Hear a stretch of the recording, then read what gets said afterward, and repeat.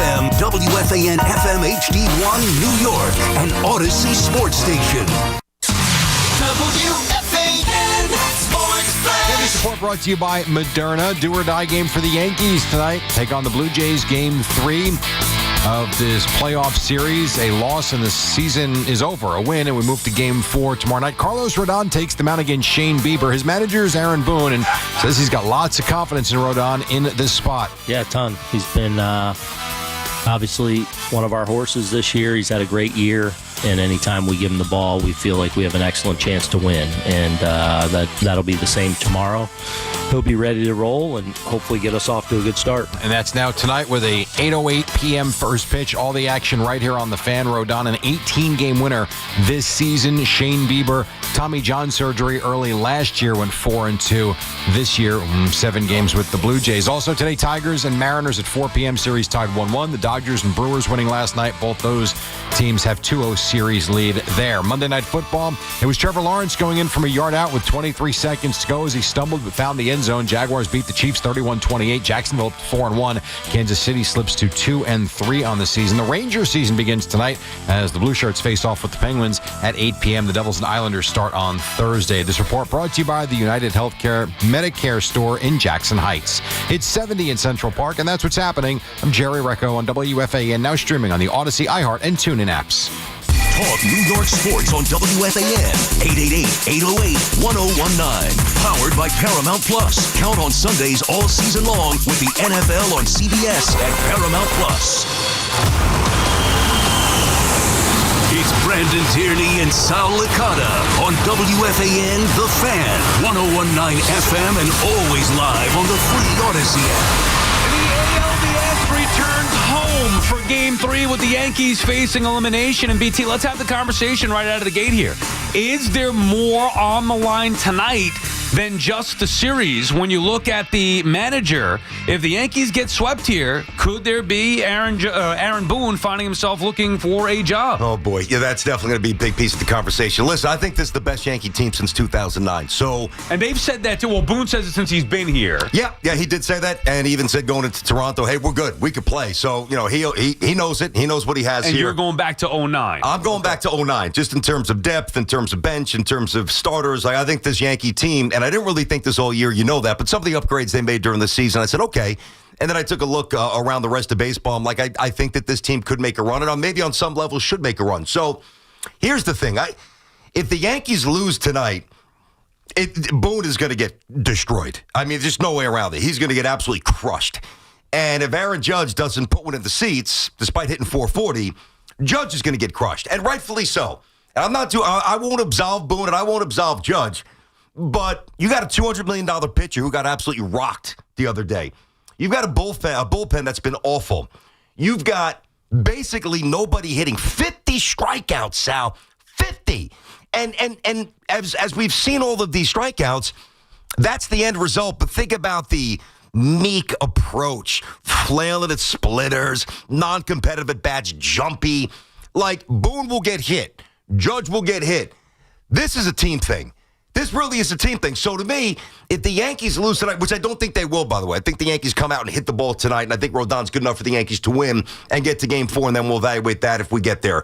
But if the Yankees lose, it's embarrassing for sure, and something's going to have to happen. But I don't think it's all Boone's fault. I don't think it's all Judge's fault. I don't think it's the manager's fault. However, if they are saying, and the manager himself said, we have the best team since I've been here, and the Yankees are favored going into the series, what's the argument that everybody always makes in the case of Aaron Boone? Well, he hasn't lost a series that he's supposed to win. Yeah, I've said that. I've said that a lot. I said that to Alex yesterday. So this was a series that they were supposed to win. Whether they lost the division or not, whether they have home field or not, it doesn't matter. They were supposed to win this. Higher payroll than the Blue Jays. Blue Jays talked a lot of smack. Yankees got better as the season went on. Changed some things here. Now, some people could say Toronto was better. I did not think the Blue Jays were better. I never bought into the Blue Jays. I thought the Yankees would beat them in 3 or 4 games. Clearly, I was wrong about that. I still have belief the Yankees are at the very least getting this back to a Game 5. However, in the hypothetical or the realistic situation that the Yankees lose tonight, I don't think it's Boone's fault, but I think all bets are off. This would be a series that was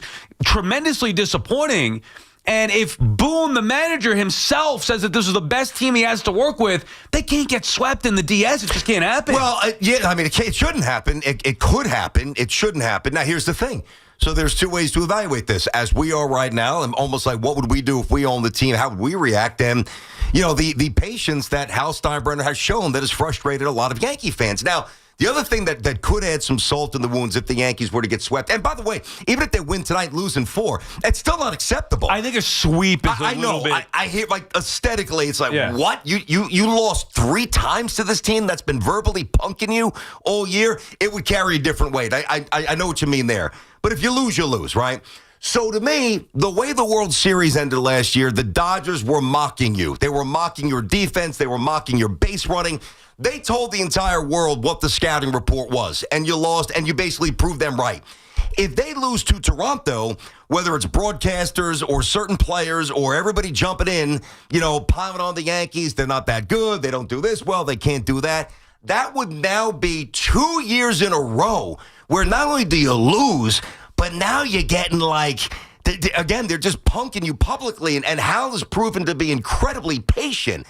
You would have to think even Hal would have a threshold for patience there. Yeah, I mean, that's another part of the conversation. Like, what would they actually do? We know what the fans are going to say. If the Yankees get swept tonight, fans are calling tomorrow saying Boone's got to get fired. Yes, now, that would be the tone. And I think that is the wrong thing. Like, it's not on the manager. We've talked about that. But at this point, if they did get swept, I couldn't really fight it off that much because I would be of the belief, well, something's got to change because the manager himself said the team was better than they were a year ago, and yet they played with fire with Boston. They didn't win the division, so that's a black mark against them. They played with fire against Boston and beat them in the 3 games, and then in this hypothetical would have gotten swept by Toronto. I could understand why somebody would say, well, something needs to change and call for the manager. I don't believe that it should be the manager, but if you're do I really trust that the Yankees themselves, the hierarchy? I know Cashman wouldn't want to fire Aaron Boone, but would the hierarchy not say, hey, something's got to change here? This can't happen. We're the Yankees. We can't be getting punked by the Blue Jays, not to mention the lopsided scores, the lopsided games in the first couple of games here. I think there's a lot more on the line than just the series in tonight's game for the Yankees. Well, listen, again, I don't deny it. Whether or not something's going to happen, that's a different aspect of the conversation, and Boone's a part of it, and so is Aaron Judge. I mean, next opening day, Aaron Judge is going to be 34, and there's not a lot. There's really no evidence out for a superstar of that size and those dimensions, that proportion physically, to have an incredibly long career. Not that he can't. Richie Sexton was tall, and Winfield was 6'6", but and Sexton wasn't on Winfield's page, obviously, but there's very few big players that play into their late 30s, early 40s, unless you're juiced up. You know what I mean? And you're artificially enhanced here. So we're looking at Aaron Judge. I don't know what remains of his prime. I don't know. I mean, listen, he could come back, God forbid, and unleash a throw in spring training, and he could be on the operating table because that UCL, even though his velocity was up from right field the other day, he cranked one up to 90, which he has not been there in a while. You don't know what's going to happen with the elbow. You don't know. There's a million unknowns here. And even if the Yankees win tonight, right, think about where they are tomorrow. They're putting their season, they're putting legacies, they're putting reputations. They are putting so much on the line in the hands of a kid who wasn't even on the opening day roster. So you can make the case right there, say, even that doesn't feel right. Why are the Yankees at that point when you got a payroll that's the top 3 in baseball? I don't know. I just think that there's most Yankee teams I look at, I say, not it. Doesn't mean I'm not frustrated when they don't win. This team is different. I think or they should be different. And I think thus far they've proven to be resilient. I think we get more of that tonight. But if they lose, and particularly if they lose tonight, and it is ugly and they get knocked around, it could be very bloody around the Yankees. To me, Boone's job, I was going to say legacy, but obviously it's not about his legacy. I think Boone's job could be on the line tonight. That, to me, is what's more on the line than the actual series itself. Obviously, if the Yanks lose, they go home, that's it. I do think Boone's job could be on the line tonight. As for Judge, to me, that's about the series. If they lose this series, the Yankees, no matter how, 5 games, I don't care, 3, 4, 5, if they lose this series, it's going to be another year with what everybody thought was a better team, and Plan B and this and that was the best team that at least Boone's had since 2018. The only other year with Judge was 2017, where they went to Game 7 of the ALCS against the cheating Astros.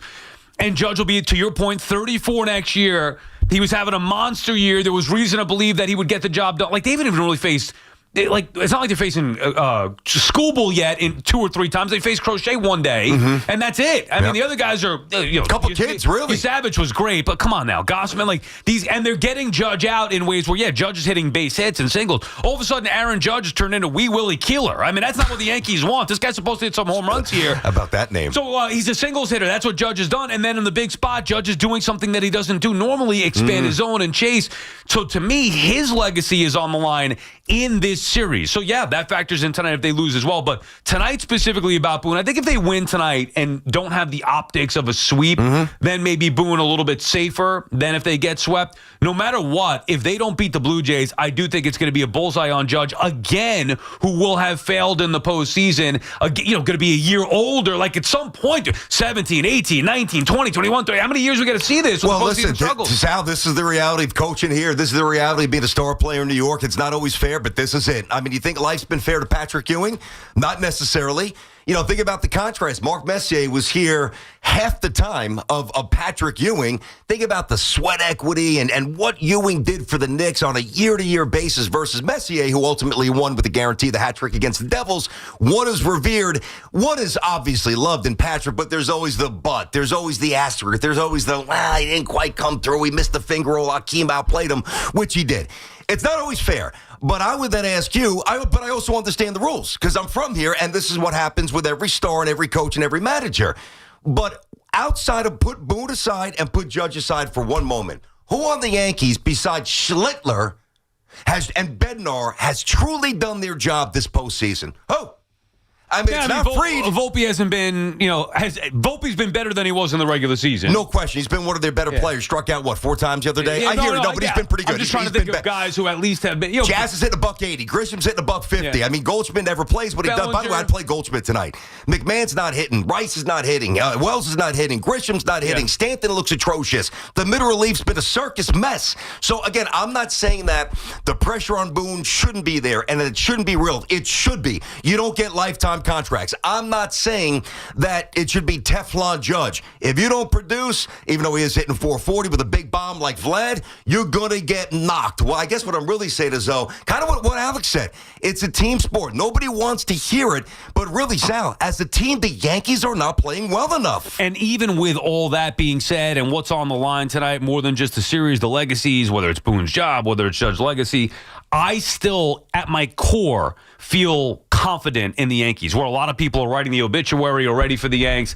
I'm not there yet. I don't buy it. The Blue Jays will really show me something if they do what they did at Yankee Stadium. Doing it in Toronto in that environment, the scores got out of hand because of the way the pitching went, so I'm not even worried about the scores necessarily, but that power display, the contact, they played downhill against the Yankees. If they could do that tonight, that would show me something, and maybe that's going to win them the series, but I would be surprised if that's the case.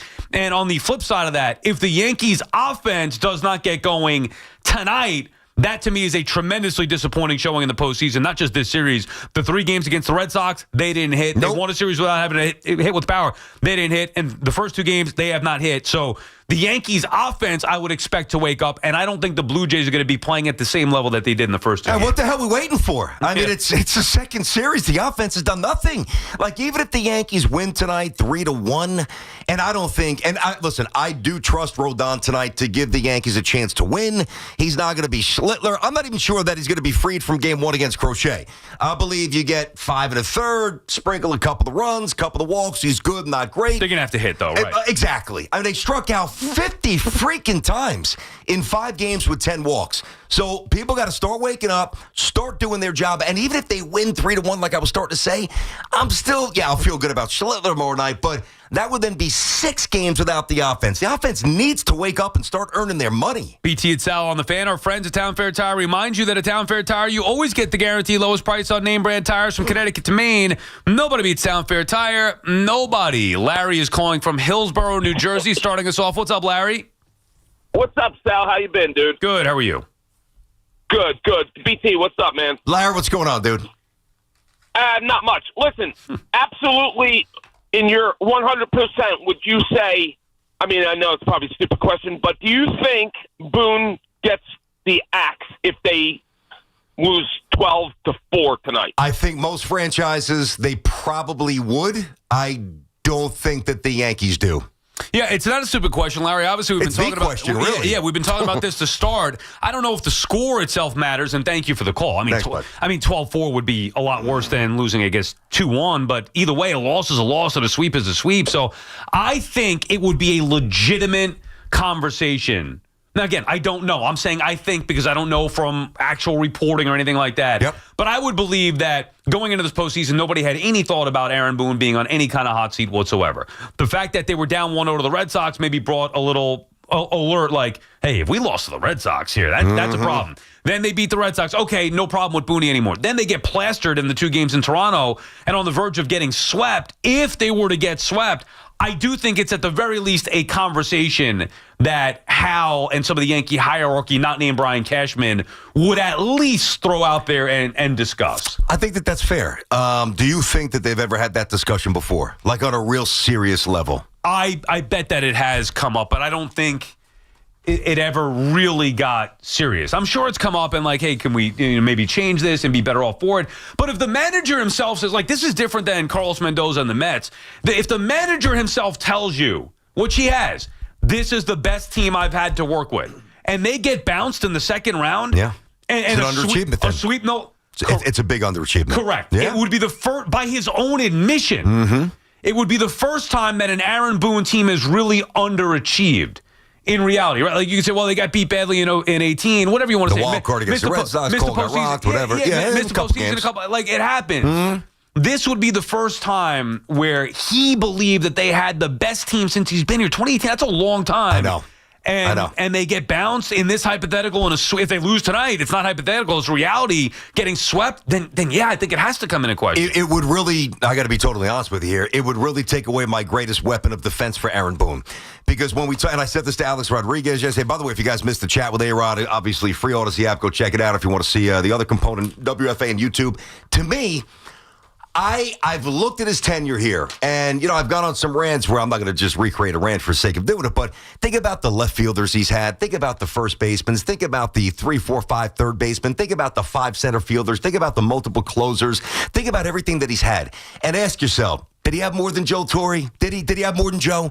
The answer is no. Did he have more than Girardi? Did he have an A-Rod? Well, Judge is the A-Rod, but then did he have a Jeter? Did he have a Posada? Did he have a Teixeira, switch hitting, fielding first baseman? Did he have Mo? The answer is no. So when you're fair to Aaron Boone and you put bias or anger aside, I think the clarity that the conclusion that I come to is he's never lost a series he was supposed to win. This would change that. Bob is calling from Bayside. What's up, Bob? Bobby. Sal, you're insane to say that Boone's job is on the line. Last year, only 2 teams went to the World Series. 28 teams went home. He got them to the World Series.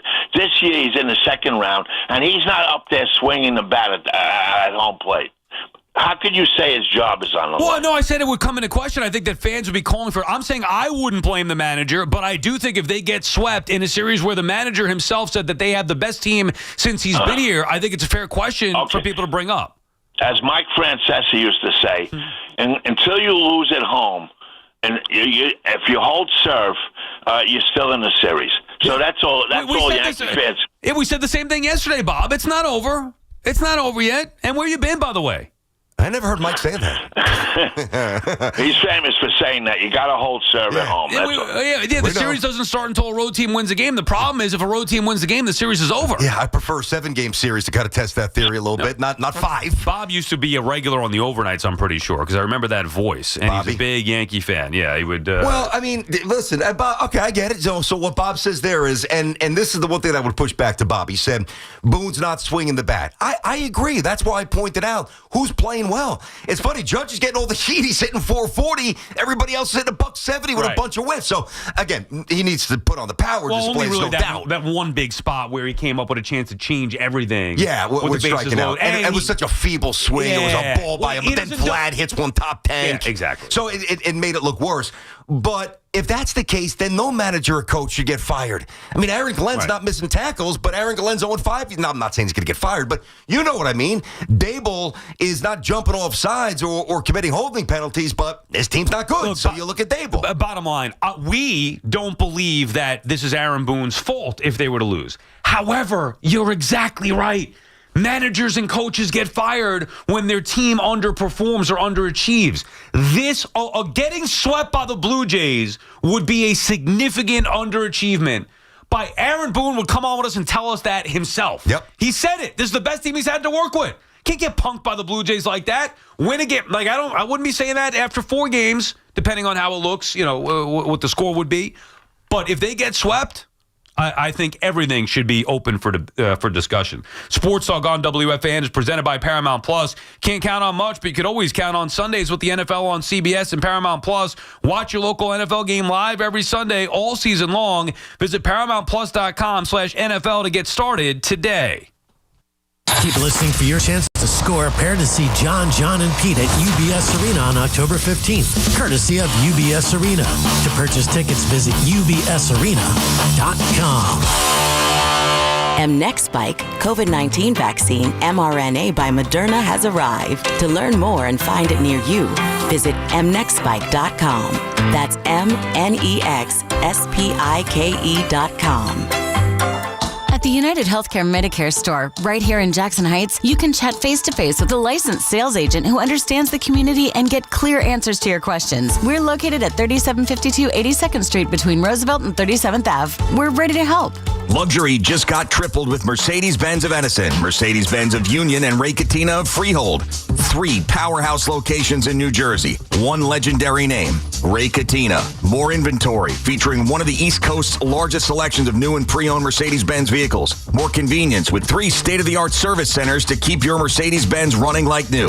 And of course, legendary Ray Cattina customer service, where you always come first. Experience the power of 3 at benzfam.com. Hey, it's Jerry Recco. If you're facing hair loss like I am, I would like to share my journey at Great Many, New York City's cutting-edge hair growth studio. Looking to regrow your hair safely and effectively? Forget those risky pills with scary side effects and costly trips to Turkey. At Great Many, they use PRP, regenerative medicine trusted by pro athletes for recovery. It's a natural, non-surgical solution that really works. Check out my journey and visit greatmany.com/fan to learn more and save $200 today. Don't hesitate. Take action now like I have. Go to greatmany.com/fan to book your treatment or get a free consultation. For over 100 years, Sloman's has been your trusted partner in comfort. When it comes to home heating oil, they deliver more than just quality fuel. They deliver peace of mind. With price protection, automatic deliveries, and 24/7 service, their dedicated team is just a call away, ensuring you stay warm and comfortable all winter long. Sloman's, the Tri-State's largest heating oil provider,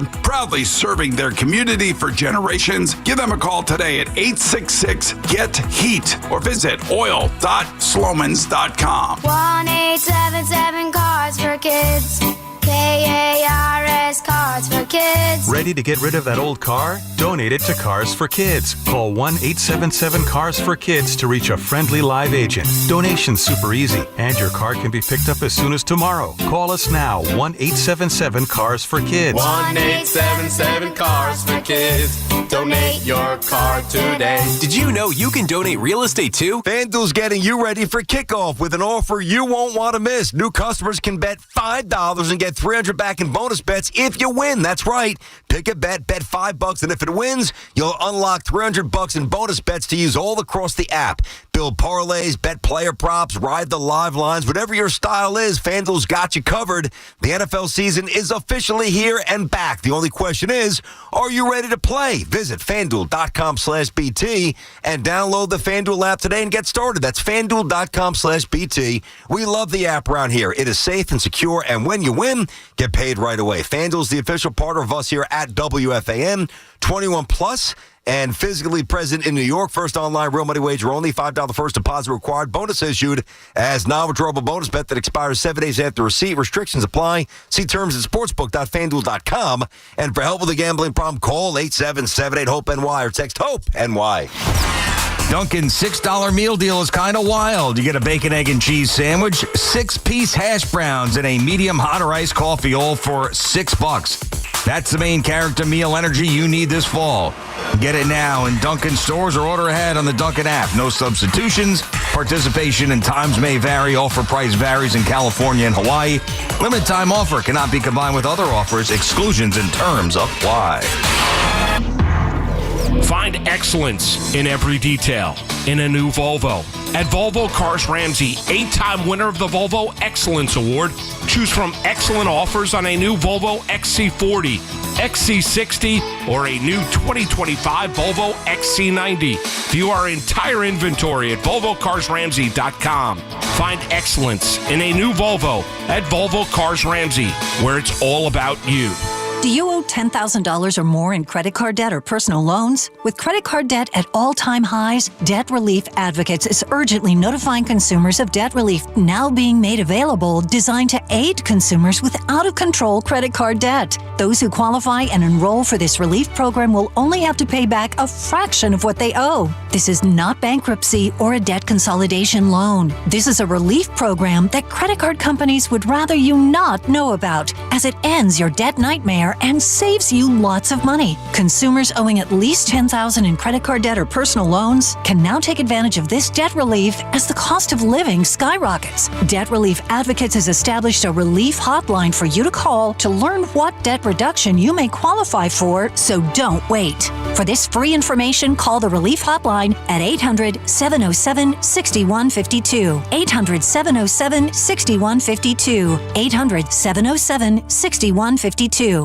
The Mega Millions jackpot is now up to $547 million. It only takes one ticket to walk away with a big win. Get yours today. Anything can happen in Jersey. Get the scuttlebutt on your favorite team, the Fan, on the Odyssey, iHeart, and TuneIn apps.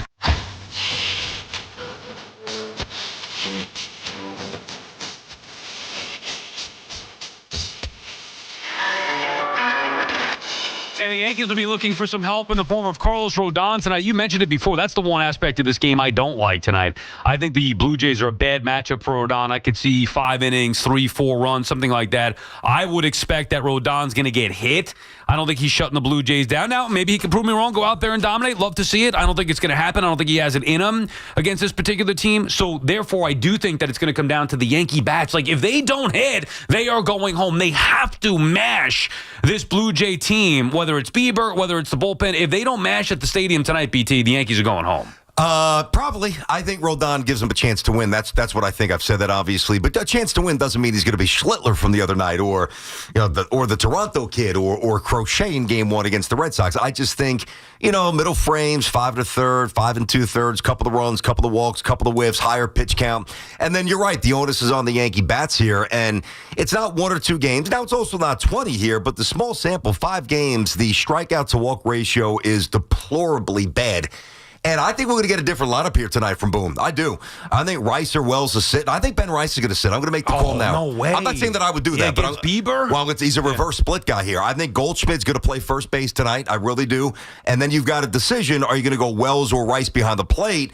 I prefer Rice's stick, even though it doesn't look great now, but I love Wells' defense compared to Rice. I think Rice catches. I think Goldie plays first. Yeah, I would still ride it out. I'm not sitting Ben Rice. If my theory was I have to have Ben Rice in the lineup because I believe there's a second offensive player, I'm not going to let a couple of games change my mind on that, especially against the righty. I don't care what his splits are. Ben Rice has to be in there at home, and I'd go Austin Wells as well. Now, I worry about the defense a little bit, but that hasn't been a major issue for the Yankees here. Look, bottom line is, Grisham, how many home runs he had? 34 home runs? Yep. Oh, it'd be nice if he did something in the postseason. It's been awful. It's such a small sample size, but hey, that's what terrible. That's what the playoffs are. Yeah. And I worry about Rodon, like specifically Rodon against righties. He's susceptible even at Yankee Stadium. And then you look at the Blue Jays and all the righties that they have, specifically Vlad. Like that could be a problem there. So yeah, Yanks bats, whatever the lineup is tonight. And I would be surprised if they did that. That's the only change that you would make. You'd have Rice out. I'm not even saying that I would do it. I really wouldn't. I want Ben Rice's bat in there. I just have a few, because think about this. Goldschmidt has not been called upon much, but every time he gets up, he's getting a base hit to right field. Yeah. But he's only a few of them. He's only really good against lefties. No, but that's why I bring up Bieber being a reverse split guy. Now, it's a smaller sample this year. Bieber's given up some home runs. He's not. Now, if this was Bieber a couple of years ago,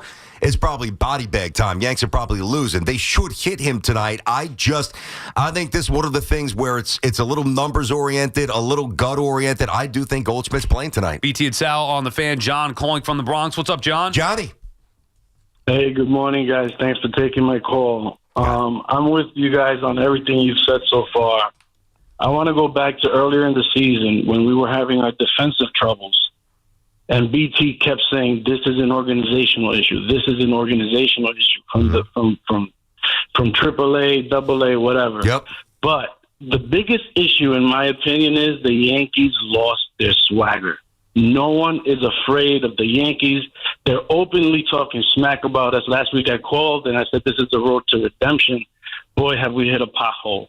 Listen, from the organization, from Hal, Brian Cashman, Aaron Boone, but it begins with the players. Where is the Strawberry? Where is the CeCe Sabathia? Where's the Roger Clemens? Who's going to step up? We need dogs. We don't need to see Big Papi on Fox News saying we need. We do need A-Rod to come back. We do need Jeter. Well, what do you mean? You got Judge. I mean, Judge is as dog as there is. Quiet. Oh, come on, Sal. He's not quiet. Aaron Judge? What are you kidding me? He's one of the great leaders in the sport. I don't know. I don't see the fire. He's a laid-back SoCal guy. I love Aaron Judge. He is the best player. I'm telling you, I'm rooting for all of them. I want him to be known as a clutch playoff, big-time, big stage hitter, Sal. But you don't see the fire. I don't think that's fair. You have Luke Weaver, when you have Luke Weaver blaming his what do you want Judge to do? Grab him and throw him in the locker? You know what? Yeah. Hit or a walk with bases loaded, Sal. I don't want him striking out. No, John, the results. I'm not arguing the results with you. We agree there, and thank you for the call. What I'm arguing is you said the Yankees need a leader type. They need that. No, they have that. With Aaron Judge, that's not what they need. They need to hit. I would argue the structure of the ball club. I've never liked it. I said that consistently. Now, I still thought that they were better than the Blue Jays, but I never liked the way the Yankees are constructed. We even talked about how you put together a lineup in the postseason. It shouldn't be, we have to put Rice in there, but then we're worried about his defense. And, we got to play Giancarlo, but he can't do anything else. There is a flaw with the roster construction to me that I just don't like. However, criticizing their leadership or their fight or dog in them, that, to me, is the wrong way to go. I agree with you. I mean, the construction's been an issue for years. We've been screaming about this, and that's a Cashman thing. That will not be solved tonight. It was addressed, and it was made better with some moves here, like Caballero, some others. But Ryan McMahon stabilized third base, which has obviously helped out Volpe at shortstop. Volpe's been fairly elite catching the baseball since McMahon came over after an incredibly odd month of not being able to catch or throw. But the criticism there from John, it's got to be on the results, not the approach. That's missing the mark there. Not everybody is going to fire a helmet like Paul O'Neill or, charge them out like Darryl as a Met or a Yankee. Everybody's wired differently. But if you don't think that Judge is intensely competitive and fierce in his own understated way, then we've been watching a different Aaron Judge, and everybody respects him and everybody responds to him. So I think that that's unfair. I think with Judge and Giancarlo in particular, they have excellent leadership within the clubhouse. Yeah. Those two guys, veterans, handle New York well. Goldschmidt, too. Yeah. I think they respect him. Nice veteran. Yeah. I wouldn't look at that as an issue. Al is calling from Keyport. What's up, Al? What's happening? Aaron Boone, if he wasn't there, that place would be a mess. They should never fire him. But anyway, I call when you got a bunch of 230 hitters and under the pressure in New York, it's impossible. Like the pressure in New York does it. It does to all the great players, not all of them, but you know what I'm saying? It's just the pressure in New York is unbelievable. Well, who's it done it to? Al, let me ask a question. So put Judge aside. What you said, great players, it does it to, and I know that you don't mean all of them, but what I know you don't. So that's why I'm asking. What great players do you think were great players, not average players, great players that were truly adversely impacted by the size of the October Yankee stage? Who? Well, Dave Winfield was that one That's time. That's a good call. I'm not saying there's none, but there's not many. That was also 1981. No. They should all be like Bernie Williams. There you go. I'll take I'll agree with you on that. Those are guys who were very good players. There have been a lot of very good players, Alan, thank you for the call, that have gotten better in the postseason, and that's why we love those guys more so than anybody else. Guys that raised their game in the postseason, those are memorable things. I mean, A-Rod until 2009 was an issue. Obviously, that was a well-documented issue. And the difference is when a guy like A-Rod or Aaron Judge, they set such an incredibly high standard in the regular season. Bonds, throw him in there as well. They set such an incredibly high standard of performance in the regular season that when they don't succeed in a short playoff series, it's magnified times a million because it's like, well, how come you get 62 home runs in the regular season and you hit singles at best in the postseason? Like, that can't happen repeatedly. I do think there's an element to pressure there, but they have such lofty standards to live up to, it's near impossible to do so. Agreed again. Listen, a couple things here. So, Tino Martinez got off to a rough start, and then he hit the clutch granny. Remember that against the Padres? Yeah. Tino did not hit well out of the chute. It took him a little bit to... I'm talking about in the postseason. That's number one. One of the callers before used the word swagger. You know, Yanks don't have enough swagger. Well, why? Like, teams aren't going to be afraid of you if you don't win. The reason why the Yankees had swag back in the day is, number one, they would take your soul, all right? They would destroy you on the field, and then they had a couple of guys who were willing to throw hands. I mean, honestly, I'm not saying that this should come down to a fight. I don't mean that at all, but, like, they just had you had Darryl, you had Graham Lloyd, you had Jeff Nelson, you had Jorge, you had guys who were ready to scrap. No, I know, but he's also referencing some of those former teams, so the sport has changed, but there is nobody that's going to step on a field with you and think to themselves, even as the highest level as professionals, man, I don't know if we can beat these guys. Why would anybody think that? The Yankees haven't won since 2009. But here's the thing, BT. We heard about the Red Sox. Oh, they're dangerous. They're not afraid of the Yankees, not intimidated. And then I saw them crap themselves, beating themselves, making mistakes left and right in Games 2 and Games 3. I still believe, now it's not what it was in the 90s, and it's not the old stadium. I still do believe that in the postseason, that building, that fan base, and that team still has a special feel to it that I need to see the Blue Jays get by before I just say, well, the Yankees don't have that mystique. Nonsense. Let's see Toronto go in there and win one of the next 2 games. Then I'll concede I was wrong. It's not there. The Blue Jays, I don't believe, are going to do what they did in the first 2 games in Yankee Stadium. I think it's going to be a different type feel, and we'll be talking about a Game 5. Okay, you know what? I hope you're right, obviously. There's always checkpoints to earning your respect here. And Toronto, it's one thing to put up 23 runs in Toronto, but now you got to come here. So but if I'm listening to you and if I'm hearing you properly, it's not so much about this Yankee team, it's more about the venue. Because, am I... No, I still think the thing that to me is most scary about this Yankees team is their offense. When their offense is clicking, they are elite. They are a nightmare to pitch to, one guy after another. You know what the totals, the numbers, you go over all that, but we watch it with our eyes, you can see it. In particular, in that ballpark with the offense, trying to nail them down, trying to put them away, they are going to be an impossible out for me when I look at a less than Toronto bullpen or a less than Toronto staff, certainly for Games 3 and Games 4. I don't believe Toronto has enough pitching to overcome the elite Yankee offense with the crowd behind them, with last licks, with all that they have to offer with their bats up and down that order. Here's the bottom line, and then we'll get these calls coming up, obviously, BT and Sal here on The Fan. Number one, you got to hope that Rodon's up to the task. Number two, you got to hope that the Yankees hit. And number three, if the Yankees have a lead, you're going to have to hope that they can get through probably 1 or maybe 2 arms that we like, but aren't fully buying into. So, hey, listen, it is going to be a dicey, emotional night, period. 888-808-1019, BT and Sound on The Fan. All right. Hey, FanDuel's getting you ready for kickoff with an offer you won't want to miss here. Now, you can bet $5 and get $300 back in bonus bets if you win. That's right. Just pick a bet.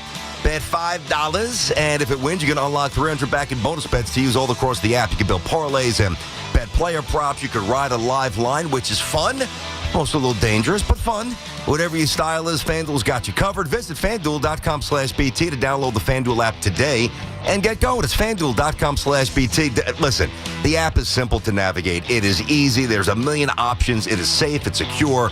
And when you win, you get paid right away, which is what really matters. So, of course, FanDuel, the official partner of us here at WFAN, 21+, and physically present in New York. First online, real money wager only. $5 first deposit is required. Bonus issued as non-withdrawable bonus bet that expires 7 days after receipt.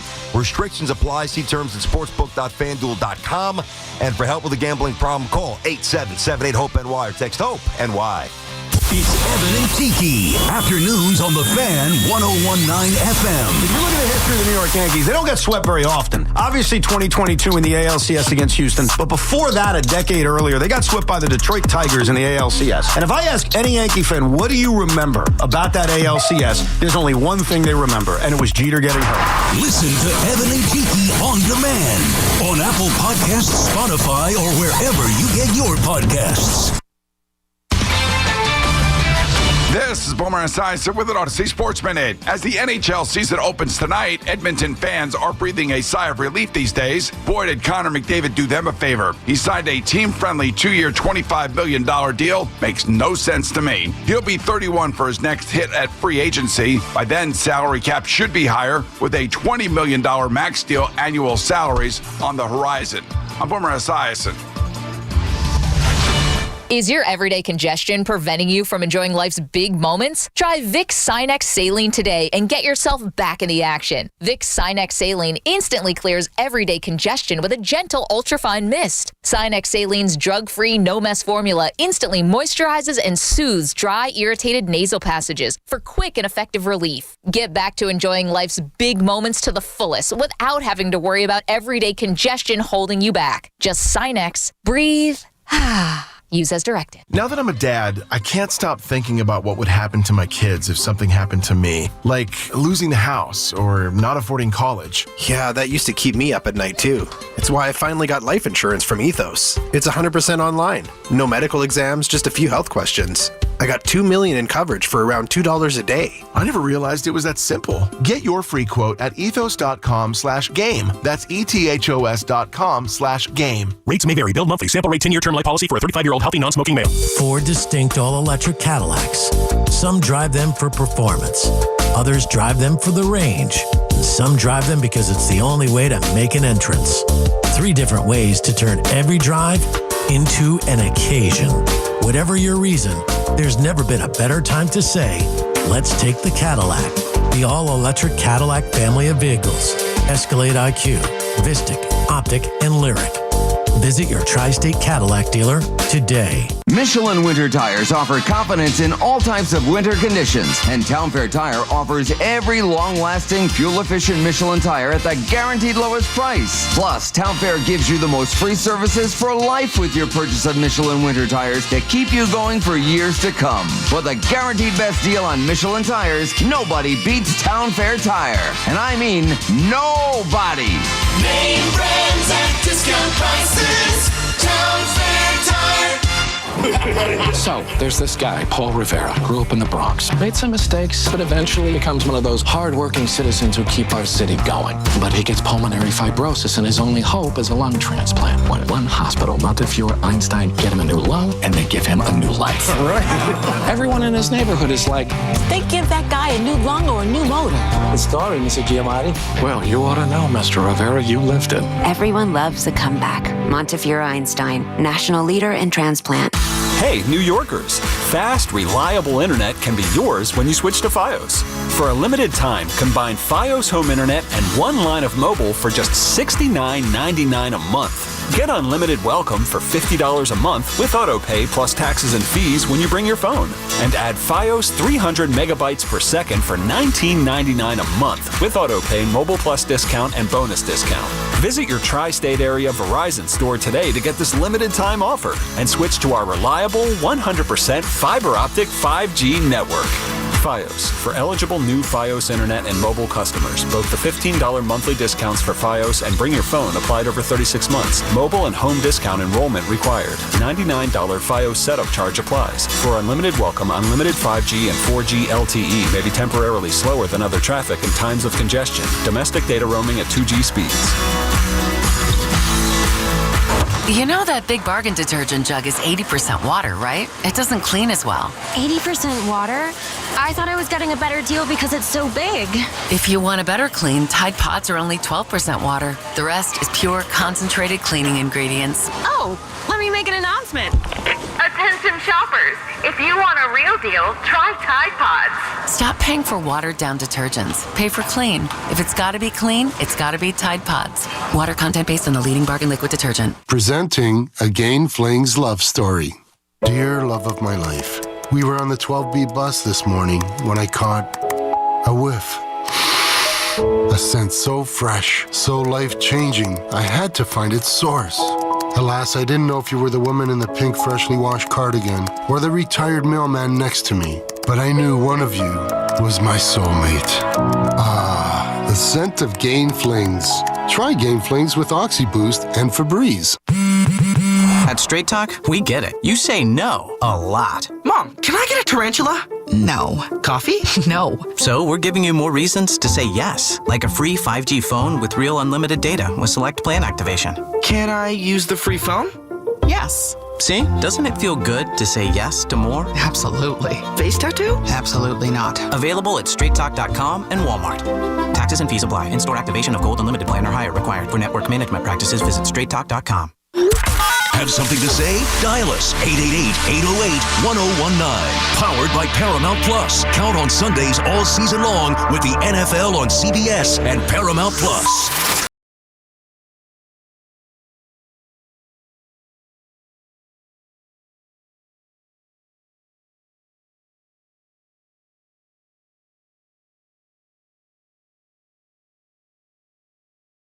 From years of watching the Yankees in the 90s. I don't know if it's that or that I really do believe this team is just that much better than the Blue Jays, especially at home with their lineup against the secondary pitching. I admit I had no idea about Savage. I mean, I didn't know the Blue Jays were holding that card. That's a different bit of a card right there, mowing the Yankees down one after another, couldn't even sniff them. So, that was, outside of that, did I think Gosmo was going to blank the Yankees? I did not. Did I think Fried was going to get lit up? No, I didn't. I still don't trust the Yankee bullpen. I don't 100% trust their defense, although it's been better. I'm just shocked that the Yankees, through 5 postseason games, BT, have not hit it all, but I do have legit belief and faith that they are going to get that turned around tonight. I'm surprised. I'm not shocked that they haven't hit the way we thought that they would. Think about who hits leadoff for this team. Trent Grisham. Yeah. Is that a good year? Is that a really fun year? He's a great year. He's had a great year. Who's the real Trent Grisham? Yeah. Please stand up. Please stand up. Is it the guy who's batting $180 for a couple of years in San Diego before he got here? Or is it the guy who, even though we only hit 235 this year, with almost 35 home runs? I don't really know the answer. It's probably a little bit in between. And is that good enough for a team that wants to win a World Series? I mean, his quality at bats have been absolutely horrendous. Maybe the tone. I know. Well, I mean, like you said, he's missing by a mile. But that's part of the issue with the Yankees overall is that generally in the regular season they bully bad teams, bad pitching with the offense that, like, every guy's got 30, 20 home runs. Yeah, well, how do they do it? They're not doing it against Garrett Crochet or Savage. They're doing it against the underbellies, guys 3, 4, and 5 in the bullpen, in the rotation, all those different things. Maybe the wake-up call should have been what happened in games 2 and 3 against the Red Sox, where, yes, they won, but it still wasn't to the offensive outpouring that I expected. Then that carried over to games 1 and 2 in Toronto. Now we're going to know one way or another definitively, but maybe they're just, again, in the postseason, what they do so well in the regular season, mash people, bludgeon people in the postseason when things get tighter and every pitch counts that much more. Maybe the Yankees' offense isn't as good as it appeared to be in the regular season. It might not be. I mean, think about this. So Schlittler is one of the memories that we're going to always watch. That's a forever Yankee memory, right? Win or lose tonight, win or lose the series. Might not see him again. Well, don't say that. It is the reality. I get it. Win or lose anything, including the World Series, or losing tonight. I mean, Schlittler gave Yankee fans something that we'll never forget. But don't forget that night early was also matching him for a little bit. Not quite to that extent. Yeah. But he was pitching his ass off, and he was tying the Yankees up in knots with changing speeds and taking stuff off and hitting spots and really pitching and really thinking and really outthinking the Yankees. So I was surprised they didn't hit him. Again, I didn't know much about this kid, Savage. I'd be lying if I told you he had a couple of starts. He started high A. What the hell? He looked as nasty as can be. One of the filthiest splitties I've ever seen. I mean, it was almost like Bruce Sutter. That level splitter was untouchable. A-Rod had the best comp yesterday. We said Mike Scott. He did say Mike Scott. That reminds me of how it was in '86, where it's like, oh, you got to win this game because you don't want to face Mike Scott looming in Game 7 in the NLCS. And the Yankees have no choice but have Savage looming. Like, they hope to get to Game 5 and have Savage looming in that Game 5. Otherwise, they're going home. Now, the one difference, though, with Mike Scott, and again, I'm couple of years older than you, so I remember watching every pitch of that series, which was one of the greatest postseason series ever at the Astrodome. And you're right, Mets weren't going to sniff him in Game 7, so they had to win Game 6, which they did. He was scuffing the ball. Yeah. I mean, so splitter aside, which Roger Craig taught him, he was absolutely cheating. Yeah. Savage looked like he was cheating because the Yankees couldn't get a hit against him. BT and Sal on the Fan, 888-808-1019. Mike is calling from Middletown. What's up, Mike? Hey, guys. How we doing today, all right? Good. What's up, Mike? Awesome. Couple things I'm thinking. One, Rodon needs to take a page out of the Roger Clemens book, pitch inside. These guys are on their toes, ready to hit, toe tapping, just ripping the ball. Get them back on their heels, pitch a little bit inside, make them a little bit nervous. 2, change their approach. They're just chasing everything down and away. be patient, work the count. BT, I'm like you. I played in college. We used to work the count until no end, wear the pitcher down. Love to hear you guys' thoughts. Well, number one, if you did that, then you were better than me in college because they worked the count against me. I wasn't doing that. Good call. All right, so listen. The first thing you said that you want to see Rodon pitch inside. I think that's so much easier said than done. That is a skill. That is an art. You've got to be comfortable doing it. And, Roger Clemens always talks about that. I think if you ask, and I know what the caller means, it's a very sound philosophy. Back them off and then go soft in a way, and then you should have some success here. But if you're not used to throwing weather, and I don't even just mean up and in, just inside, if that's not part of your natural repertoire, you can become unraveled fast by trying to do something that you really don't do. So I would be careful with that. I would be more concerned about what the Yankees bats are going to do. I just don't. It's not that I don't like Rodon. I don't trust him, and I think this is a bad matchup. We talked about this going into this series where, to me, the Blue Jays lineup was far, far more dangerous than the Red Sox lineup.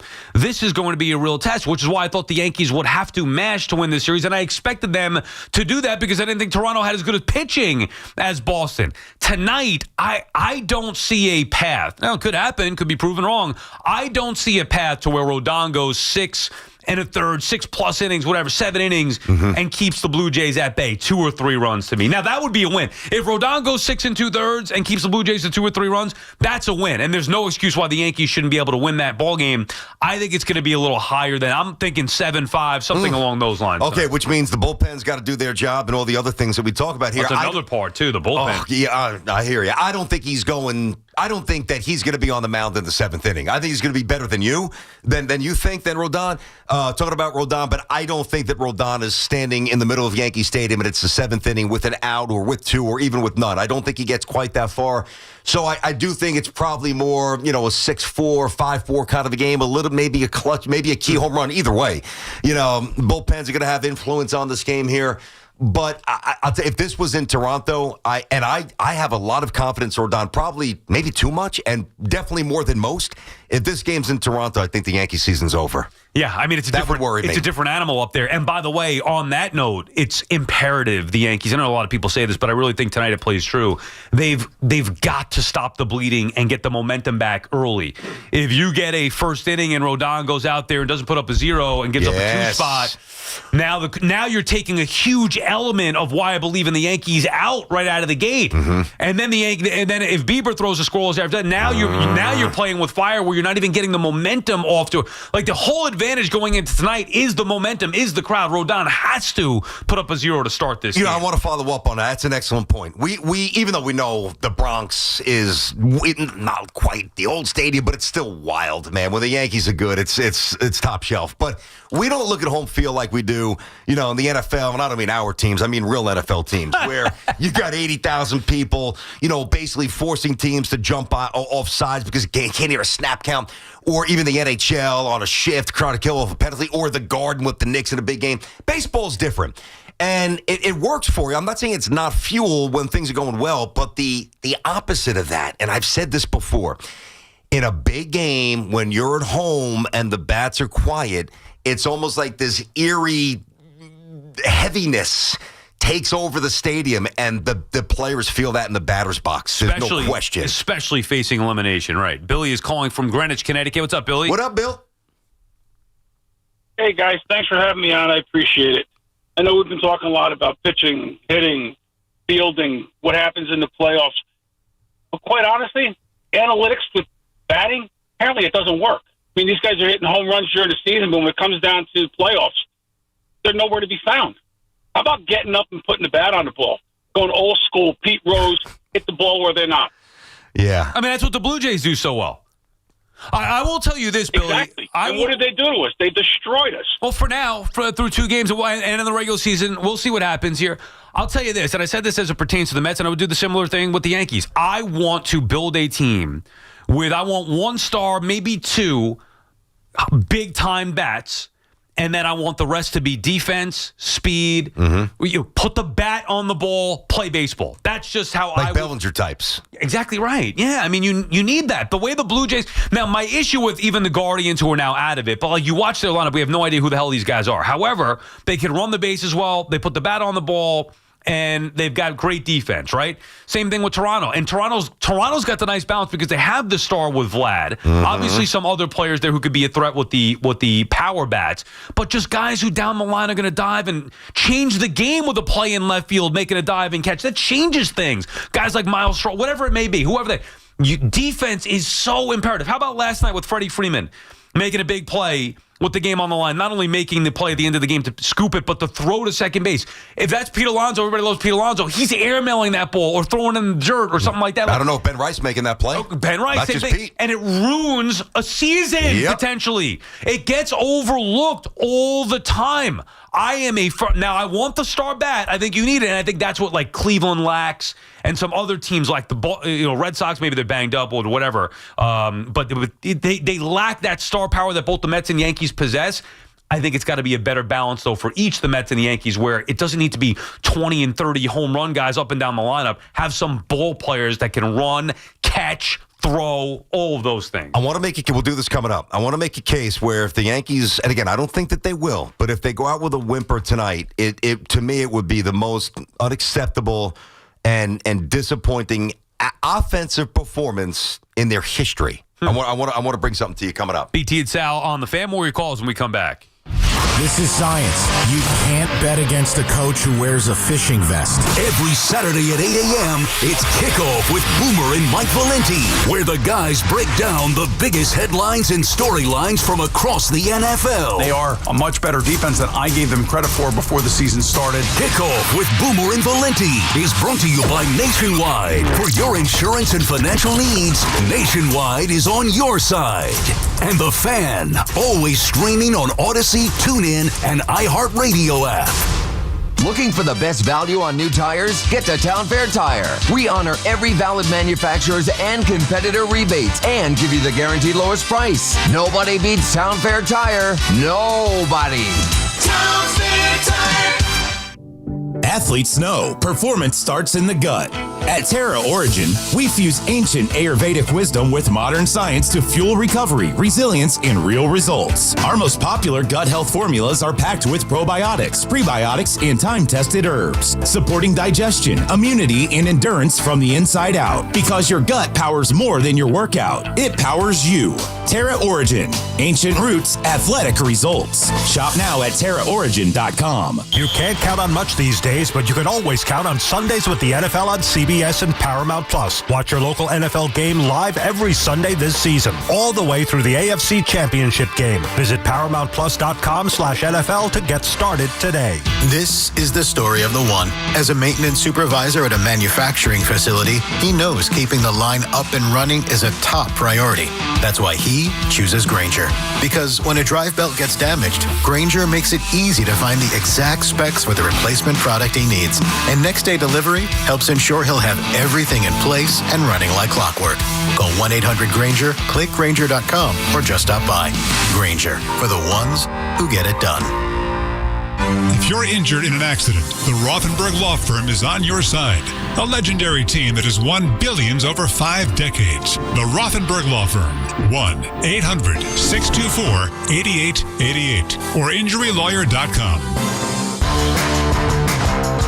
We could tell you what it's like to drive the Nissan Rogue and tell you all about its performance capabilities, like its VC turbo engine, its impressive fuel economy. Still going. It's I can go virtually anywhere type of freedom. Nice. But you don't have to take our word for it. Go drive it for yourself. You're up. Experience the power of the Nissan Rogue. Drive the Nissan Rogue. Now get 0% APR financing for 60 months on the 2025 Nissan Rogue, Pathfinder, or Murano. For well-qualified buyers, example 0 down payment. 60 months financing at $1,667 per month per thousand financed. Actual down payment may vary. Subject to Nissan Motor Acceptance Company credit approval.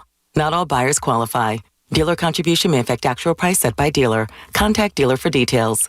Ends 11/3/25. When it comes to home heating oil, at Sloman's, they deliver more than just quality fuel. They deliver peace of mind. Secure affordable home heating oil today with your trusted local provider for over 100 years. With their locked-in price protection plan, you could lock in your oil price per gallon, so rising costs won't catch you off guard all year long. Enjoy automatic oil deliveries. Never worry about running out this season. Plus, with Sloman's 24/7 365 service, a technician is just a phone call away, ready to troubleshoot and fix any equipment issues anytime. Worried about heating costs? Their friendly representatives are happy to discuss their budget plans, making your oil deliveries affordable and easy, with up to 30 days to pay your invoice. Sloman's proudly serves the tri-state area and is committed to keeping you warm and comfortable all season long. Call them today at 866-GET-HEAT. That's 866-438-4328. Or visit oil.slomans.com. With Sloman's, comfort is just a call away. Talk sports with BT and Sal. Middays 10 to 2. WFAN, WFAN FM, WFAN FM HD1 New York, and Odyssey Sports Station. WFAN Sports Flash. And this report is brought to you by Ray Katina. Experience the power of 3. Visit bensfam.com. Yankees Blue Jays tonight at Yankee Stadium, Toronto, with a couple of quick strikes, winning games 1 and 2 up in Toronto and doing it in mashing fashion for Cody Bellinger. He is excited. Change of venue. Play here on the Bronx. Just being at home, gives us a little bit of confidence, right? Obviously, they got us in those 2 games there in Toronto. But, to be back at Yankee Stadium in front of the home crowd, it's definitely exciting. That was my first postseason experience in the wild card, and it was just a really fun environment. So looking forward to it tomorrow. I'm looking for more of the same, which is now tonight at 8:08 p.m. All the action right here on the Fan. Carlos Rodon taking on Shane Bieber. Tigers home for the Mariners at 4. That series tied at 1-1. The Dodgers edge the Phillies 4-3. They take a 2-0 series lead back to L.A., and the Brewers are up 2-0 on the Cubs as they won 7-3, games 3 and 4 if necessary in Chicago. Monday Night Football, the Jaguars moved to 4-1 as they beat the Chiefs 31-28. Trevor Lawrence, 221 yards passing, a touchdown, ran for 2, including the go-ahead score with 23 seconds remaining. And ready or not, here comes the NHL season. The Rangers begin tonight as they face off with the Penguins at 8 p.m. This report brought to you by Moderna. It's 72 in Central Park, and that's what's happening. I'm Jerry Recco on WFAN, now streaming our podcasts on Apple Podcasts, Spotify, or wherever you get your podcasts. Your friends pretend they know sports.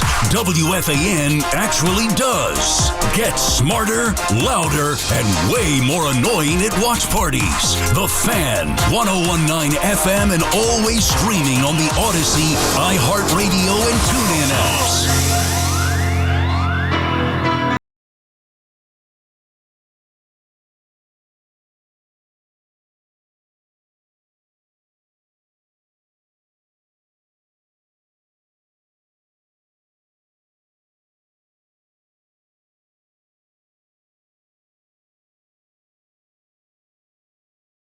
Sopranos. Love it. Like, that's forever, right? Oh, it's forever tied in. Of course. And by the way, I love the song no matter what, but yeah. Like what? Like late night at a bar, you and your buddies or whatever? Well, I don't know if I'm sitting there dancing with my buddies. Well, no, I'm saying I know you're hinting at. It's like the emotional, Yeah, but even if I'm on the open road, and I love Journey. I mean, it's not just that song. I mean, Journey to me is one of the great bands of the 80s. I don't know if I can name another one or I'm familiar with another Journey song. Maybe. Like their greatest hits is, all those songs are money. So Sopranos didn't ruin that song for you? No. Somebody asked me the other day, hey, top 3 Sopranos characters, you can't count Tony. Without giving it much thought, who would you go? Chrissy. Number 1 for me, too. Paulie. Number 2 for me as well. We're going to definitely disagree on 3. Do you want me to tell you mine? Or yeah. No, you know what? You nailed the first 2. I'm going to lay out. Give me your third. You want me to give it to you now? Johnny Sack. Yeah, I would not have him up there. Loved him. Third one. Uncle June. Do you like Vito? Uncle June. Yeah, no, not Vito, not Bobby Bacala. I like them. How about Gloria? I would go, it's a different type of category. I'd go Uncle June, Christy, and Paulie. All right, what do you got for me with the Yankees? All right, so real fast here, right? Listen, losing is never acceptable. We know that, right? It's never acceptable to lose, but depending upon the expectations, the level of underachievement, and a lot of other things, I think as the anger dissipates, I think we're able to kind of contextualize things and look back and say, yeah, they probably shouldn't have won, right? So you look back at and I'll just take one of the most recent failures. Go back to 2022, right? So against the Guardians, the Yankees won that series barely. They hit $182. Their OPS was 643. Disgusting. They played the Astros, swept, mopped. They batted 162. Their OPS was 502. They literally set records for strikeout and OPS futility in the postseason play. But when you dig deep there and you say, well, if you're rational, well, how did they not beat the Astros? I'll tell you why. Because Bader was playing, Oswaldo Cabrera was playing, Matt Carpenter was playing, Josh Donaldson was playing, IKF was playing, Rizzo, Jose Trevino was behind the dish. So think about the first thing I said. Losing's never acceptable, but when you look back and say, yeah, I didn't really expect to win, and I understand it, there will be nothing to say about this team except it is a colossal failure. It is a massive underachievement, and it is absolutely unequivocally unacceptable if the Yankees don't win the series. It is a flat-out failure. And even if you slice it, well, maybe we overrated the Yankees, maybe they overrated themselves. Fair enough. Then you just say, well, Toronto built a better ball club with less resources. I know their owner's rich, but they're not. That's not why they're having success going out there. They tried. Nobody wanted to go there. Wanted to get Pete, wanted to get Ohtani. So the theory then would be Toronto built a better ball club than what the Yankees thought that they built with all their mashers and home runs and analytics and all those different things. The young guys coming up, all the money that they spent on the rotation. The Blue Jays were able to build a significantly better ball club and doing it in a different way that fans have been begging you to do for years. I mean, how long have we been saying, can you get some guys that can put the bat on the ball instead of the strikeout or nothing guys? Because we know it goes to die in the postseason. So again, it would be a failure for the Yankees. Now, I'm not there yet because the series, in my opinion, is far from over. I know a lot of people are writing them off. Hey, look, it could end tonight. Who the hell knows? I'm still going to hold out belief that the way the Yankees built their club as far as the home runs will still come to fruition, at least in these next two games against the Blue Jays. I think they get to game 5, but, Fried, I'm going to be terrified if we get there because Fried, the other night, was not the only dud he's had the postseason. He had it with the Braves as well. Pressure, though, back on them, game 5. I mean... but we'll get there when we do get there. But think about, the transformation. That's why this would be unacceptable. And I just gave you all those names, whether it's, Cabrera, Matt Carpenter. Come on, you guys remember that seat. Josh Donaldson, Jesus. I mean, they were a joke. They were awful. And that was at the height of my frustration. I think that's what I said, that Brian Cashman has not earned the right to rebuild this team. That stupid thing that I said that I still stand by. But now think about this team and think about how they catch the baseball in the outfield. Think about how they catch the ball at third base. Think about the starting pitching. Think about the bench pieces they haven't had to deploy that they now do. So that's why if they lose, and especially if they get swept, colossally unacceptable. Yeah, and then the thought about, well, man, what the hell are they going to do to get better? They're relatively healthy. Like, you could say, yeah, well, Cole's coming back. Okay, Cole wouldn't be the problem that they got beat by the Blue Jays. It's the entire lineup. Dominguez, next year will be about Spencer Jones. Like, obviously, it's a deeper conversation. But the way out of this, if this isn't good enough, where the manager says this is the best team that he's had since he's been here since 2018, and a lot of us thought the same thing looking at this team, if this isn't good enough, back to the drawing board. Mark is calling from Lindenhurst, New York. What's up, Mark? Guys, always enjoy listening to you. Thanks for taking the call. So many different directions to go here. Your original thoughts were regarding Boone. If he does something stupid like bring Weaver in at any point, okay, then and lose the game, then I think that's a fireable offense. But again, anything can happen. I was thrilled to hear that Boston guy say that the crowd affected that fly ball by Bellinger. We need something like that tonight. We need the crowd into it like that all game. It'd be nice to have a laugher, but it also would be nice to Rodon to come up with a performance that is, something we're not used to from him happening all the time. I personally do not trust him. Yeah. I know he's had a great season. You can't take it away from him, but there's just something about him I don't trust. And it seems like the littlest thing. Now, they said Pettit worked with him, and his mental, approach has been different since working with Andy Pettit and stuff.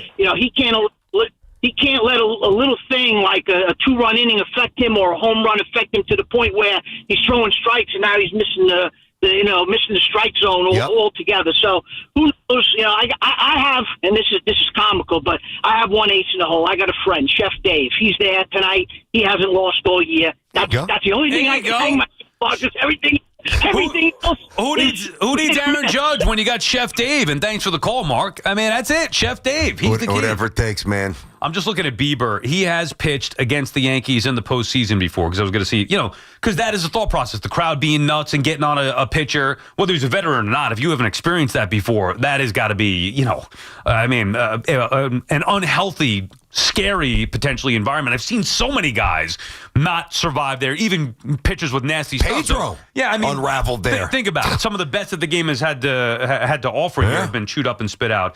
So he did, and this was the 2022 postseason that you were talking about there. Let's see, he pitched against the Yankees in 2020, but that was at home. Mm-hmm. And then he pitched against the Yankees in 2022. He went 6 innings, 5 2/3, only allowed 2 runs. Now, that was at the peak of his performance as well, but I don't think that the stadium will impact Bieber in the way that maybe others would because he's already experienced it before. Been around the block. Yeah. He's been around. He's not going to, I'm not saying he won't get a little rattled, but he's not going to implode. I would agree on that. I mean, listen, guys, the one thing that I think we have to realize here is why I have confidence in Rodon tonight. His mental transformation has been pretty stark for me. Like, he's always had good stuff. Even though he had a couple of, he would have a great year. This is before he got here. Great year, awful year. Great year, awful year. The results were too high and low for me to really trust him.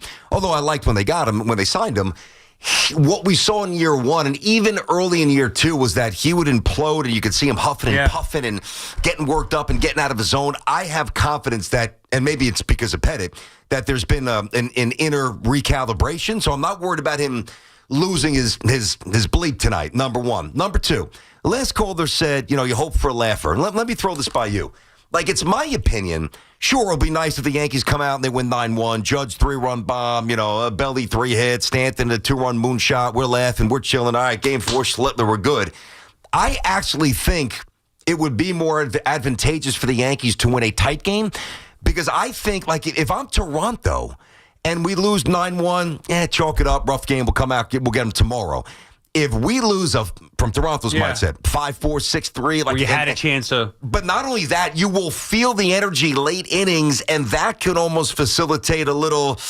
Oh boy, that's what this place is going to sound like if it's tight. I don't know. I'd like to see what we saw in Toronto, but the opposite way. What we saw in Milwaukee, how they take a commanding 2-0 lead and doing it with that crowd and just the energy there, You watch some of these games in the postseason, and you just feel like, wow, the road team has no chance in this game. That's how you felt watching the Yankees in Toronto. That's how you felt watching the Cubs in Milwaukee. Even with the Cubs getting out to a 3-0 lead, the Brewers come right back. I think the Yankees would benefit from that and become it just feel like a dangerous environment and a dangerous team at home. If the opposite happens, I don't know how you can have faith that this team would do anything. Do you think that there's a carryover from, even though they lost, the 7 runs and the bunch of hits they put together the other night, emotionally? I don't think it's going to hurt them. I think if anything, it would help the Yankees knowing that, all right, well, at least it's not like we got completely shut down here. Carmine is in Morris County. What's up, Carmine? Carmine? Okay, he's not there. John is in Philadelphia. What's up, John? Hey, guys. Thanks for taking the call. Hey, first, that A-Rod interview yesterday was phenomenal. A lot of really interesting points. I hope you get them on in the future. But here's my 2 points for tonight. Me personally, I think you should sit Stanton, figure out first base. That's probably going to be Goldie. Have Ben Rice be the DH. Bring Stanton off in a situation, maybe against the lefty. I know he had 2 hits last game. I just don't think he doesn't seem locked in this postseason. I think you need to go with someone. Forget about the home run for some time being. John, they're not good. John, let me tell you, John, hold on. They're not going to do it. But honestly, it's something that I told you I would sit Stanton the other night. It's something that I think makes a world of sense. Even though there's some reverse splittage, so you got to factor that in. That will matter tonight as they put the lineup up. Would I rather see Rice with 4 at-bats and Goldschmidt playing defense and Wells' defense behind the plate and a lefty stick? I myself would, but they won't do it. Yep, you're probably right, unfortunately. But second point, and I think this is probably more critical than anything, I think pretty much everyone has now pitched against the Blue Jays, at least from the Yankees bullpen. Mm-hmm. The key tonight, in my opinion, is going to be Devin Williams. Devin Williams has not pitched since Boston. I think Devin Williams comes in tonight. Hopefully it's a close game, whether they're ahead or it's a tight game, they're down by 1 or 2 runs.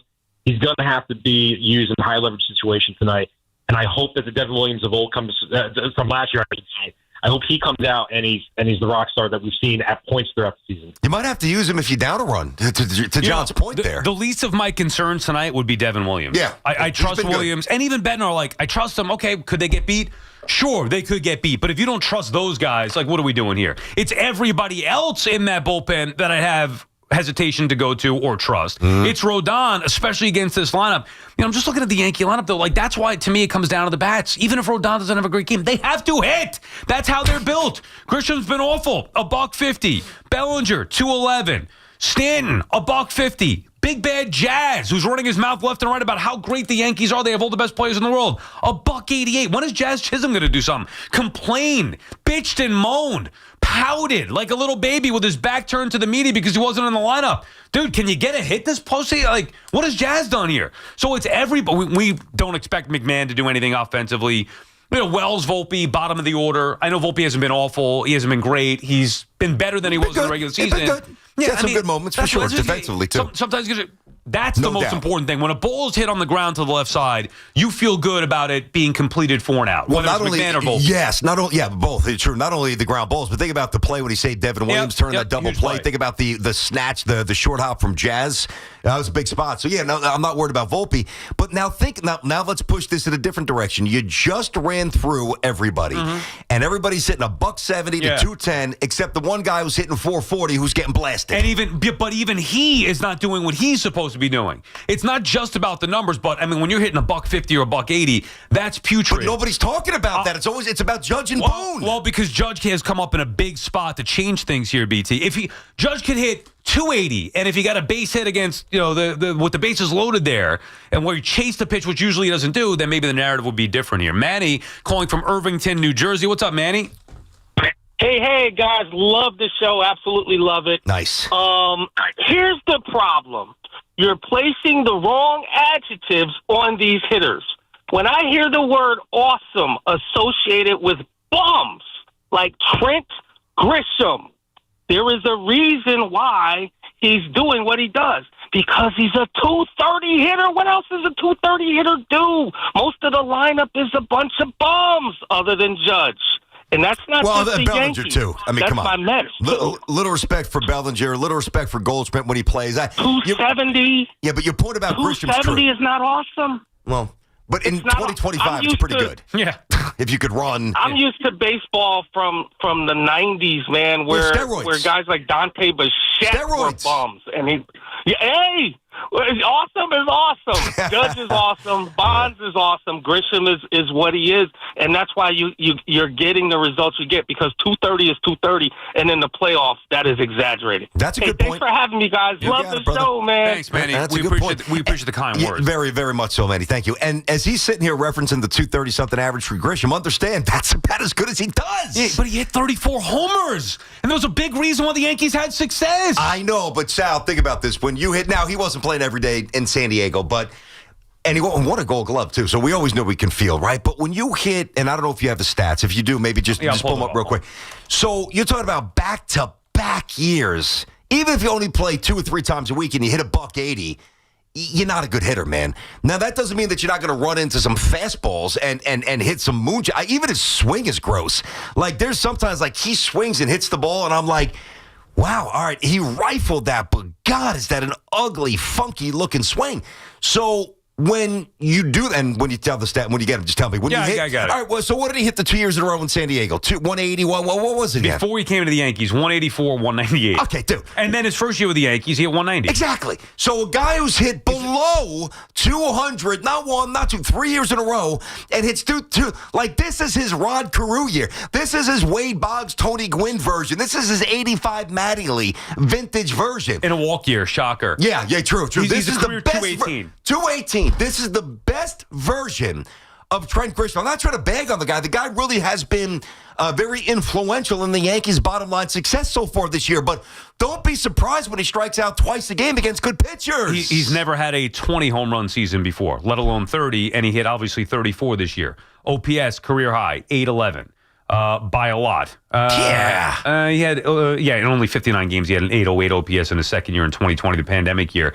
Career 720 OPS. But we know, okay, fair enough. We know what he's been throughout the course of his career. This year, he was a big reason why the Yankees offense was elite. And if that's not there in the postseason, that's one big, it takes away. Jazz, we could go over him, the same thing. What makes the Yankees so dangerous, the guys in front of Judge, the guys behind him, that was what we were told about Plan B being so much better. Well, where is it?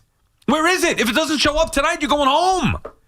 I mean, that's a huge part of this whole thing. Listen, I think the Grisham stuff is different than the Jazz stuff. You know, Jazz is a Yankee who's got a chance to be a Yankee for a while.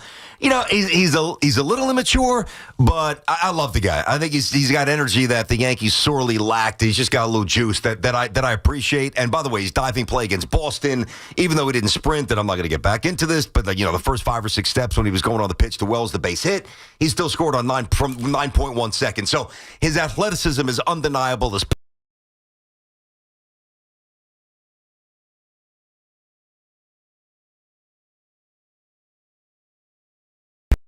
and security that is rock solid. Face ID, scam warnings, 24/7 chat support. Basically, it's like having a bodyguard for your money. Hey, we work too hard for that money. Don't let it slip through the cracks. Download the Cash App today. Use code WFAN. Send $5 to a buddy, and within 14 days, Cash App's going to ship $10 back right to your account. Pretty good deal. Terms apply. That's money. That's Cash App. Cash App, a financial services platform, not a bank. Banking services provided by Cash App's bank partners. Prepaid debit cards issued by Sutton Bank, member FDIC. Direct deposit, overdraft coverage, and discounts provided by Cash App, a Block Inc. Visit a Block Inc. brand, pardon me. Visit cash.app/legal. Full disclosures. The Big Easy was anything but for Big Blue. Hard to win when you turn the ball over 5 times and it was 5 consecutive drives. But no time to dwell, as a short turnaround has the defending Super Bowl champs in town for a prime-time Thursday night showdown. Will the G-Men get back on track and spoil Philly's trip up the turnpike? Fires it into the end zone, and the pass is caught for the touchdown. Catch all the action Thursday on your home for New York Giants football. 101.9 FM WFAN.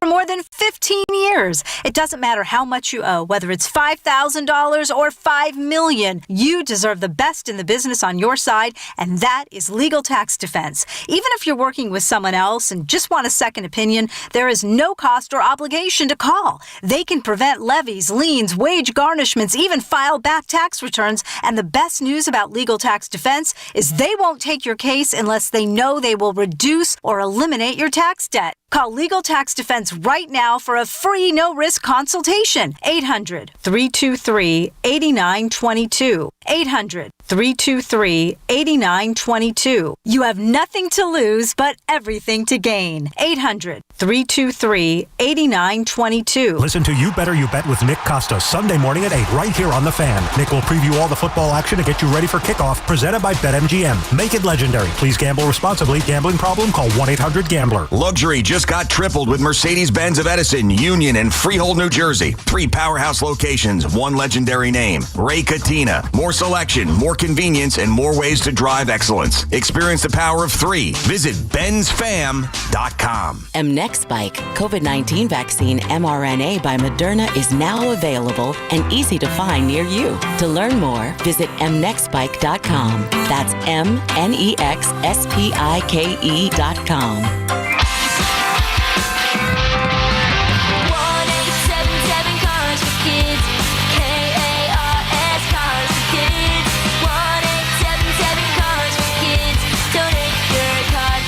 Call 1-877-CARS-FOR-KIDS to reach a friendly live agent. Donation's super easy, and your car can be picked up as soon as tomorrow. Call us now, 1-877-CARS-FOR-KIDS. Did you know you can donate real estate too? Hear that? That's the beginning of a journey powered by the confidence that comes from driving a vehicle so reliable. It's backed by a 10-year, 100,000-mile limited powertrain warranty. Where your journey ends? Well, that's up to you. Visit your local Kia dealer today. Kia, movement that inspires. See retailer for warranty details. Always drive safely. Limited inventory available. Dunkin's $6 meal deal is kind of wild. You get a bacon, egg, and cheese sandwich, 6-piece hash browns, and a medium hot or iced coffee, all for $6. That's the main character meal energy you need this fall. Get it now in Dunkin' stores or order ahead on the Dunkin' app. No substitutions. Participation and times may vary. Offer price varies in California and Hawaii. Limited time offer cannot be combined with other offers. Exclusions and terms apply. Lunch was great. Greenwich Village is a fun spot. Can we stop at a bathroom? Are you all right? I keep having stomach issues after eating, like diarrhea, gas and bloating, abdominal pain, and sometimes oily stools. Sound familiar? Those stomach issues may actually be a pancreas issue called exocrine pancreatic insufficiency, or EPI. Creon pancrelipase may help manage EPI. Creon is a prescription medicine used to treat people who can't digest food normally because their pancreas doesn't make enough enzymes. Creon may increase your chance of fibrosing colonopathy, a rare bowel disorder. Tell your doctor if you have a history of intestinal blockage or scarring or thickening of your bowel wall, if you are allergic to pork, or if you have gout, kidney problems, or worsening of painful swollen joints. Call your doctor if you have any unusual or severe gastrointestinal symptoms or allergic reactions. Take Creon as directed by your doctor and always with food. Do not chew capsules as this may cause mouth irritation. Other side effects may include blood sugar changes, gas, dizziness, sore throat, and cough. These are not all the side effects of Creon. Call 800-633-9110 or visit creoninfo.com to learn more. That's creoninfo.com. I'm asking my doctor about EPI and if Creon could help. Hey, Tiki here. Imagine a world where all your smart devices work together seamlessly in one simple ecosystem. Introducing the Sloman's Shield Link. With Sloman's Shield Link, transform your home into a truly intelligent smart home experience. Control your lights, heating and cooling, door locks, cameras, TVs, just about anything in your home. Life is busy and daily stresses add up. But with Sloman's Shield Link, your home tech works in harmony, making life more convenient, safe, and enjoyable. Now imagine pulling into your driveway, and with one tap, your home welcomes you. Lights on, doors unlocked, only to hear your favorite music. A true smart home isn't just about gadgets. It's about comfort and security. With Sloman's Shield, enjoy a full integration of home security and automation, all at your fingertips. Make your life easier and your home a safer haven. Learn more at slomanshieldlink.com or call 1-800-ALARM-ME. Embrace the future of home living with Sloman's Shield Link. This is the story of the one. As a custodial supervisor at a high school, he knows that during cold and flu season, germs spread fast. It's why he partners with Grainger to stay fully stocked on the products and supplies he needs, from tissues to disinfectants to floor scrubbers. All so that he can help students, staff, and teachers stay healthy and focused. Call 1-800-GRAINGER, click Grainger.com, or just stop by. Grainger, for the ones who get it done. Prime Big Deal Days is here with great kitchen deals. Greatness is a deal away. So if you love baking, you can get a deal on a new mixer, transforming you into the Lord of the Loaves. Hear ye! Make way for the baron of brioche, the sultan of sourdough, the Lord of the Loaves, Prime Member Dave! Yeah, hi? Get up to 40% off with Prime Big Deal Days now. Talk New York sports here. The Fan.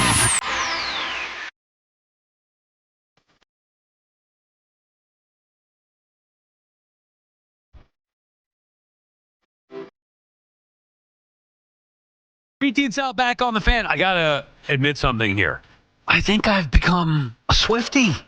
I can't get enough of this new album. Have you listened to it?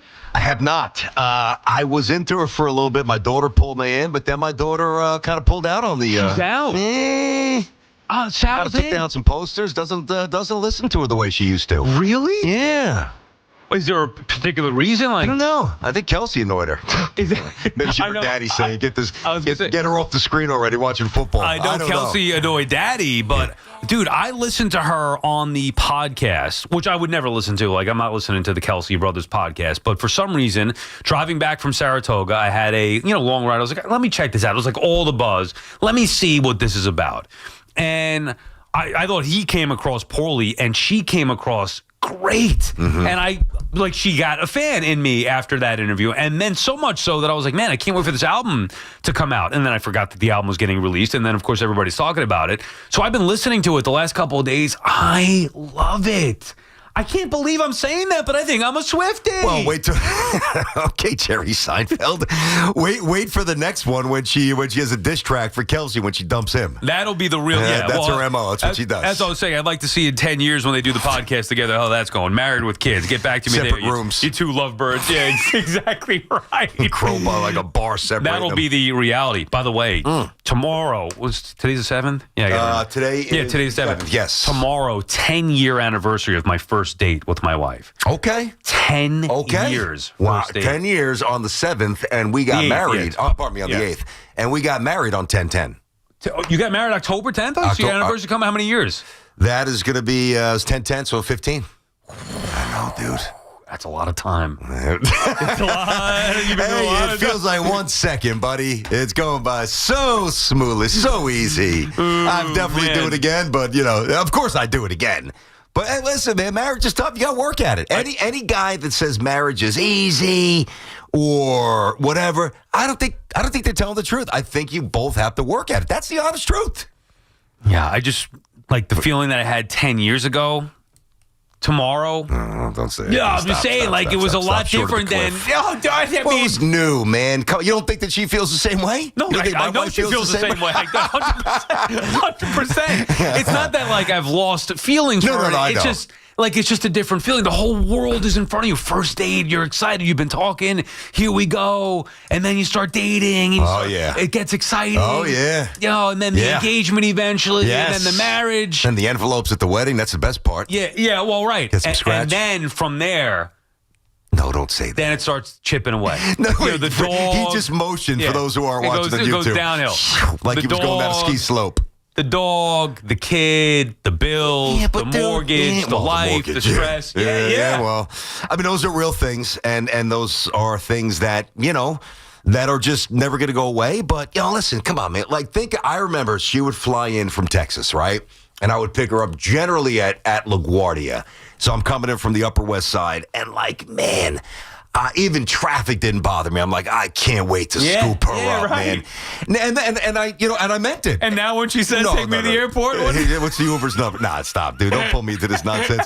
No. But the reality of, like working hard, getting up, 2 kids, constant practices. What time are we eating? Are we going to cook? Are we going to order in? This one's sick. This one's doing this in school. Life is a lot. So I think that you just, not to get preachy, but just take the good and, try not to overreact to the bad, if that makes any sense. You take the good, you take the bad. Did you watch that show? No, I don't. Did you watch? You're too young for that. Facts of Life? A little bit, yeah. I've watched a little bit of it, but not to know enough about it. But I've seen it. My sister, I used to watch it all the time. It's actually pretty good. Mrs. Garrett, Blair, not bad. Joe Polnicek. 888-808-10. Listen to the Taylor Swift album. That'll put a smile on your face. It did for me. You think so? Yeah, it's uplifting. Some of her songs were awesome. Honestly, some of her songs were really good. There's a song called Wood on... Wood? Yeah, Wood on her album. I think you'd like Wood? it. No, I don't know. This is a good song. Well, I mean, what? It's the name of the song, Morning Wood. Check that song out as well. I think you two guys would be into that. Nick is calling from It's true. Nick is calling from South Carolina. What's up? Oh, God. Hey, guys. How's it going? Good, Nick. Thanks for taking my call. Yes. I wanted to make 2 points. One about Judge hitting 400. I'll take singles and doubles any day of the week, as long as you got runners in scoring position. He's not come. If when he came up with bases loaded, had he hit a single or a double, it would have been no different than him hitting a 2-run home run. He would have accomplished what he was set out to do. True. That's the problem. Nobody's saying, Nick, we wouldn't have taken a single there. I'm just saying the singles in the other spots without the bases loaded. That's been the issue. Well, you need people to come up and do their part too. And that's part of the problem. Their hitting is shut down again. They're not working the count. They're just swinging at outside of the zone. You're right. It's like they forgot how to play baseball all of a sudden. Nick, you're so right. Their approach is awful. And then I want to make one comment on Boone, and it's not derogatory. It's just how it is. Back in '96, you guys were old enough to remember when the Yanks went down 2-0 to Atlanta. Mm-hmm. The Atlanta Examiner put out an article by a bunch of sports writers out there that lambasted the Yankees, called them every name in the book, and the one quote that stuck out was, "The Yankees don't deserve to be on the same field as the Braves." that article was Xeroxed and plastered all over the clubhouse when they came back to Yankee Stadium. And it got the players angry. It got the guys pissed off. It made them aggressive. It made them really aggressive. And when they came out, they proved it. They won 4 straight. Now, I'm not saying that was the cure-all for that. Yep. There was a lot of good players. But they did the same thing. You got a bunch of Toronto sports writers and commentators that have just bashed the Yankees. Take those transcripts, blow them up, put them in the clubhouse. Remind the team what they're saying about them. I guarantee you, Nick, thank you for the call. Good stuff. Yeah, I guarantee you that they've done that. I mean, Boone addressed it. You saw it before they played one game. He said, I think Buck is wrong about it. Yep. And he said it in a nice way. I guarantee you, off the air, behind the scenes, the Yankees know. That's what we're talking about. Judge knows. What, you don't think that the Yankees as a team know that the Blue Jays have been chirping, whether it's the manager, the broadcasters, whoever, chirping about what they view the Yankees as? They know it. And then they go out there and got their brains beat in for 2 days. Mm-hmm. Listen, I think that I'm sure, I can't prove this, but I'm sure there were other times where quotes were copied and left in lockers, and that team got smoked. Yeah, right. Yeah, we remember, and I didn't even know that, actually, that they did that. I mean, I remember what happened. I remember every pitch. It was wild. It was amazing. It was the first Yankees World Series I ever watched. So it was incredible. But it doesn't always work. Like, we can romanticize and say, yeah, they put this on O'Neill and Bernie and Tino and Cecil's stool, and yeah, it worked out, and the Yankees won 4 in a row.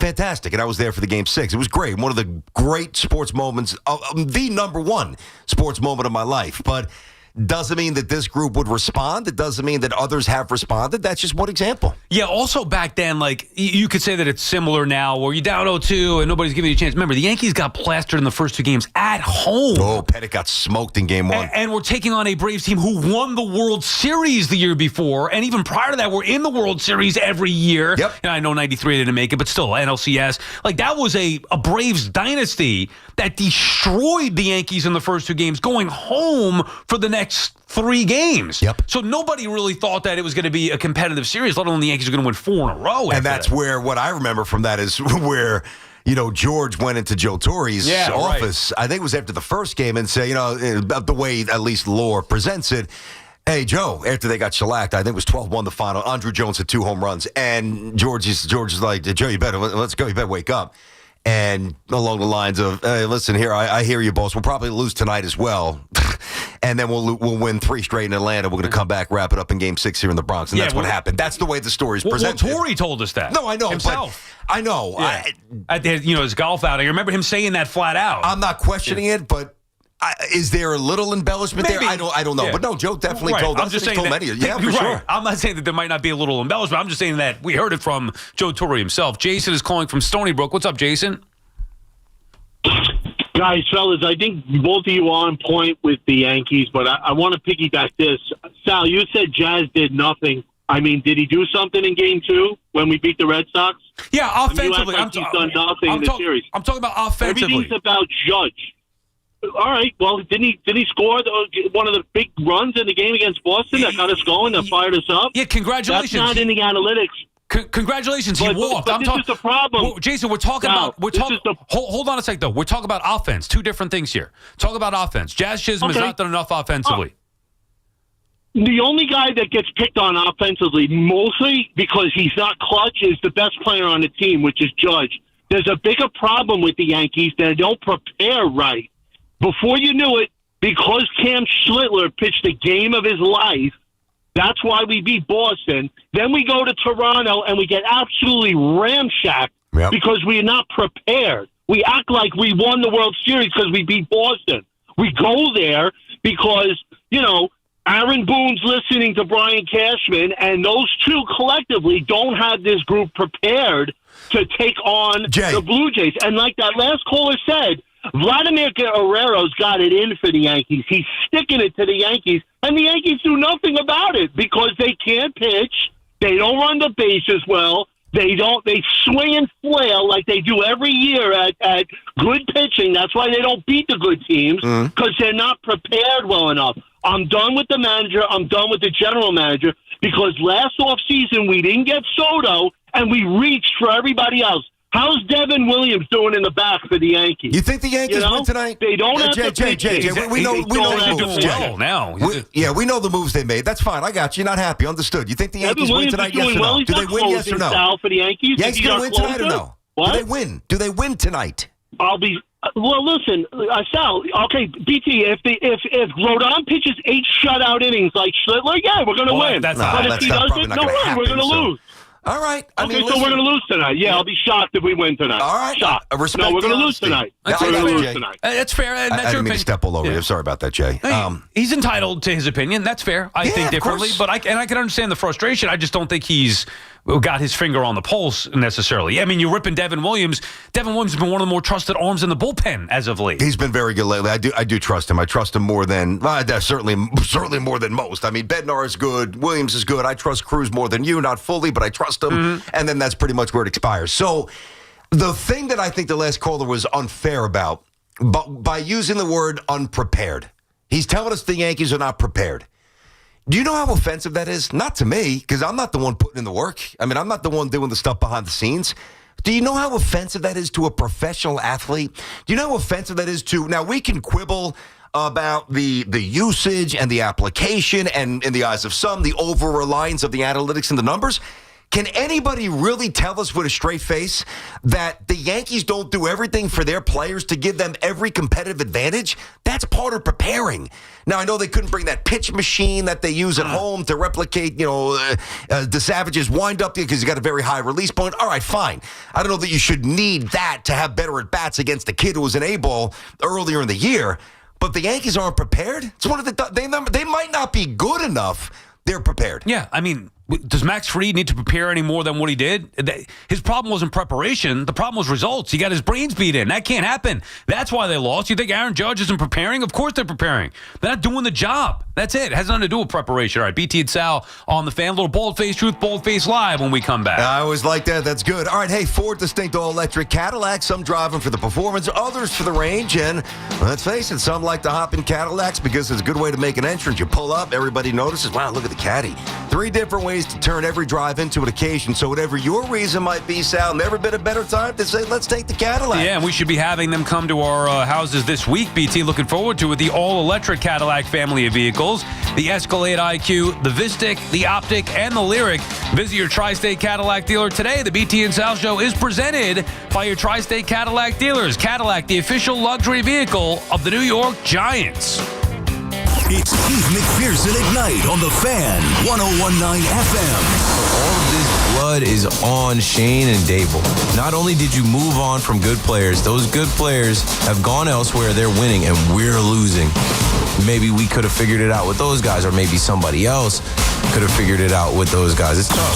Stream Keith McPherson live or on demand with the Odyssey app. And podcast the show wherever you get your podcasts. Tune in to the BT and Sal Show weekdays from 10 to 2 on the Fan. Presented by your Tri-State Cadillac dealers. Cadillac is the official luxury vehicle of the New York Mets. This is the story of the one. As a maintenance supervisor at a manufacturing facility, he knows keeping the line up and running is a top priority. That's why he chooses Grainger.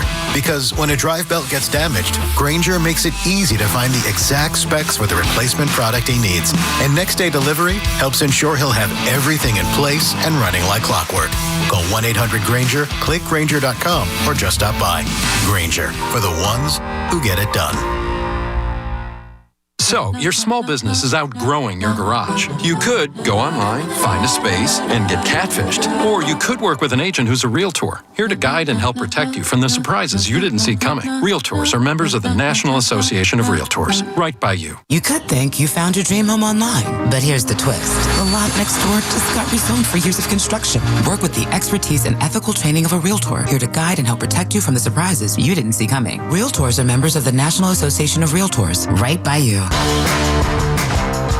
We could tell you what it's like to drive the Nissan Rogue and tell you all about its performance capabilities, like its VC turbo engine, its impressive fuel economy. Still going. It's I can go virtually anywhere type of freedom. Nice. But you don't have to take our word for it. Go drive it for yourself. You're up. Experience the power of the Nissan Rogue. Drive the Nissan Rogue. Now get 0% APR financing for 60 months on the 2025 Nissan Rogue, Pathfinder, or Murano. For well-qualified buyers, example 0 down payment. 60 months financing at $1,667 per month per 1,000 financed. Actual down payment may vary. Subject to Nissan Motor Acceptance Company credit approval. Not all buyers qualify. Dealer contribution may affect actual price set by dealer. Contact dealer for details. Ends 11/3/25. Rutgers football is back in Piscataway throughout the rest of the fall. Don't miss a moment. This is Coach Shiano. Keep chopping and join the fun on the Rutgers Boardwalk. Free rides, games, entertainment, parades, and more, all before every home game. It's all free family fun at the Rutgers Boardwalk. Visit us online at scarletknights.com. Don't miss a moment. See Coach Shiano and the Rutgers football team all fall long at SHI Stadium.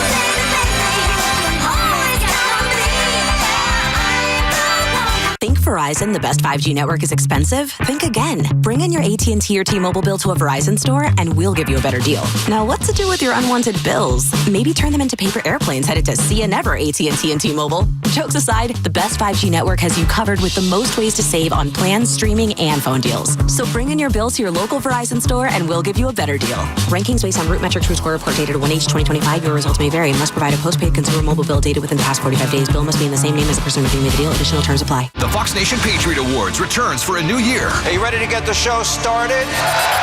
Join host Sean Hannity and special guests and be part of the celebration live in New York. Tickets are available now. Go to foxnation.com/Patriot Awards. Still spending on search ads, hoping to capture new customers? The truth is, search reaches people who already know your brand and is rapidly being replaced by AI. If you want real growth, you need to get in front of new customers on streaming TV, where attention is high on their favorite programming. Viant has proven technology to reach the right customers on the best programming, delivering real outcomes. Want better results? Visit ViantCTV.com today. Looking for Michelin tires at the guaranteed lowest price? Get to Town Fair Tire for Michelin's Cross Climate tires, offering a design that delivers an exceptional level of long-lasting performance throughout the tire's lifespan. Plus, Town Fair gives you more free services than anywhere else. For the guaranteed lowest price and your best deal on Michelin Cross Climate tires, nobody beats Town Fair Tire. And I mean nobody. Name brands at discount prices. Town Fair Tire. Make cancer screening a part of your annual healthcare routine. New York Presbyterian offers a full range of cancer screenings, including lung, cervical, prostate, colorectal, breast, and more. Regular cancer screenings could save your life by detecting cancer at its earliest, most treatable stages. Screenings are available across New York City and Westchester. Learn more at nyp.org/cancer screening. Stay amazing. New York Presbyterian. Some people just know you can save money on car insurance by checking Allstate first. Like you know to check if they're going for it on 4th down before going to the concession stand. Yeah, give me 3 hot dogs, 2 jumbo touchdown, baby! What? Hey, buddy, you want cheese with those? Yeah, checking first is smart. No. So check Allstate first and see what you could save. You're in good hands with Allstate. Potential savings vary, including based on how you buy, subject to terms, conditions, and availability. Allstate North American Insurance Company and affiliates, Northbrook, Illinois. Beautiful day, high 79, low 63. Weather brought to you by Robert Half. Our recruiters' expertise and award-winning AI will find you the skilled candidates you want. At Robert Half, we know talent. Visit roberthalf.com/talent today. Talk sports hands-free. 888-808-1019. Powered by Paramount Plus. Count on Sundays all season long with the NFL on CBS and Paramount Plus. Now, time for Bold Face Lie, Bold Face Truth with Brenton Tierney and Sal Licata. All right, a little bold-faced truth, bold-faced lie every Tuesday at 11:40. Hoff, what do you have for us? All right, let's start off with BT. Aside from a cold, what do you have for us? I don't know if it's a cold. Just You've been lack sick of sleep. for like a week. Jacked up? I don't know if I'm jacked up. I sound like crap. Is that jacked up? Yeah, I thought jacked up means like you're like strong. Well, that you're definitely jacked. Yeah, he's strong. He's just not jacked. Yeah. you are strong. I don't think you're jacked, though. No, definitely not. Go ahead. BT, let's start with you. Yeah. Let's see if I can do this right. Giannis Antetokounmpo will be on the New York Knicks within the next 2 seasons. Bald-faced lie, bald-faced truth. You got the name right. Okay, it's funny. Sal and I were talking about this before the show. We were going to throw this in. I'm happy you get this up now. So, I'm going to say bald-face lie. For those who wonder why this is even coming up, it came out today. The Knicks and the Bucks had dialogue exclusive window. The Knicks did not really present a serious enough offer for the Bucks to really contemplate making this happen. Now, what would it take? Well, it would probably take something like Cat and OG and 1 or 2 first-round picks. I'm just throwing something out. Maybe Bridges, but I wouldn't want Bridges for that contract. So it never got that serious, but I do think that the Knicks will be really, really good this year. So I don't know that they'll be motivated to go back to the Antetokounmpo well to try to get a trade. So I'm going to say bold-faced lie, but, man, he is a hell of a player, dude. Yeah, Shams had it that it seemed that of all the possibilities that the only one that Giannis would really be interested in would be the Knicks, to go to the Knicks. Other teams may have wanted them, whatever. The only one he would be willing to go would be the Knicks. And it didn't seem from the report that Shams had that either team was too interested in making a deal. The Bucks didn't take the Knicks seriously as far as whatever they were offering. They didn't really want him. And the Knicks didn't seem to be taking the Bucks seriously as far as did they really want to move him. I would say it's a bald-faced lie. I don't think he's going to be a Knick. I just think it's too many. But, okay, if he hits free agency and the Knicks, this plan doesn't work and they can clear it out somehow, I guess it's possible. Talking about him as a free agent, you mean? Well, I guess the other way would be what? That he'd have to trade him because he's eligible for the max 4-year, $200 million deal on, is it October of 2026? I'm checking that right now, actually. That was something that I read in the article. I don't know how logistically you make it work. I just feel like there's way too many moving parts. If you're the Bucks, you're not going to dump him. You also don't want to lose him for nothing. But what do the Knicks have to give up? They traded all the, to me, valuable assets that they would have been able to give to Milwaukee, meaning the picks, in exchange for, Bridges or the Cat trade, whatever it may. What could you possibly be sending the other way? Well, you're not going to trade Brunson. And that's where I think it would probably hit a speed bump there. Like if you're in Milwaukee and you're trading Giannis Antetokounmpo, you're basically saying we're going to reset here. So why would you want a 30-year-old Cat? I'm with you. The numbers, by the way, just to pay this off and button it up: $54 million this year, $58.4 next year, and he's got a player option for 2027, 2028. But there was something in there too that said like by a certain date he's eligible for the Supermax. Bingo, right? And if he got traded, then the team would have 4 months or whatever to sign him to that. I just don't think it's realistic. All right, Hoff, what do you got? All right, well, I don't know if you guys realize, but today is opening night for the New York Rangers. Oh, yes. BT and Sal. Well, let's start with Sal. Bald-faced lie, bald-faced truth. The Rangers, let's keep it simple, will win tonight, the season opener. Bald-faced lie, bald-faced truth. Who are they playing? The Penguins. They're playing the Penguins tonight. Mike Sullivan versus his old team. I'm going to say it's a bald-faced truth. Now, I don't have high expectations for the Rangers this year. I'm a little intrigued to see what a new head coach could do. I thought that was necessary. Try to wake these guys up. I would just blow the whole thing up as far as the core, but they can't. They're limited to what they could do. I'll tell you this, the worst news that we got yesterday from a Rangers fan perspective is that McDavid is signing an extra 2 years with the Oilers, so that takes the idea of him being a free agent off the board. I'm going to say a bald-faced truth. I think the Rangers, no Sam this year. I'm a little bothered by that. That's right. Yankee playoffs tonight, so I'm not going to be watching the Rangers the way that I would.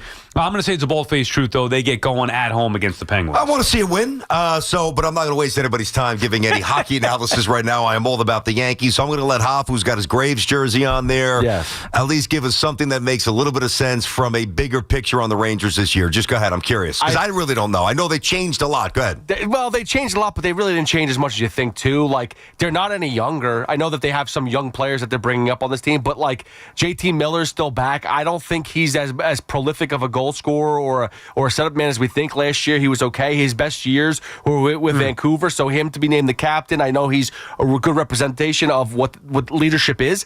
But I don't think he's going to be like a prolific goal scorer or a point put upper. So I just think that this team is going to disappoint again. A point? Did you say a point put upper? A point? What the hell's a point put upper? Points. Put up points. That's what we do. We put up points. What's the last one for you? Oh, yeah, good. Thank you. Point put upper. Yeah. Ball-faced lie, ball-faced truth. BT. Yeah. Saquon Barkley will be the game leader in total yards and touchdowns Thursday against the Giants. Well, you'd have to think they're going to try force feed him. The passing game is not doing much. He's also a little bit banged up here. I'm going to say bald-faced truth, And did you see, just a little quick aside, did you see Jalen Hurts try to go and corral that bomb that he threw in the end zone? Like, he actually sprinted. He threw it like 50 yards on a fly, and then he sprinted to the end zone to try to catch the rebound. I've never seen a quarterback that was wild. See that. But he's not on the same page with A.J. Brown. I believe Saquon is just going to slice him up. Ball-faced truth. I'm actually looking forward to this game because I don't think it's as one-sided as many people think. Oh, Giants are going to get destroyed by the Eagles. I think the Eagles are now vulnerable.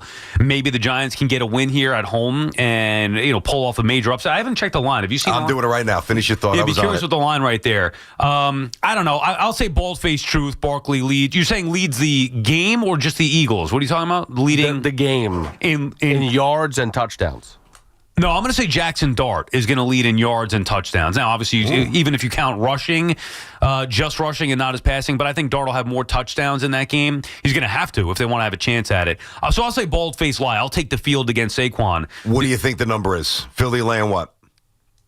5.5? 6.5. Close. Okay. Yeah, I was initially going to go 7, but then I was like, man, on the road, that's a lot of points to be laying. By the way, the news on Barkley today, I just saw the post right about this. Yeah. I guess there's a documentary coming out that Saquon, they've been filming for 5 years or so behind the scenes. Not the Giants or not the NFL, but I think like Barkley's team of people. Yeah. And he's had some scathing things to say about Giants and the way that they handled them and ownership. And he talked about Mara? Mara wanted to keep him. I know, but he was mad that Mara wouldn't let him pursue trade opportunities. Okay. Just from some of the quotes that the Post had on us, I guess they got a preview of it. Yeah. It's going to be airing Thursday ahead of the Thursday night game on Prime. Before the game. The Saquon document. Juicy. So that'll be a huge year. Yanks don't play Thursday, Yanks are they off. do. Game 5 will be Friday. Today. Right, exactly. Right. Tuesday, so Wednesday, perfect. off Friday. Perfect. And by the way, I got to watch this. Maybe I'm in it. I think there's a chance that I make a little cameo here. With what? In the Saquon documentary. How so? So with the school? When the kids had a baseball game at Montville, and he hadn't signed yet. Jones had signed. Yeah. And they were trying to get some work on the turf field, and all the kids went over, and they're both young men, Daniel and Saquon, phenomenal. You saw the camera crews and everything there? No, I'm being facetious. I'm just hoping maybe I get a little cameo. Oh, all right. The cameras were everybody else with their phones. We were in that Chiefs documentary. I told you about that one. That's true. The I did see that. BT and Sal on the Fan Ride. That does it for Bald-Faced Truth, Bald-Faced Lie. A little bit later on, we'll have Brian Boldinger on at 12:40. Break down some of the NFL action in Week 5. When we come back, we'll reset down with the king topic of the day. It is the Yankees. What's on the line tonight? Is it more than just a series for the Yankees in this all-important Game 3? A disappointing weekend in Toronto leaves the Yankees with their backs to the wall, facing elimination. Swing and a miss, got him. Ball game over. And the Blue Jays take a 2-0 lead in this ALDS. A return home to the Bronx could be just what the Bombers need to turn things around. We haven't lost any confidence. Obviously they've had our number and gotten the better of us so far this year. But I don't think anyone in our room doesn't feel like we can't go out and beat them. Catch all the action tonight. First pitch, 8:08 on your home for New York Yankees baseball. 101.9 WFAN. And always live on the free Odyssey app. This is Maggie Gray with an Odyssey Sports Minute. The Yankees are down 0-2 in the ALDS after being crushed by the Blue Jays, outscored 23-8 and out-homered 8-1. And history's against them. Under this format, teams that won Game 1 and 2 at home have won 31 of 34 series. But comebacks like this have happened before. Just ask the 2017 Yankees, who did it against Cleveland. I'm Maggie Gray. Just printed from the Erie Canal Press, the most coveted ticket, New York Lottery's $1 million raffle, hath arrived. 15 fortunate souls shall come into the fortune of a millionaire. Translation, the $1 million raffle is here, and 15 winners are going to become millionaires. The New York Lottery commemorates 200 years of the Erie Canal with your best odds of winning $1 million. Limited tickets available. Ask your local retailer today. Please play responsibly. Must be 18 plus. Gambling problem? Call 1-877-8-HOPE-NY or text HOPE-NY. Dunkin's $6 meal deal is kind of wild. You get a bacon, egg, and cheese sandwich, 6-piece hash browns, and a medium hot or iced coffee, all for $6. That's the main character meal energy you need this fall. Get it now in Dunkin' stores or order ahead on the Dunkin' app. No substitutions. Participation and times may vary. Offer price varies in California and Hawaii. Limited time offer cannot be combined with other offers. Exclusions and terms apply. Hey, football fans, picture this. You bet on your favorite player to score the first touchdown in the game, but his teammate scores instead. If this happens, BetMGM wants to give you another chance at the end zone. With BetMGM's second chance promotion, you'll get your stake back if your first touchdown scorer scores second instead. That's right. Bet on any pro football player to score the first touchdown of the game. If you're right, you win. If your player scores second, you get your stake back in cash. With BetMGM's second chance offer, you have a chance to keep the fun going after the first player crosses the goal line. BetMGM and GameSense remind you to play responsibly. See BetMGM.com for terms. 21 plus years of age or older to wager and physically present in New York and New Jersey only. Existing customer offer. Subject to eligibility requirements. Rewards paid back in unrestricted withdrawable funds. Gambling problem? For New York, call 877-8-HOPE-NY or text HOPE-NY. For New Jersey, call 1-800-GAMBLER. We're talking New York sports. WFAN, WFAN FM, WFAN FM HD1, New York, and Odyssey Sports Station.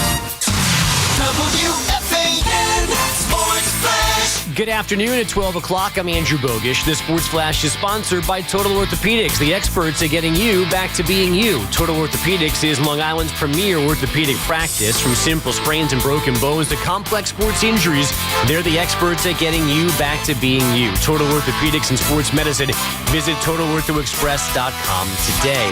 They defied the odds against the Red Sox. Now the Yankees need to do even more against the Blue Jays. 3 straight wins would make them just the 10th team out of 91 to win a 5-game series after losing the first 2.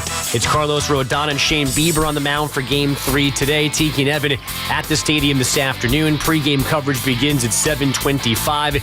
Then first pitch at 8:08. The Tigers and Mariners, meanwhile, break their 1-1 tie at 4 o'clock in Detroit. LeBron remains annoying. The second decision that he teased on social media yesterday has nothing to do with his playing career. He has a new sponsorship deal with a liquor company. Who cares? I'm so tired of this dude. Just retire. I mean, no, honestly, he can't shine Jordan shoes.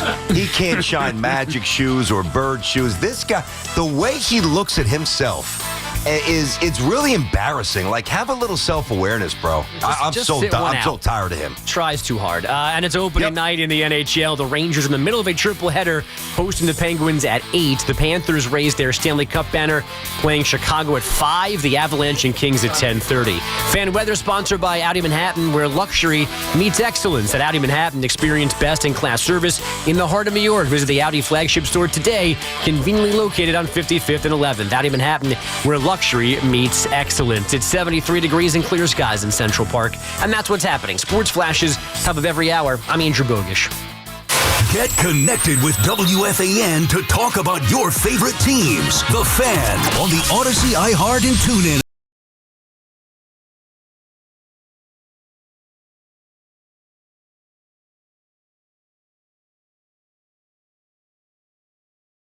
Back on the Fan, we are down with the king topic of the day, and of course, BT, it is the New York Yankees, where there might be more than just a series on the line tonight.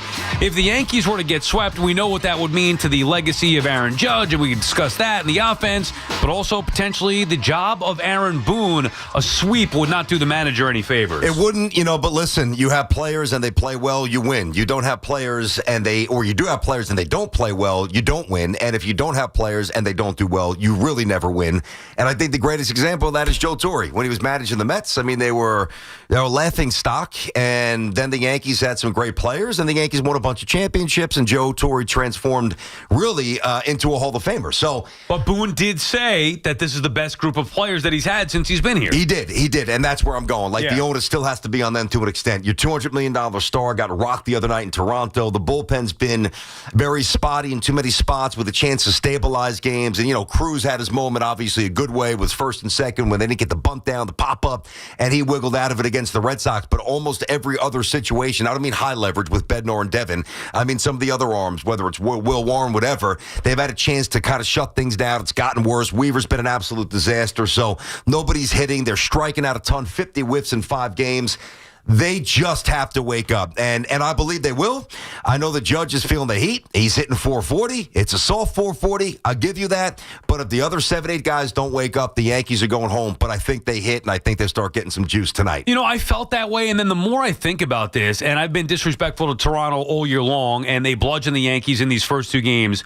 You know, I think it's more just on a false belief that the Yankees are going to hit as opposed to evidence that they would hit tonight. Okay, well, yeah, Bieber. But Bieber was a terrific pitcher and still can be a terrific pitcher. So it's not just like he's a normal third guy. Yeah, will they hit tomorrow? Assuming there is a tomorrow, you would expect them to get to the Blue Jays bullpen. But I'm not so sure about Rodon. I don't trust him. So I think the Yankees are going to have to hit to a high level tonight. I don't think 4 runs gets it done. I think they're going to have to go 5, 6, maybe even 7 runs to get a win tonight. I also don't trust the Yankees bullpen. So it's not just, well, the offense is going to have to hit. Yeah, you're going to have to score some runs and do more than what they've done the first 5 games of the postseason. But if the other pieces don't do what they're supposed to do, Rodon in the bullpen, then they might even have to score more runs. And it's almost to a man. It's not just Judge. We went over the numbers before. All of the Yankees' bats have gone quiet. I do expect it to change tonight, but I'm not sure if there's legitimate reason to believe that would be the case other than blind faith in that, well, it's Yankee Stadium. They can't really go out like this. Based on what we've seen so far in 5 games, there is no real reason to believe the Yankees are going to turn it around. Well, the reason would be is that they have a really, really good offense, and the numbers back that up. But the problem with this is that you're relying on a couple of guys who put up good numbers, there's no doubt. Grisham's one of them who has never been this kind of hitter. So it's kind of an inflated perception. Again, I hate to always just reference the old names, but, it's not like you're sending Boggsy up there or Jeter up there or Bernie up there or Tino or O'Neill. These quality guys, at bats, grinding it out, getting in favorable counts, 2-0, 2-1, 3-0, 3-1, not missing their pitch when they get it. The Yankees are still relying on somebody like Grisham who's batting first to basically disprove the notion that this is the anomaly this year. Because as you and I ran through the stats, and I knew that they were awful, but then when you actually hear him again, he had 3 straight years he was under 200. Granted, I know he's not playing every day, but you're hitting 190 in the major leagues 3 years in a row. You got problems, man. That means that there's certain things that you can't do. So I don't think that they put up 8, 9, 10 runs. I don't think that they necessarily go bonkers. I do think they do enough to win. But the one thing I would caution, a lot of people kind of look at Shane Bieber. He hasn't pitched a lot this year. He's made, 7 starts, couple last year, Tommy John. What's he going to bring to the table? Well, you hear about the old adage. Now, he's not old. He's only 30, 29 or 30. But the old adage about a boxer, even when he's just about done, every great champion, and I'm not saying Bieber's a champion, but just to keep the analogy moving, every great aging champion can still catch you on the chin if you're not ready. And to think that Shane Bieber's going out there and going to be scared or going to be an absolute mental mess, I think that that's a little too presumptuous on the part of the Yankee fans, but I do think that they win tonight. Yeah, and he's already had a postseason game in Yankee Stadium before. I mean, there's a reason why Schneider, the Blue Jays manager, lined it up this way to have Savage pitch in Toronto. The rookie, have him go, doesn't have much experience, put him in front of that home crowd, and it worked. And there's a reason why you have Bieber lined up in Game 3. He's a veteran who could handle the pressure and the environment of Yankee Stadium. He's done it before. Look, if the Yankees don't score a bunch of runs tonight, they're toast. That's it. And it's going to be a disastrous end to a very disappointing season. But that's a big if. Series is far from over here. I know it feels that way. It's far from over. They actually have to go out there and do it. Real quick, think about the difference in tone with a Yankee win versus a Yankee loss tomorrow on this station. Yeah, and think about that. And by the way, even with a win, still clearly up against it. True. This is not going to be an easy comeback by any stretch of the imagination. I'm not saying it is. I'm just saying, if the Yankees win, especially if their stars are in the middle, like Judge, some others, and Rodon throws well. Now it's we got Schlittler tonight. It's a totally different. If the Yankees lose tomorrow, is going to be rough, and it should be. BT and Sal on the Fan. Our friends at Town Fair Tire remind you that at Town Fair Tire, you always get the guaranteed lowest price on name brand tires from Connecticut to Maine. Nobody beats Town Fair Tire. Nobody. Rob is calling from Newark. What's up, Rob? Hey, Rob. Hey, how are you guys doing today? What's up, Robbie? Yeah, how are you doing today? All right. What I wanted to bring up, I didn't know if it was brought up this morning. I've been on hold for a long time. the Yankees did put 7 runs on the board. Mm-hmm. It's very hard. The Yankee bats did not lose the game. They put 7 runs up. Nah. Except their pitching gave up 13 runs. Yeah. Yeah, That's Rob, pretty hard to overcome. 7 runs would win most ball games. Did you watch the game, Rob? Yeah, Rob, that's not the way it went down. I mean, the Yankee bats, they go ahead. Yeah. Go ahead. They did put 7 runs on the board. Okay, no, Rob, we know That's that. enough to win most ball games. Yep. No, I understood. If you put up 7 runs early, not when you're getting drilled 12 zip in their cosmetic runs, when you're throwing lower leverage arms and they're throwing strikes so they don't walk you. I mean, I hear you, Rob, but I think you're really oversimplifying that. The Yankee bats were not ready to play early. They didn't have a hit for They were 5 awful. and a third They struck inning. out every time up. Or actually more than that, whatever it was. Judge had the first hit. Yeah, and what inning exactly? It came in the 6th inning after they went to, maybe fifth. They didn't get a hit off of Savage. The starting pitcher threw a no-hitter for his 5 and a third innings, allowed just 1 base runner via a walk, 11 strikeouts. Like, you can't watch that game and your main takeaway being, well, the Yankees bats put up 7 runs. Yeah, I know. They did what they normally do against bad pitching when the Blue Jays, because they had a 12-run lead or whatever it was, said, all right, well, this game's over. We're not going to use our high leverage guys. They go to the bullpen, and then the Yankees bats came to life for a couple of innings. So that's what the Yankees do. They can score against bad pitchers. Can they get a hit against good pitching would have been the question after game 2. Well, and think about this. When you're down by so many runs, I mean, again, you're going to see less reliable arms, and then obviously Schneider had to start going to the bullpen. But I mean, the most criminal thing about having a big lead is having a pitcher who walks guys, because then that leads to a 3-run home run, and suddenly things get a little dicey. So they were challenging the Yankees with fastballs. They put it right over the plate. They're not their best pitchers anyway. I'm not saying, and again, thanks for the call, I'm not saying that there can't be a little carryover emotionally, like the Yankees feel better about themselves from an offensive perspective getting in the batter's box tonight. But to think that the Yankee offense did their job over the weekend is absolutely nuts. They were terrible. And by the way, when the Blue Jays went back to the higher leverage guys, Varland, Sir Anthony Dominguez,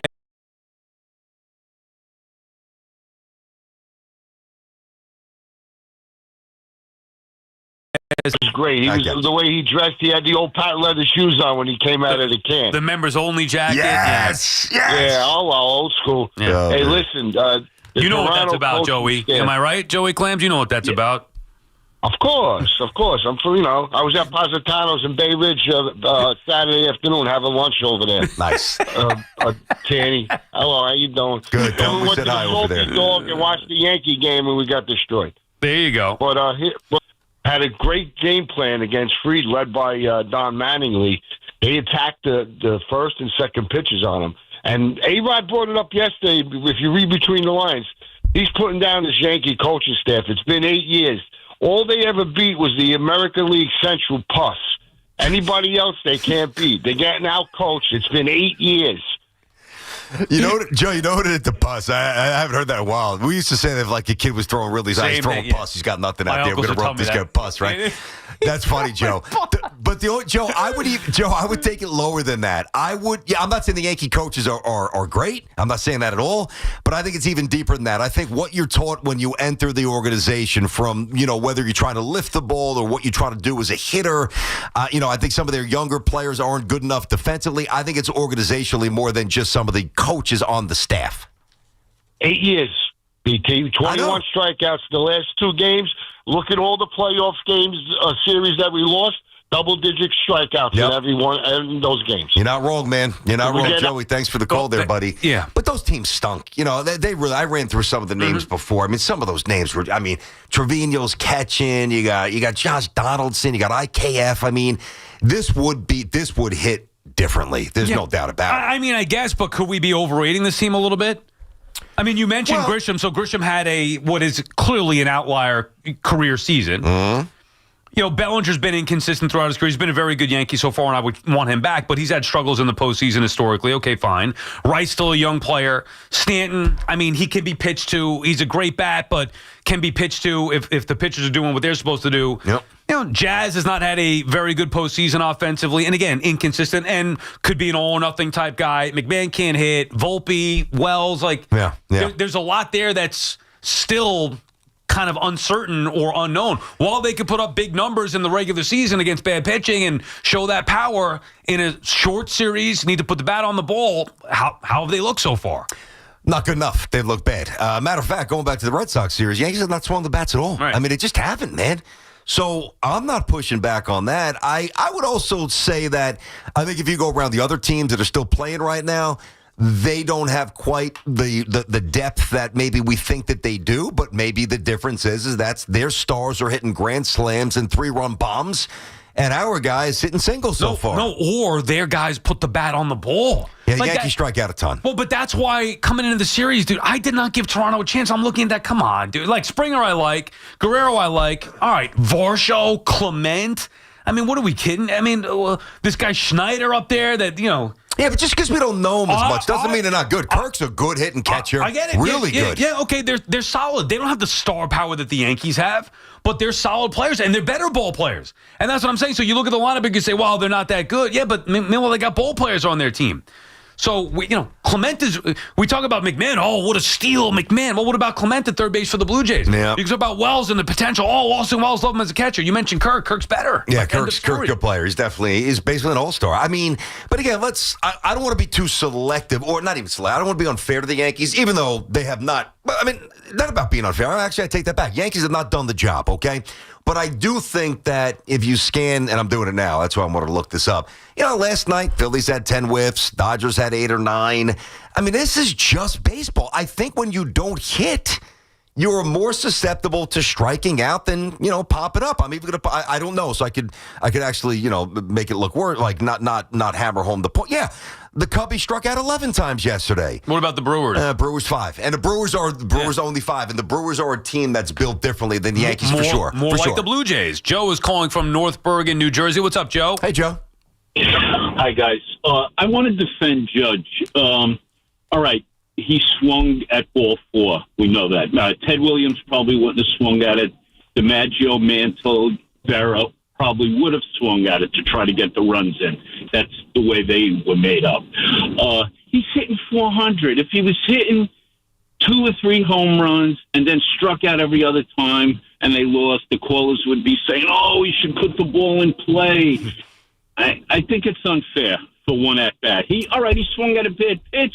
It's 100. It's not easy up there. Yeah.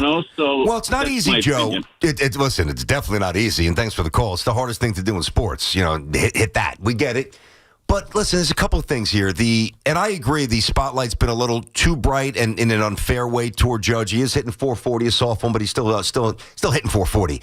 But when their star hits a grand slam and then flips the bat and hits one to the moon, it's going to be amplified, his failure in that spot. Now, we're not going to focus, even though we know Stanton whiffed behind him and Bellinger walked and nobody else did anything. So other guys failed. As he passed the baton, they didn't pick it up. But I think it is what it is when you're so great from 1 through 162, and now there's such a stark drop. It is what it is, man. He's going to get crushed if he doesn't get to and win a World Series. Aaron Judge doesn't do that in the regular season. That's the problem. So I don't want to hear about his 440, which, by the way, isn't the real average because they gave him a base hit, an RBI base hit, no less, when a guy dropped the pop-up.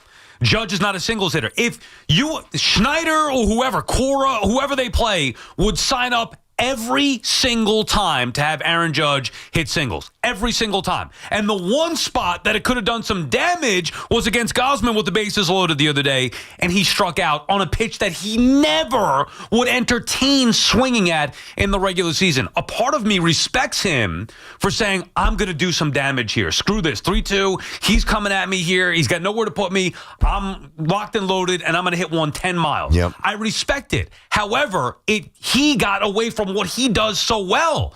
That's a spot where, you know what? He didn't throw you a strike. You got to spit at it and keep it moving. Unfortunately, they weren't going to challenge you there. They'd rather walk you there than have you do damage. And Judge did something he doesn't do, got himself out. And it happened to be in the biggest spot so far in the postseason. That's the issue. When Judge needs to come through for this team over the years since 2017 in the postseason, he hasn't done it nearly enough. And when he doesn't do it, it's because he deviates from his approach, which is what you're saying. Yeah. Again, respect, swinging the bat and trying to be the man, I mean. I like that. I do too. But when it's not who you are, now he was a little bit like that a couple of years ago. I remember that. I guess that would have been 2022. I guess it was, whatever. And Scherzer took him with the Mets, took him to school, sliders outside, out, just real. And then he went to school on that, and he tightened up that weakness in his swing. And the pitch, I don't think it was a slider, but it was outside and had the presentation of a slider. Like he kind of regressed back to being a little jumpy. And is he jumpy because the moment's too big? No, it's probably born out of a passion for trying to be the man. But either way, if you don't get the job done, you don't get the job done. Kevin's calling from Yonkers. What's up, Kev? Hey, good afternoon, gentlemen. How are you? Thanks for taking my call. God bless the Odyssey app. I listen to every one of these shows, man, all day, every day, to the point at which I feel like I know you guys, which I know is weird. We appreciate it very much, Kevin. Thank you. Thanks, Kev. Yeah, right on. I'm trying to go positive, negative, positive here. Positive. The Yanks moving forward in this moment. I definitely believe that they have the goods to 100% rebound from this hole that they dug. Absolutely can do it. I have zero respect for the Blue Jays, not because of not discounting that they wiped the Yanks and have this season, but I'm just not sold into what they put out there. So there's no good reason, and this season has dictated that that coming home. I absolutely see the Yanks putting up 10 runs tonight and Rhode Island keeping them to about 4 runs and catching a victory. Negative. The culture that Cashman has freaking created over the past dozen years is building a team good enough to get to the postseason, okay, which is a far cry different from a team that is good enough to win in the postseason. What are your thoughts on that? I think that's a pretty good assessment. I don't really disagree with those assertions. I mean, isn't that really the knock on the Yankees? They're built good enough to, steamroll their way to 90-plus wins in what's been last couple of years a weaker American League, and then you get to the big stage and you look a little different, whether it's because you're tight, you're not built the right way, your best player doesn't do what he usually does. I mean, there's really a couple of things that creep into that, but I think what he said is pretty accurate. Yeah, just the more I think about this, because what he was saying, like the Yankees are going to score 10 runs tonight, and that was my initial thought. Like going into the series, that's how I felt. And then especially even after the first 2 losses, like, all right, still, come on, the series is not over, far from over. Come home tonight, score a bunch of runs. But if you actually think about it, and this is something you were saying all year long as it pertains to the Blue Jays, they have at least been consistent. What the Blue Jays have done all year long, they've continued to do so far in the postseason in the first 2 games. Layoff didn't affect them. They were rested. They had everything mapped out the way that they did. They went out there and pounded the Yankees in the first 2 games, their ace included with Max Fried. Domination over those first 2 games. Like, there's no way you could justify allowing 10 runs and 13 runs. I don't care who you're putting in for the Yankees. You can't have that. That's never happened in Major League Baseball postseason history. Okay, so are we... Or am I, in this particular case, in our last caller, and at sometimes UBT, like, are we just saying, well, the Yankees are going to bounce back and do what they do because they're the Yankees, when in reality, from start till now, the Blue Jays have just flat out been a better team. I mean, they've beaten the Yankees every chance that they could in the regular season. Yeah. Even with the Yankees upgrades, we heard it was a different thing. Yeah. Those games weren't even competitive, the first 2 games. Not even competitive. So just because the change in venue, we expect, well, the Blue Jays are going to come down a little bit and the Yankees should get raised a little bit. Is that even enough? I think a lot of it comes down to where you stand on Rodon. And because he started so poorly as a Yankee, not everybody's with me. I do really think that he's changed his mental. He was a mental mess. He was just spinning himself into the ground. I think he's going to answer the bell tonight. And I think when he does, I do think the Yankee offense could get on track here. But no, I haven't said for years blindly that the Yankees will win because they're the Yankees. I just don't subscribe to that. I look at the game. I use my eyes. And up until the last 2 months, I haven't thought the Yankees were a championship team. I have the last 2 months. I think it flips and they get back to being a really good team tonight. But if they don't, I mean, season's over. BT and Sal on the Fan. 888-808-1019 is the number to call. More of your calls when we come back. Well, Brian Baldinger coming up at 12:40 as well. Keep listening for your chance to score a pair to see John, and Pete at UBS Arena on October 15th, courtesy of UBS Arena. To purchase tickets, visit ubsarena.com. Clark toilet, leaky faucet on one. Ready? Uh-oh, you got a plumbing problem blitzing through the line. Time to audible and call in the pros. Roto-Rooter is your go-to defense for clogs, leaks, and any plumbing fix. Call the right play and download the Roto-Rooter app and easily book an appointment and receive exclusive service discounts. Touchdown! Don't get sacked by plumbing issues. Call in Roto-Rooter, your MVP for plumbing solutions. Download the app today and score big on savings. And away go troubles down the drain. Roto-Rooter. When it comes down to finding the lowest price on Michelin winter tires, nobody beats Town Fair Tires' guaranteed lowest price. And when it comes to free services, nobody gives you more free services on your Michelin winter tires than Town Fair Tire. So why look for Michelin winter tires anywhere but Town Fair Tire, where you always get the guaranteed best deals. Nobody beats a Town Fair Tire deal. Nobody. Name brands at discount prices. Town Fair Tire. When your name's on the paint job, your primer better hold up. Painters trust Kills primers for serious adhesion, stain blocking, and a finish that lasts. Now, the full Kills lineup is available exclusively at the Home Depot. Need it fast? Get same-day or next-day delivery, or order online and pick it up in-store. Kills primers. Pro results faster. The Home Depot. If you're a pro, you know. Straight Talk presents The Math of More. Here's how it works. When you say yes to more with Straight Talk, you're left with more for all the other good stuff. So getting an unlimited plan starting at just $25 a month equals more savings for your family's weekend adventures. And with a network covered by Verizon, you can share more from wherever you go. It's simple math, really. More equals more with Straight Talk. Available at straighttalk.com and Walmart. Taxes and fees apply. The $25 plan requires a compatible unlocked device and a new line of service. Additional terms apply. Makita's built for the pros who show up early, who don't do shortcuts, only precise cuts. With tools built to last, job after job, year after year. Performance that pays off, because when the job calls for the best, you answer. And when you need the best, you call on Makita. Built to be the best. Available at the Home Depot. Another app for inventory, one for CRM. Oh, don't forget accounting. Wait, which login was that? Or you could use Odoo, one fully integrated system that does it all without the hassle. Ditch the app overload. Get everything your business needs on one platform. Try Odoo free today at odoo.com. That's ODOO.com. Come visit the engagement experts at London Jewelers at any one of their 6 locations. Ray Catino Lexus of Freehold is the largest Lexus dealership in central and southern New Jersey. Wellness isn't just what you do, it's what you absorb, hydrate, and fuel with. At Terra Origin, we combine ancient Ayurvedic wisdom with modern science to support your whole body from the inside out. Gut health for balance, healthy hydration for performance, healthy greens for clean energy and recovery. Because when your body's in sync, everything else flows. Find your formula today at TerraOrigin.com and use code RADIO to save 25% off your first order. Terra Origin, rooted in tradition, built for now. Injured in an accident? Your case in the hands of one lawyer may settle for $100,000, but in the hands of the right law firm could be worth millions. The Rothenberg Law Firm has been representing injury victims for over 50 years, winning and collecting billions for our clients. And we're not stopping now.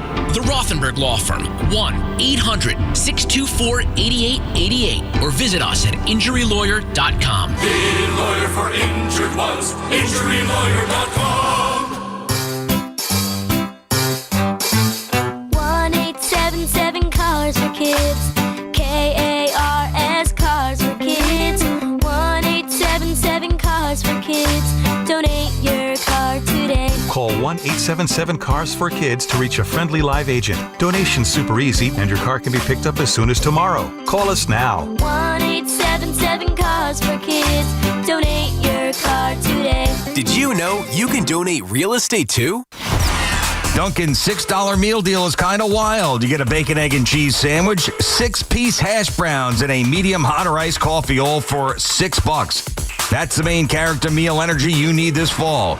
Get it now in Dunkin' stores or order ahead on the Dunkin' app. No substitutions. Participation and times may vary. Offer price varies in California and Hawaii. Limited time offer cannot be combined with other offers. Exclusions and terms apply.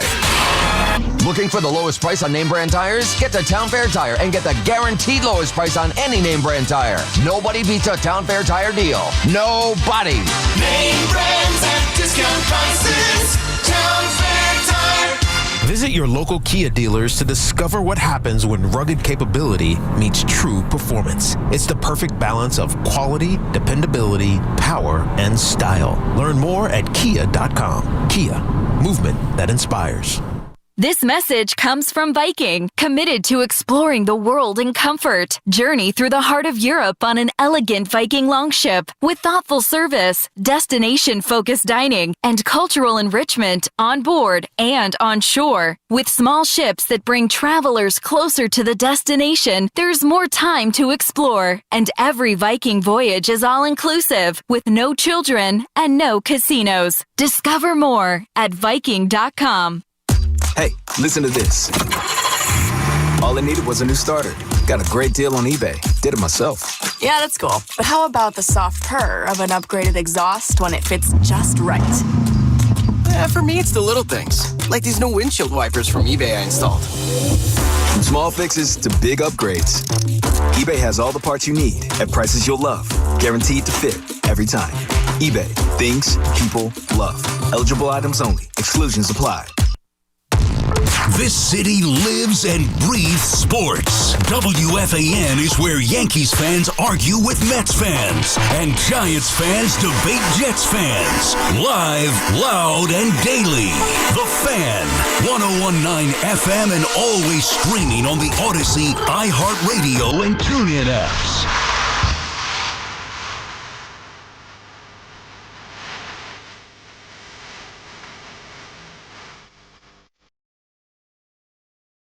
BT, it's out back on the Fan. Big Game 3 tonight in the Bronx. Obviously a literal must-win for the Yankees. They've got to beat the Blue Jays 3 games in a row here to keep their season moving along.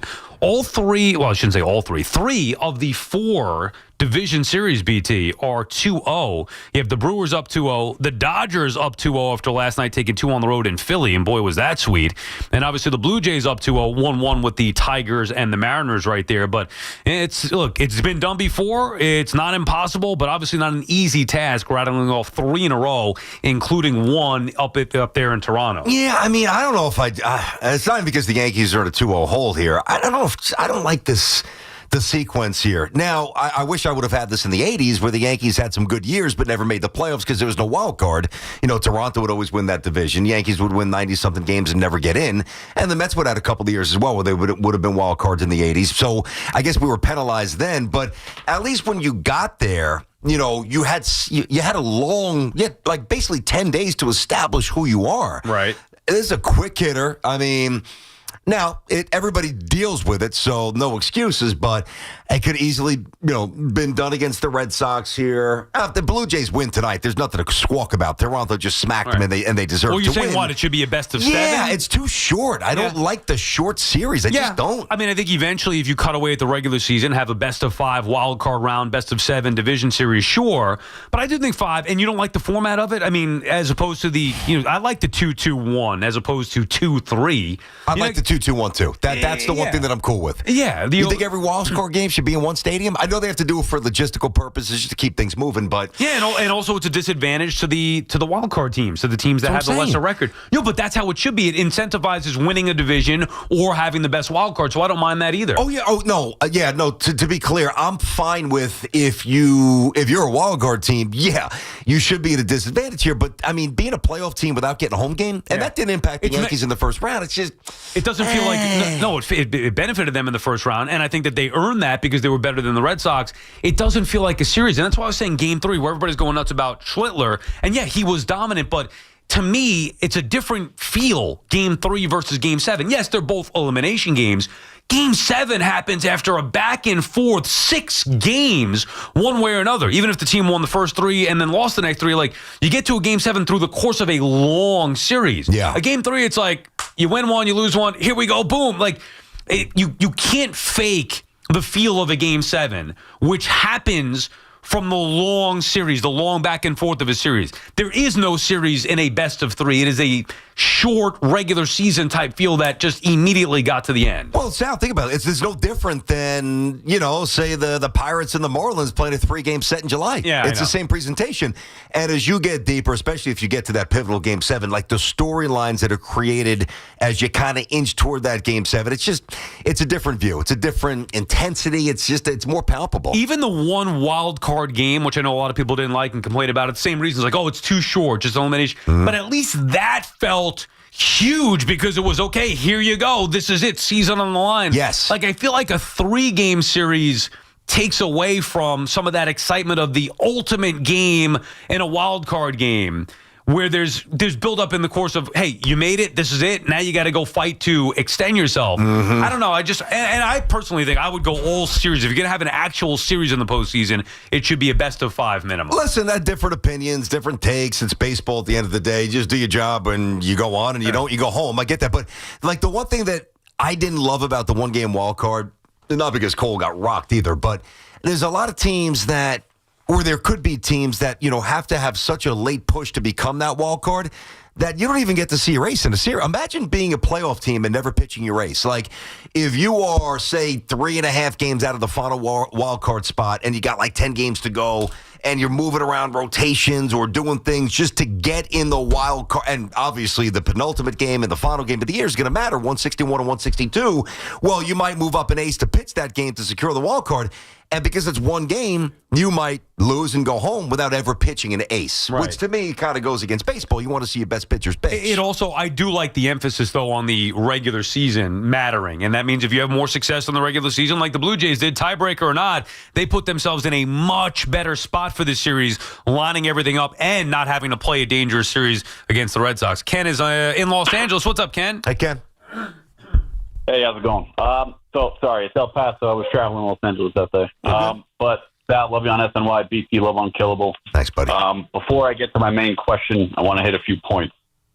So this front office, Muji, the coaching staff, they let Bryce Huff, Sheldon Rankins, John Franklin Myers, CJ Mosley, DJ Reed, and among others, leave. They brought in journeymen and undrafted free agents. Now, you have Eggstrand as the OC. Okay, he can call plays, but where's his career in developing a quarterback? Mm-hmm. There is none. They had Jared Goff. Yep. We have Aaron Glenn is all defense, and our defense looks terrible. Mm-hmm. We have Wilkes in the building who cut Baker Mayfield, and Mayfield came out publicly and said he played that game to beat him specifically. Yes, he did. Where is our confidence in that this front office is going to draft a kid, develop him, and we're going to take the correct steps moving forward? Zero. Where else would it be? Why would we have any confidence? And that's a serious question, but my answer is serious. Why would we have any? Woody's the worst owner in football. I don't know a damn thing about Muji as a GM. I'm not saying he can't be good, but confidence, got none. I'm sorry, was that a Jets call and some Jets talk there? I think I fell asleep for that. Not only would I not have confidence necessarily that they would develop them, I don't have any confidence that they would pick the right one if they draft first overall. Because it's not like Andrew Luck's coming out or John Elway's coming out. I mean, it's either going to be Dante Moore or Fernando Mendoza from Indiana. By the way, they play each other this weekend, and you will never hear me. I don't watch college football the way I used to. Kids transferring, it's just not the same to me. You'll never hear me say, hey, watch this college game. You got to watch the game with Oregon and Indiana this weekend. You very well. What time is that game? I think it's 7. I'll double check on that. I'm pretty sure it's a night game. I believe it's in Indiana, I think. Either way, they're playing each other, and it's Moore for Oregon, and it's Mendoza for Indiana. Those are going to be the top 2 quarterbacks going. And to see them play each other, I think it's very good from a Jet viewing interest perspective, since there's really nothing else to look forward to from a Jets perspective. Sports Talk on WFAN is presented by Paramount Plus. You can't count on much, but you can always count on Sundays with the NFL on CBS and Paramount Plus. Watch your local NFL game live every Sunday, all season long. Visit ParamountPlus.com/NFL to get started today. When we come back, we'll have Brian Baldinger on. It is football season. Make Surfside your tailgate must-have. Real vodka, real brew tea, just 100 calories and only 2 grams of sugar. If you've heard me talk about it by now, come on, you know it's delicious. What are you waiting for? Check it out. There's 0 bubbles. You could sip it all day long and enjoy it all day long. And remember, it's not a seltzer. It's a Surfside. Matter of fact, even though I lost that bet to Clem from Surfside with the Phillies, who are winless in the postseason, I might add, and are dressed like Chase Utley the other day. Even though he's going to be even though he won that, he's going to be sending over some Surfsides. Looking forward to getting our hands on some more. As for it, wherever you tailgate, must be 21. Please drink responsibly. It's Boomer and Gio, mornings on the Fan, 101.9 FM. So they do have those championship wins at their back, their fan base. They're just absolutely insane, intense, crazy fan base is expecting that this is going to be the year. Listen to Boomer and Gio on demand on Apple Podcasts, Spotify, or wherever you get your podcasts. This is Maggie Gray with an Odyssey Sports Minute. The Baltimore Ravens, once Super Bowl favorites, are now 1-4 and tied for last place in the AFC North. It's been injuries to Lamar Jackson, a declining Derrick Henry, an aging roster, predictable offense, and a battered defense.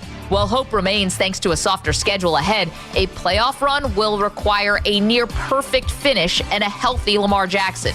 2 big ifs. I'm Maggie Gray. Texting enrolls you in a recurring automated marketing text messages. Consent not required to purchase. Message and data rates may apply. The team's looking good this season. I think so. Man, I miss playing football. Ever since I turned 40, I just can't find that fire I used to have. Think it could be lower testosterone? What do you mean? I was feeling the same way. After 40, the body has less testosterone, and men lose their edge. That's why I take Nugenix Total T2. That's the testosterone booster, right? Yes, but Total T2 is their brand new formula that skyrockets nitric oxide levels in as little as 3 hours. Since I started taking it, I've been lifting like when we played for Coach Carter. My energy is way up, and it even spiced up things between me and the missus. Are they still giving out complimentary bottles? Yep, just send a text. Text METER to 42424 for your complimentary bottle of Nugenix Total T2, the next generation testosterone booster. Text now and we'll include a bottle of Nugenix Thermo X, our newest, most powerful fat burner ever, absolutely free. Text METER to 42424. That's METER to 42424. These statements have not been evaluated by the FDA. This product is not intended to diagnose, treat, cure, or prevent any disease. Just hearing the word IRS can make people break out in a cold sweat. No one wants to deal with the IRS, and now you don't have to. The good news is Legal Tax Defense has been successfully negotiating with the IRS for more than 15 years. It doesn't matter how much you owe, whether it's $5,000 or $5 million. You deserve the best in the business on your side, and that is Legal Tax Defense. Even if you're working with someone else and just want a second opinion, there is no cost or obligation to call. They can prevent levies, liens, wage garnishments, even file back tax returns. And the best news about Legal Tax Defense is they won't take your case unless they know they will reduce or eliminate your tax debt. Call Legal Tax Defense right now for a free no-risk consultation. 800-323-8922. 800-323-8922. You have nothing to lose but everything to gain. 800-323-8922. Tune in to Yankees ALDS Game 3 today at 8 p.m. on The Fan. Presented by Sloman's Home Heating Oil. Lock in a low, flat rate today by calling 866-GET-HEAT or visit oil.slomans.com. FanDuel is getting you ready for kickoff with an offer you won't want to miss. New customers can bet just $5 and get $300 in bonus bets if you win. That's right. Pick a bet $5, and if it wins, you'll unlock $300 in bonus bets to use all across the app. You can build parlays, bet player props, ride the live lines. Whatever your style, FanDuel has you covered. The NFL season is finally here. The only question is, are you ready to play? Visit FanDuel.com/Gio. That's G-I-O to download the FanDuel app today and get started. That's FanDuel.com/Gio. We just love the app around here. It's safe and secure. When you win, you get paid instantly. FanDuel Sportsbook is the official partner of WFAN. 21 and over and physically present in New York. First online real money wager only. $5 first deposit required. Bonus issues, non-withdrawable bonus bets that expire 7 days after receipt. Restrictions apply. See terms at sportsbook.fanduel.com. Help with the gambling problem. Go 877-8-HOPE-NY or text HOPE-NY 467-369. Think Verizon, the best 5G network, is expensive? Think again. Bring in your AT&T or T-Mobile bill to a Verizon store, and we'll give you a better deal. Now, what to do with your unwanted bills? Maybe turn them into paper airplanes headed to See Ya Never AT&T and T-Mobile. Jokes aside, the best 5G network has you covered with the most ways to save on plans, streaming, and phone deals. So bring in your bill to your local Verizon store, and we'll give you a better deal.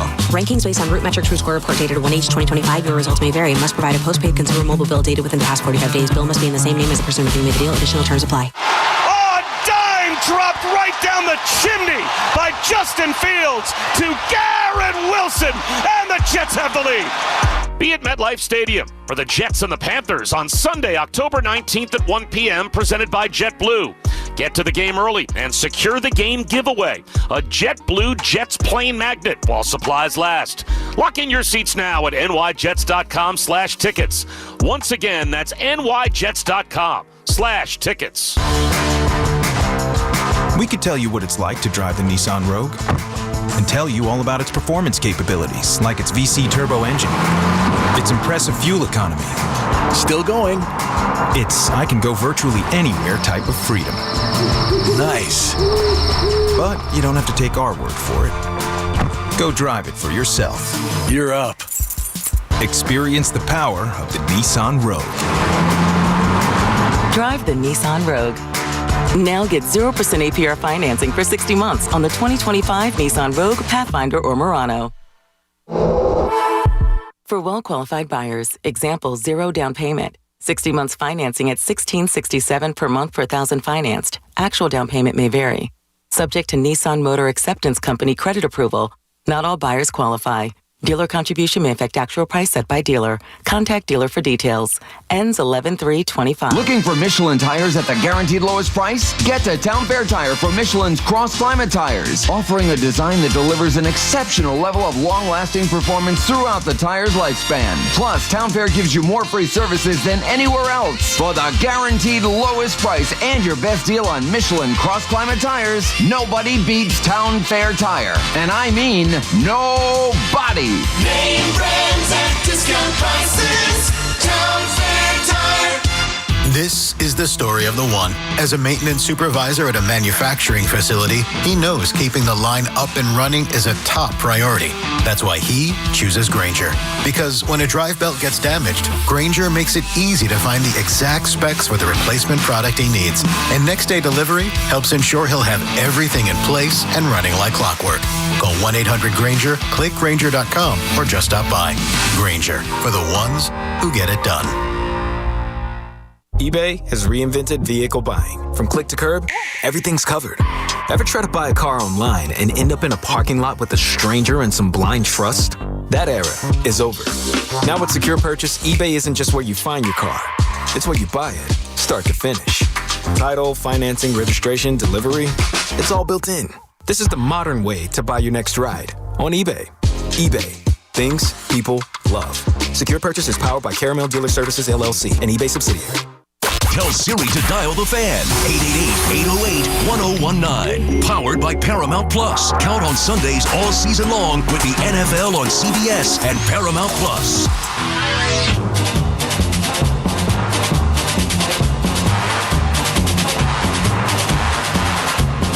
BT and Sal back on the fan. We're joined by Odyssey NFL insider Brian Baldinger, host of the Best Football Show podcast, Insider Calls, brought to you by Nationwide for your insurance and financial needs. Nationwide is on your side. Baldy, before we get to the football, what about your Yankees? You think it's over tonight for the Yankees? You think they got some fight in them?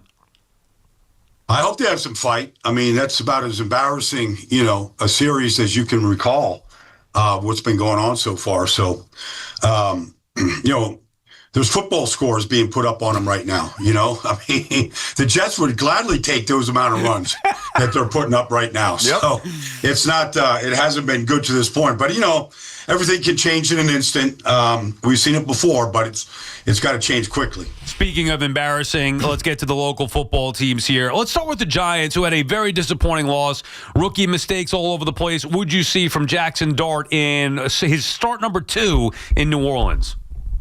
Well, I mean, he takes them right down the field again, and, they put up a score. He's a great runner, but, the fumble was careless. just to get the ball knocked out of his hands right there in that spot. That's just a careless fumble right there. But, it was just disappointing because of the mistakes. The Slayton fumble was horrible right before the half. That was a turnaround. They scored a field goal off of that. The Scatterboo fumble was unfortunate because, it opened the game up when they're going in to score. All three fumbles happening in Saints territory. Those mistakes are hard to overcome on the road, especially if your defense isn't taking the ball away. Yeah, and listen, Baldy, you know that some mistakes, and you kind of alluded to this here, are just careless and sloppy for sure. But others, for young players, it takes a little bit of time to get used to the speed of the game. In terms of the speed of the game and processing, what are you seeing from Dart through 2 games? Well, I think he sees the game pretty good. I mean, he got the throwback, down the field, like all those deep throws to Slayton and Hyatt would normally be going to Malik Neighbors. You probably catch at least 2 of the 5. Maybe that changed the game, but we know he's not there. The throwback, I thought he underthrew Slayton a little bit. He still could have caught it. And then I thought he threw a good one to Slayton that he dropped. It was perfectly thrown. So, they're not getting any explosive plays, in the passing game. And that's what all they talked about in the offseason was explosive plays. They took their shots. They didn't come up with any. So when you don't get explosive plays in this business, especially out of the passing game, you're probably not going to score a whole lot more than 14 points. Yep. Let us ask you a bigger picture issue. Are the Giants a well-coached team? They do things. They're coached, and I think they're listening to their coaches. The offensive line played pretty good against a good front. But that's a team that doesn't have a win. And to go down there and not win, you've got to say that when you have one win, when you 1-4, nobody can say you're a well-coached team. Yeah, well, no matter what happens, you're not well-coached. Yeah, now listen, Tennessee is horrendous, and we also, even though they won, we also know their coach doesn't even know the rule book. So, I mean, that is a horrendously coached team. The Giants have a lot more talent. I don't like every other week, the defense shows up, then it doesn't, then it shows I don't think the Giants are well coached, and I think they have more talent. They should be better than this. They should be better. I mean, look, the Saints played a rookie guard that went to North Carolina Central, Torricelli Simpkins, never played in the NFL. He made his first NFL start. I just thought Dexter Lawrence would just destroy him. Now, he gave up some plays. Don't get me wrong. Kayvon, backed him up a couple times, but it's not like he embarrassed himself out there. You wouldn't even know he was out there, which is a good thing. But I just think you get a player like that, you got to make that. You got to welcome that guy to the NFL, and I don't think they did that. And so I don't know. Sometimes the players got to go make plays, and they got to. There should be holding calls on that kid. There should be all kinds of stuff. Pressure on Spencer Rattler more than there was, and you get a deep shot down the field to Rashid Shaheed that changed the game. There wasn't enough pressure on the quarterback to not make that throw, and he had enough time to go air that one out. That's disappointing. BT and Sal on the Fan. We're talking about Brian Baldinger. Insider calls are brought to you by Nationwide for your insurance and financial needs. Nationwide is on your side. So is the defense thing, is that a scheme thing? Is it the players not doing enough? I mean, it doesn't make any sense with all the players that they have. They should be wreaking havoc in the opponent's backfield, and yet it seems they're sitting back. Is it scheme? What's going on there with the Giants, D-Ball? I didn't say it just seem aggressive enough to me. The week before against the Chargers, they seemed aggressive, whether it's twist stunts or blitzes, but I don't know. I mean, maybe you're up 14-0. You don't want to give up a big play. You're kind of sitting back. You're not trying to put that team away. You're just not trying to get beat and things like that. And so then you get the big play. I thought they could have been a whole lot more aggressive against that team. That quarterback has not been a good quarterback. He hasn't really been the reason why they've lost games. They've got good players in certain places. They've got some speed on the outside with Olave and Shaheed. But I think you got to, it's the old Rex Ryan thing. You hit him early in the game, he's going to give you 2 late in the game. And I didn't feel like they got aggressive enough early in that game against that guy. Baldy, let's push it forward a little bit here. Obviously a big one in terms of eyeballs and storylines. Saquon against his old team here Thursday night. I mean, the Eagles they look different, man. What is going on with them? Well, I feel like they're spending a lot of time trying to cater to their wide receivers who weren't getting the ball enough. I mean, Saquon had one carry in the fourth quarter. They got skunked 18-0 in the fourth quarter by Denver. They were up 17-3. They didn't even include him in the offense. He scored the biggest touchdown of the day for him on a little wheel route out of the backfield. He looked like Saquon. And then they just completely went away from him from the middle of the third quarter all the way through the end of the game. But he's not getting the type of runways that he got a year ago when he was literally the best player in the league. So it's a little bizarre. Maybe after that debacle and collapse against Denver on Sunday, maybe they'll decide like maybe Saquon should be our best player, and maybe we should put the ball in his hands a whole lot more than they are. You think? I'm sorry, Sal. I was going to follow up. Do you think maybe because he had so much usage a year ago that they're just kind of easing into the start of the season and unleash him as they get deeper, gets colder out? You think? No, okay. He didn't have any injuries. I saw him in the offseason. Okay. He was on the golf course like he likes to do in his free time. But I saw him, in OTAs. He looked fine. And you'd see him on a wheel route go 47 yards for a touchdown against that defense, and he just ran away from everybody. I think the speed is still there. He just hasn't gotten – I've seen him go against Kansas City 13 yards right up the middle untouched. I feel like he's still got the same ability. And even though he had 450-plus touches a year ago in 20 games, I feel like none of that has worn him down at all. Unfortunately, Baldy, you talk about the big plays with the Giants. Well, they don't have their best wide receiver, one of the best in the game, and Malik Neighbors. And I was very critical of Slayton. You mentioned the drops. I'm infuriated watching Slayton for years here. I don't think he belongs in the NFL. You watch the film. You played in the league. What do you think of Darius Slayton, who I know he's banged up and he might not play anyway, but trying to fill that void of a number one receiver for the Giants? Well, I mean, I always thought, he's from Auburn, and I remember talking to him early on, like he was a legit deep threat, maybe his first 2 years in the league, whatever. Like, he doesn't look like he can run the same anymore. Like, on that fumble recovery for a touchdown, that's a defensive back there. Like, I thought he would at least close the ground on that defensive back, running it back for a touchdown. And I didn't see it. Like, I don't know that he has the same speed that he once had. Now, he's in the league, 7-8 years, so maybe he has slowed down, but I don't see great deep speed from him right now. So, Baldy, I'm putting you on the spot. If you don't know, it's all good because I know you're in the trenches really doing the NFL stuff. I was telling Sal and our listeners that if there's one game Jet fans have to pay attention to this weekend in college, it's going to be Oregon and Indiana, 3:30 kick on CBS. Dante Moore for Oregon, Fernando Mendoza for Indiana. Do you have a preference of the two? Just trying to get an early read on the quarterback market, because let's face it, Jets are going to be picking very early, and we'll be picking a quarterback.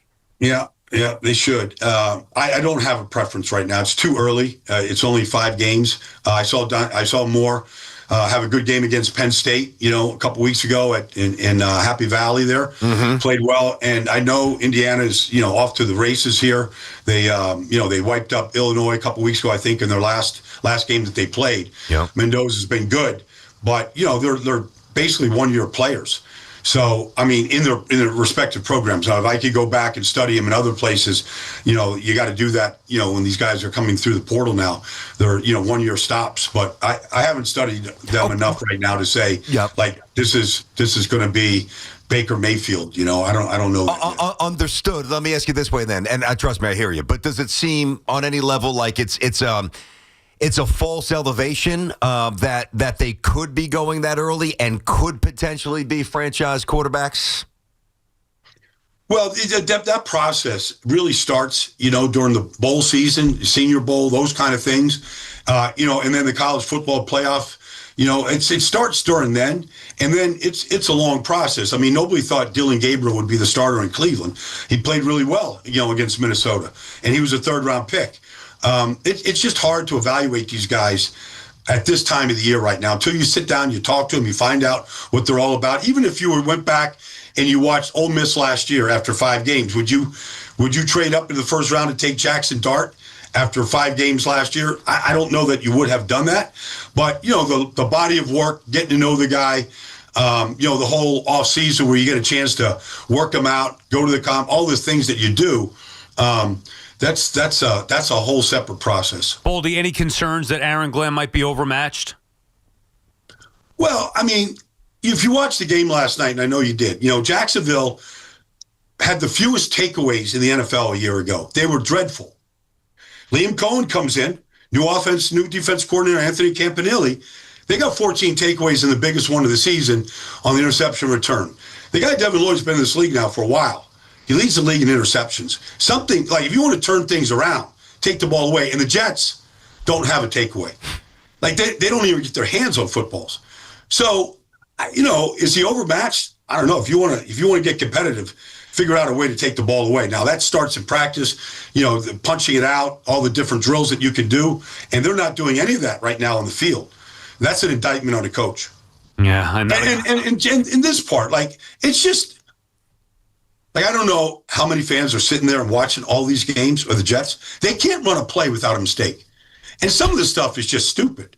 Like without a pre-snap penalty, without somebody falling down, without the ball getting on the ground. Like, they can't run a play without an error. Like, what are they doing during the week?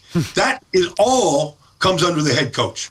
Yeah, there you go. I mean, that's a problem. All right, Baldy, we appreciate the time as always. Looking forward to talking to you next week. All right, guys, you got it. Let's go Yanks, buddy. Let's go. That was Odyssey NFL insider Brian Baldinger, host of the Best Football Show podcast. Insider Calls brought to you by Nationwide. For your insurance and financial needs, Nationwide is on your side. Yeah, who would have thought after that Jets performance that the Yankees would be even worse on Sunday? What a commentary on Glenn. That was some pretty heavy stuff right there. I'm not saying it can't turn around, but that's about as negative a scouting report as you can have for a coach 5 games in. I also just don't understand it. You're talking about, like, you could say if it were some dude who has been a lifelong coach but never played. Yeah. Understood. I hear you. Overmatched, whatever. This is a guy who had success as a player, worked his ass off through the ranks to get this opportunity, says all the right things, has the right mindset, and yet his team can't do anything right. Knows the market, Parcells' disciple, listen, Sauce is not what we thought he was, but he at least was given a few above-average players on defense. 0 turnovers in 5 games it's inexplicable. It's just ridiculous. And just not being able to, as he said, can't run a play without a mistake. I mean, and he says coaching. I'll take Baldy at his word. I still do believe in Aaron Glenn. I don't want to evaluate here. I'm not going to make a decision after 5 games. But obviously, the evidence so far is not good. All right, PT and Sal on the Fan. More calls when we get back. Right now, let's get you updated. Here's Andrew Bogish. Get the latest on the Giants and Jets on WFAN, WFAN FM, WFAN FM HD1, New York, and Odyssey Sports Station. WFAN Sports Flash. Good afternoon at 1 o'clock. I'm Andrew Bogish. Your Sports Flash is sponsored by Dr. Jay Shaw at Samwell Pain Management. Visit SamwellPain.com. If it ain't broke, don't fix it, but matchups do matter. So Blue Jays manager John Schneider might have a different-looking lineup tonight in the Bronx after slugging their way to 2 wins in Toronto. I mean, it's enticing to just say run it back, right? But I think that, every starting pitcher is a little bit different, and I think we have guys that fit different molds a little bit based on stuff. So maybe a couple tweaks. Carlos Rodon waiting on the mound for the Yanks with their season on the line. Veteran righty Shane Bieber countering for Toronto. Game 3 scheduled for an 8:08 first pitch, so pregame coverage at 7:25 here on the Fan. Plus, Tiki and Evan are at the stadium this afternoon. Either the Tigers or the Mariners take a 2-1 lead in their division series. Game 3 in Detroit at 4. Brian Dable saying Jackson Dart's hamstring is fine moving towards Thursday Night Football with the Eagles, but Darius Slayton and Jermaine Illuminor would not be able to go today if the Giants were holding a full practice. It is just a walkthrough. Fan weather is sponsored by Ray Catena Lexus of Freehold. One world-class brand, one legendary name, Ray Catena Lexus. Discover Ray Catena Lexus of Freehold and Ray Catena Lexus of Monmouth, where they proudly sell more Lexus vehicles than any other Lexus dealership in New Jersey. Experience luxury the way it was meant to be. It's 76 degrees and mostly sunny in Central Park, and that's what's happening. Sports Flashes, top of every hour. I'm Andrew Bogish. This is science. You can't bet against a coach who wears a fishing vest. Every Saturday at 8 a.m., it's Kickoff with Boomer and Mike Valenti, where the guys break down the biggest headlines and storylines from across the NFL. They are a much better defense than I gave them credit for before the season started. Kickoff with Boomer and Valenti is brought to you by Nationwide. For your insurance and financial needs, Nationwide is on your side. And The Fan, always streaming on Odyssey, TuneIn, and iHeartRadio app. Rock and roll will never die, and neither will the low prices. It's the Rocktober Savings Event at Nielsen Dodge. We've turned up the volume on Rocktober Savings on any new Jeep, Chrysler, Dodge, or Ram. Lease a new 2025 Jeep Grand Cherokee Limited 4x4, just $199 a month. Or lease a new 2025 Jeep Grand Cherokee L Altitude X 4x4, just $224 a month. We're rocking out the deals with 0 down payment available. $1,500 overbook value for any trade. If you need credit help, we're here to make it happen. And of course, great deals. On Route 10 in East Hanover, online at NielsenDodge.com, a proud member of the Nielsen Auto Group. So for head-banging deals that are music to your ears, at Nielsen, fun is in the driver's seat. Drive into fall event. With approval term 24 months, due signed Cherokee 5794, Cherokee L 5819, ag tax type 498 doc and DMV. Hey, it's Tiki. Are you looking to enhance your home experience? Discover the new Sloman's Shield Link, the ultimate all-in-one ecosystem for integrating your smart devices with the Sloman's Shield. Sloman's Shield Link takes everyday routines and actions based on your preferences and connects other devices to react based on your actions. Imagine arriving at home at night and your lights, favorite music, and TV turn on as you enter your home. Whether you want your thermostats to turn down when you turn on your alarm or automatically lock your doors and ensure your security lighting is on. These scenarios are a reality with the Sloman's Shield Link integration platform. The Sloman's Shield Link is compatible with devices you already have in your home. Sloman's includes installation for all devices. Plus, they offer 24/7 support. Whether you need to troubleshoot a problem or want to add programming, you can call at any time. Embrace the future of home living by calling 1-800-ALARM-ME today or visit SlomanShieldLink.com to get the Sloman's Shield Link. Football season is here, and just like winning teams, your engagement should be all about the best. So if you're ready to pop the big question this season, why not visit the experts at London Jewelers? With top-notch professionals and cutting-edge technology, London Jewelers can help you select or even design the absolute perfect ring. So whether you're starting over or starting new, let the professionals at London Jewelers be a part of your journey. Visit any one of their convenient 6 locations across New York and New Jersey. London Jewelers, serving you and your family since 1926. Luxury just got tripled with Mercedes-Benz of Edison, Mercedes-Benz of Union, and Ray Cattina of Freehold. 3 powerhouse locations in New Jersey. 1 legendary name, Ray Cattina. More inventory, featuring one of the East Coast's largest selections of new and pre-owned Mercedes-Benz vehicles. More convenience with 3 state-of-the-art service centers to keep your Mercedes-Benz running like new.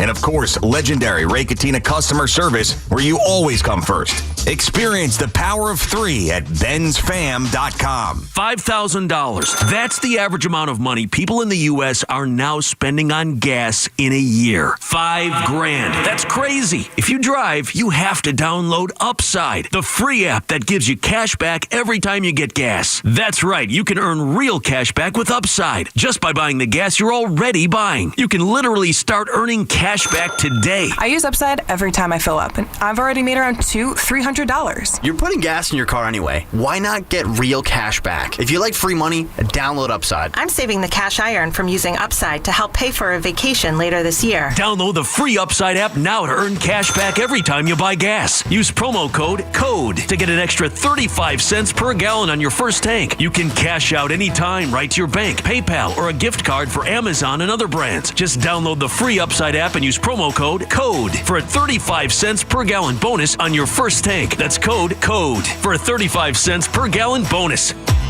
If you're 55 or older and into that whole saving money thing, T-Mobile has an exclusive phone and internet bundle just for you. Right now, get 2 unlimited phone lines plus 5G home internet for just $30 each per month with autopay, plus taxes and fees. And with 5G home internet, setup is easy with just 1 cord and no technician needed, which is great if you're also into that whole keeping it simple thing. Switch now and experience the best mobile network in the U.S. Visit your local store to start saving. T-Mobile, it's better over here. Based on analysis by Ookla Speed Test Intelligence data Q4 2024 to Q1 2025. Ookla trademarks used under license. Unlimited on our network. Customers on voice plan may notice speeds lower than other customers and further reduction if using more than 50 gigs a month due to data prioritization. Video streams and SD on this plan. Home internet pricing after $20 a monthly bill credit plus $5 per line without autopay. Debit or bank account required. See 5G device coverage and access details at T-Mobile.com. Our friends at Town Fair Tire remind you that at Town Fair Tire, you always get the guaranteed lowest price on name brand tires from Connecticut to Maine. Nobody beats Town Fair Tire. Nobody. Get the scuttlebutt on your favorite team, the Fans, on the Odyssey, iHeart, and TuneIn apps.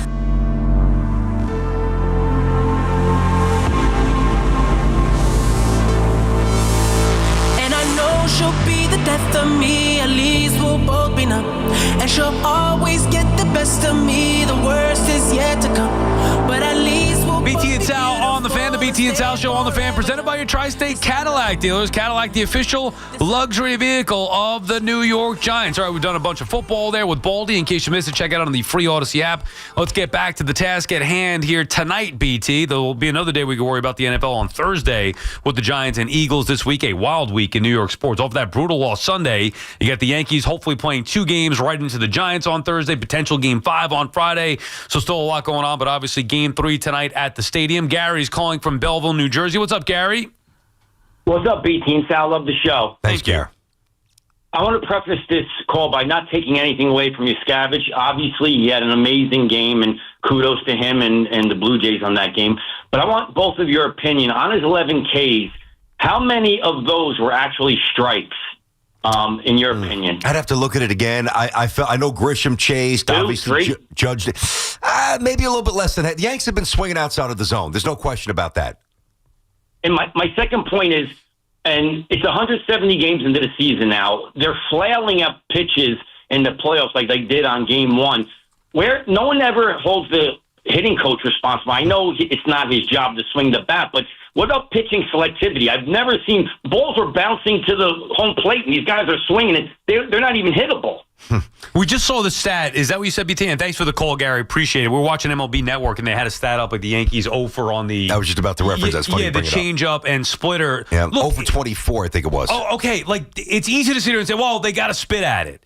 But that's the trick of a splitter. It looks like it's going to be a strike, and then it's not. And Yuskavage was throwing one of the nastiest ones that I've ever seen. The over-the-top, nasty splitter that was getting every Yankee fooled. The Judge Gosman at bat, maybe a little bit of a different story.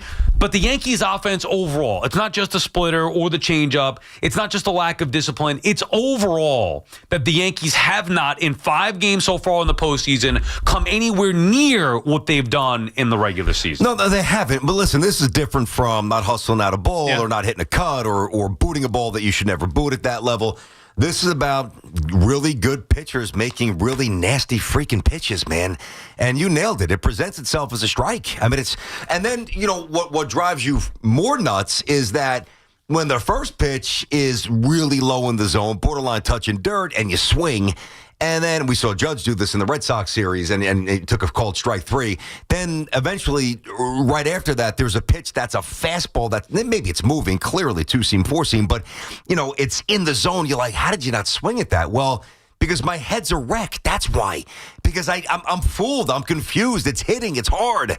Now, that doesn't excuse them because champions eventually have to make those adjustments. But, yeah, 0 for 24 on changes and splitties. The book is out on the Yankees. Yeah, and we'll see. And Toronto's going to continue to do it again. Yankees going to have to make them pay at some point. And then the question is going to become, is it enough? Like, the Yankees could score 6 runs tonight. Might not be enough. Whether it's Rodon, whether it's the bullpen, I don't know. Like, we need to see it. I really was convinced. You asked me this yesterday, and then again we started the show with talking about it. And in my gut, I was convinced the Yankees are still going to win these next 2 games and go back to Game 5. The more I think about it, and the more I look back to the first 2 games, and then just even look at the Blue Jays lineups, like, I don't think this is a good matchup for Carlos Rodon tonight. Springer, Guerrero, I could see those guys doing damage. Even the lesser guys in that order. Righties versus Rodon in Yankee Stadium, I just don't trust it enough.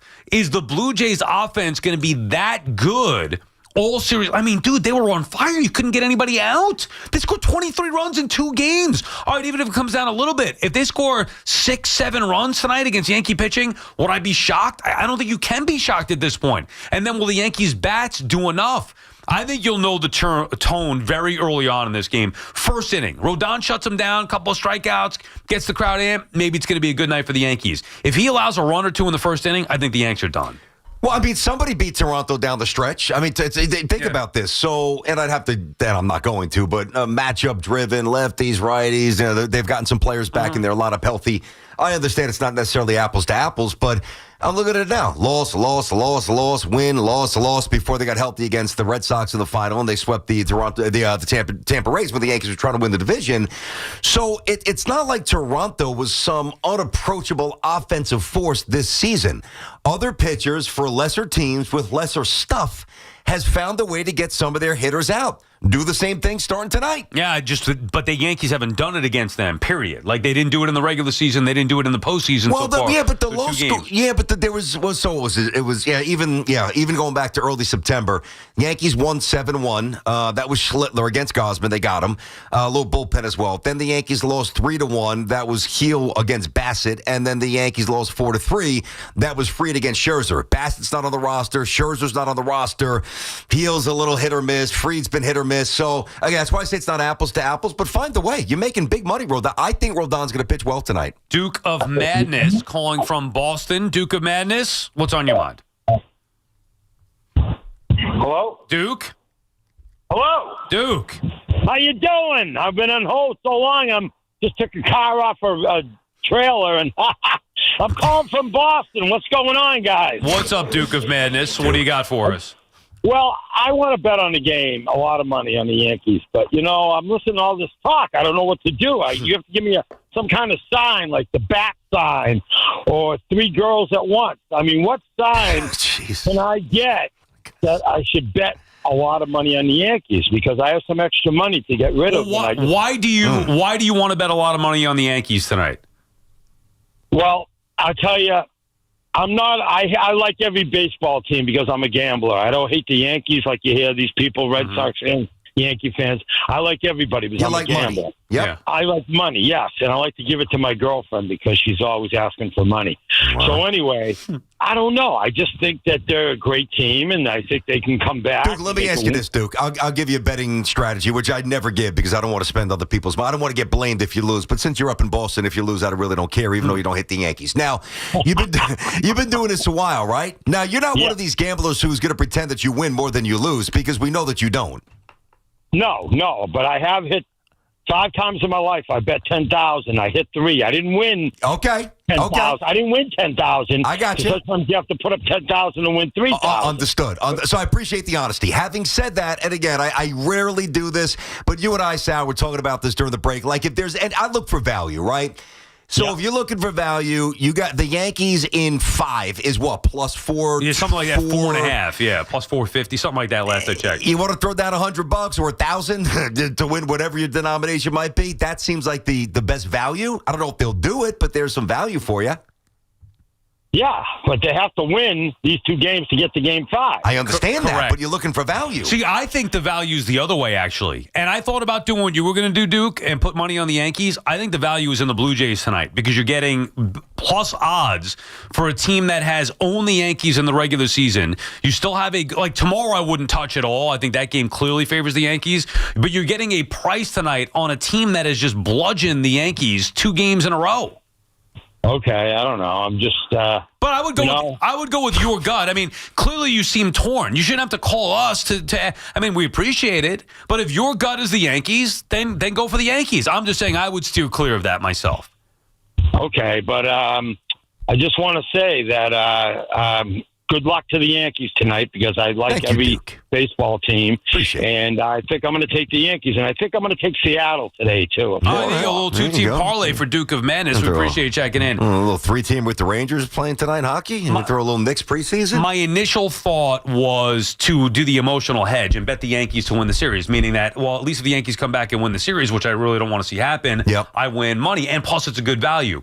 My other thought, though, now is starting to go the way of the Reds and A's in 1990. in that when the Reds were up 3-0, the thought by the majority was, no way are they going to get swept. Yeah. Like, it just can't happen. Instead of taking the evidence that we saw for the first 3 games and thinking, geez, the Reds are just better right now, it was more, it can't happen. The A's are too good. Too good. I feel like we'd be ignoring a lot of evidence between the Yankees and Blue Jays to just say the Yanks are going to win tonight. I'm not sure. I wouldn't be shocked if the Yankees went out there and mashed their way to a win. I wouldn't be shocked if the Blue Jays swept, which is why I'm probably not going to touch the game, period. Honestly, that's fair. I mean, you're using your eyes there. You're taking away emotion, which is paramount when you get a bet. I mean, listen, like an idiot. I mean, I haven't done it this year. I did a week 1 against the Steelers, but you know how many times I've just bet the Jets? The Jets are getting 7. The Jets are getting 9. The Jets are getting 10 at a hook. They'll probably lose, but you know what? I'll throw $100 on them, have a little bit more fun watching. I may as well light it on fire or use it as toilet paper, $100, because they almost never win. Because if I judged those bets with my eyes and my brain rather than my heart, I wouldn't have placed the bets. Correct. Or I would have gone the other way. It's one of the main rules of gambling. It's impossible to do. It's very hard to do. You've got to detach yourself from the emotion of the situation. Yep. Andrew's calling, and it seems like Duke of Madness there maybe has the ability to detach himself. What's up, Andrew? Andrew's in Brooklyn. BT Sal, what's good, y'all? Good to hear y'all. Drew. You too. What's up? Yeah, so, I like to fashion myself as a casual baseball fan. I couldn't tell you who the 4th starter is for many teams in the league. Neither can we. Right, I feel a lot of people can't. Right. But, one of the things that with the Aaron Judge, a lot of the callers, what I'm hearing is, if you didn't know what sport people were talking about, you would think he's a superstar player of an NBA team where I can win or lead the team to victory in spite of Will Purdue going 0 for 10, right? Will Purdue, what a name, But you understand what I'm saying? I It's got like you. Keep somebody going. still has Keep to going. be Scott Brocious. Mm-hmm. Somebody still where the average player, they like to reflect on the old Yankee teams, but it's like they don't have that player where they were average during the season. For some reason, they became Tony Gwynn when the playoffs started. Somebody still has to be that player. So it's just a little annoying because Aaron Judge, granted he's not mashing home runs, but he set the tone twice in the last game and nothing happened. Yep. When it mattered. So that's all I'm saying. I think it just sounds like there's an NBA player that, I could still, and that's not the case. But thanks for the time, y'all. Yeah, no, Andrew, I tell you, I like that point. I've been saying that for a while, and I'm sure it's old at this point, but I have always said, going back years, take any NBA superstar. Let's just take Jordan because, average 32 a game, whatever. Michael Jordan's not going to average 16 points in the conference finals, man. It's just never happening. Bird's not dropping off like that. Kareem at his prime, not happening. So, that happened a little bit with Patrick against Hakeem, but whatever. It's really not going to happen. So, to me, it does show you the influence that one player in baseball has versus one in some of the other sports, namely basketball. Now, that doesn't give you a lifetime pass. Like, eventually, Alex had to crack through. Even though Matsui won the MVP in 2009, Alex was great. And eventually, Judge is going to have to crack through to be a Mantle or one of those guys, but it's a different sport. It also doesn't mean with that a higher rate of failure. But it also doesn't mean that if he does get the job done in the postseason, that it's going to correlate to team success either. That's true. My biggest issue is that he's not anywhere close to what he's been in the regular season. Every year, it's the same thing. Yeah, but this isn't the year to criticize it. Now it's a soft 440, so. And that's where I think it's been a little unfair. And that at-bat is the at-bat that people will circle and say, see, can't do it. But it's not just that. He also misplayed a ball in right field, and he's also hitting a bunch of singles. Like, that's not what Aaron Judge does. If Aaron Judge hit a bunch of singles in the regular season, we would not be talking about Aaron Judge being the greatest player of all time. No, agreed. But if Aaron Judge hit all these singles and all the other postseasons he's played in, even if they were softish without the home runs, and he was hitting 440, we wouldn't say he's a choke artist, so the stage is too big. Right. So the answer's probably in between. I also don't think he's a choke artist, and I don't think the stage is too big. I do think he's putting extra pressure on himself. That was evident in the Gosman at bat. It's not maybe evident in other spots. Like, he's hit big moments. He had a big moment last year or against, two. Against Guardians, no question. So he's had big moments, or even in the regular season success in big moments that would be pressurized spots. It's not the pressure. It's just that he has not, for whatever reason, multiple reasons, in multiple seasons, he has not performed up to the level that he has set the standard to in the regular season, and it's not even close. No, I would never call him a choker. Some could. That's fair. I think it's unfair and disrespectful, but okay, whatever.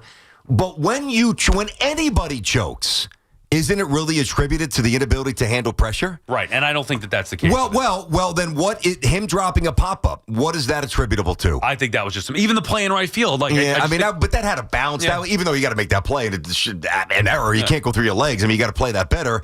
To me, like when there's just a breakdown of something that's fairly basic, whether it's going, 1 for 19 with a ton of whiffs and missing pitches that you usually hit, or dropping a pop-up, there's a different level of handling the stage, and whether some would use the word choke or just not processing or wanting it too much, whatever. We could church it up. We could church it up however we want. But his heartbeat's not the same when it matters, and that's got to start changing. BT and Sal on the Fan. More your calls when we come back. 888-808-1019. Guys, by now, you've heard me talk about Collars & Co., makers of the Dress Collar Polo. Love these shirts. They've already sold over 1 million of these amazing shirts. Well, Collars & Co. just came out with the new Maverick Performance Blazer. This blazer's sharp and wrinkle-resistant, so you can travel anywhere with it. Just throw it in your bag, and it will remain wrinkle-free. It even comes with security zip pockets, a sunglasses loop, and an optional pocket square. So visit collarsandco.com and check them out today. The Big Easy was anything but for Big Blue. Hard to win when you turn the ball over 5 times and it was 5 consecutive drives. But no time to dwell, as a short turnaround has the defending Super Bowl champs in town for a prime-time Thursday night showdown. Will the G-Men get back on track and spoil Philly's trip up the turnpike? Fires it into the end zone, and the pass is caught for the touchdown. Catch all the action Thursday on your home for New York Giants football. 1019 FM WFAN, and always live on the free Odyssey app. I'm Chelsea Messenger, helping you beat the books with the BetMGM Network. Play of the day in Major League Baseball is the Mariners on the money line over the Tigers at -130. Over the last month, this Mariners offense has been raking. They have the best OPS and batting average in the league. Meanwhile, the Tigers offense sits in the bottom 10 across the board. Plus, Mariners starter Logan Gilbert has better numbers than Tiger starter Jack Flaherty. Bet smarter, beat the books. Download the BetMGM app. Please gamble responsibly.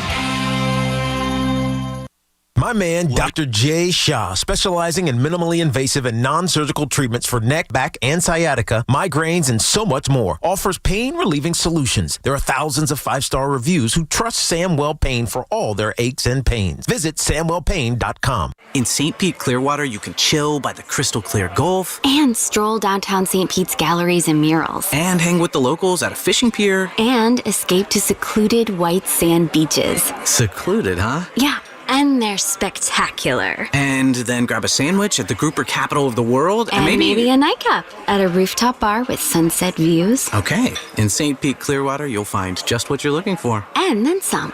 Your Florida escape begins at visitspc.com. For over 100 years, Sloman's has been your trusted partner in comfort. When it comes to home heating oil, they deliver more than just quality fuel. They deliver peace of mind. With price protection, automatic deliveries, and 24/7 service, their dedicated team is just a call away, ensuring you stay warm and comfortable all winter long. Sloman's, the Tri-State's largest heating oil provider, proudly serving their community for generations. Give them a call today at 866-GET-HEAT or visit oil.slomans.com. Prime Big Deal Days is here with great kitchen deals. Greatness is a deal away. So if you love baking, you can get a deal on a new mixer, transforming you into the Lord of the Loaves.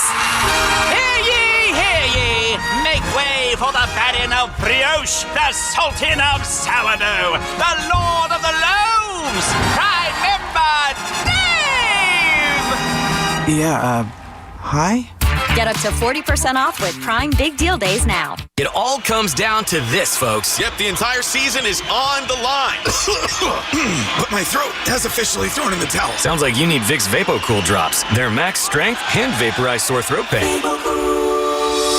Whoa! These VapoCool drops hit fast. Speaking of fast, did you just see that play? Yeah, he vaporized that ball. That pun should have come with a penalty. Vaporize sore throat pain with Vicks VapoCool drops. Use as directed.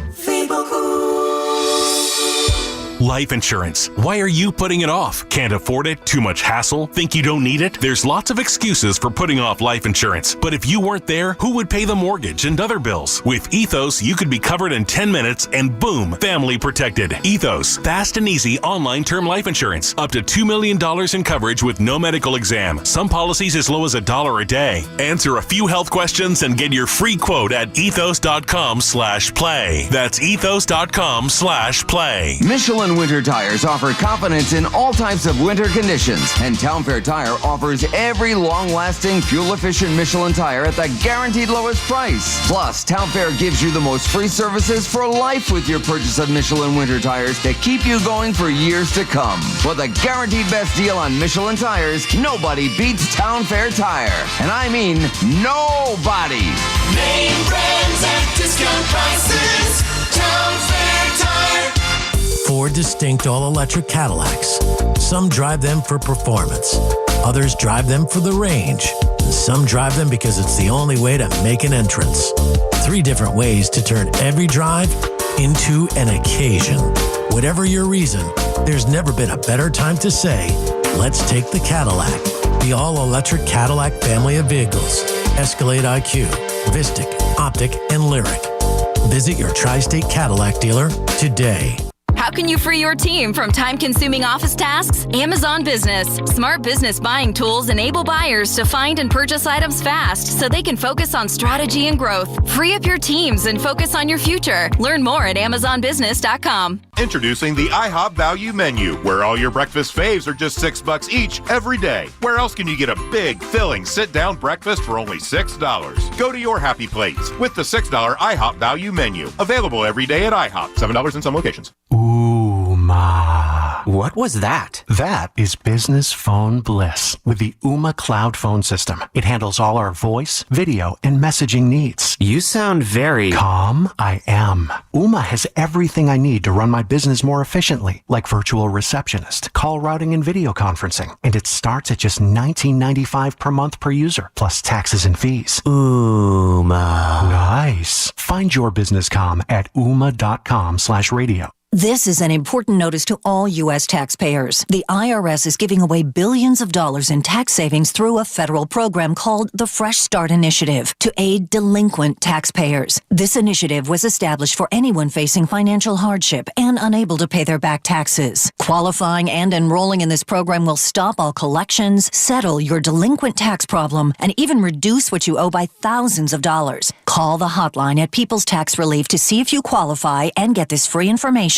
by dialing 800-351-4596. If you have unfiled tax returns or cannot afford to pay your personal or business back taxes, you can now get the help you need. One simple phone call can resolve your tax problem and save you thousands of dollars. To see if you qualify and to get this important free information, call 800-351-4596. 800-351-4596. 800-351-4596. Listen weekdays from 1 to 2 on The Fan for the call of the day with BT and Sal, brought to you by Wind Creek Bethlehem. Gambling problem? Call 1-800-GAMBLER.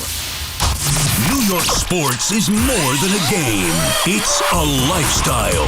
WFAN is the only place where Yankees, Mets, Giants, and Jets fans come together and sound off.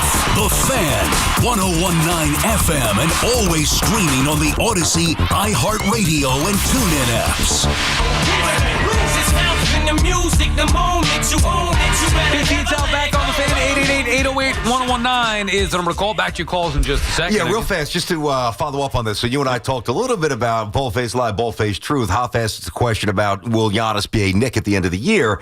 And I just saw something from our buddy Ian Begley, who we love, does a lot of stuff for SNY. He tweeted this about an hour or so ago, quote, as was the case over the summer, Giannis would need the Bucks to work with him on a trade destination or make things uncomfortable and force his way out of Milwaukee to end up with the Knicks. Antetokounmpo said many times he wants to compete for another championship.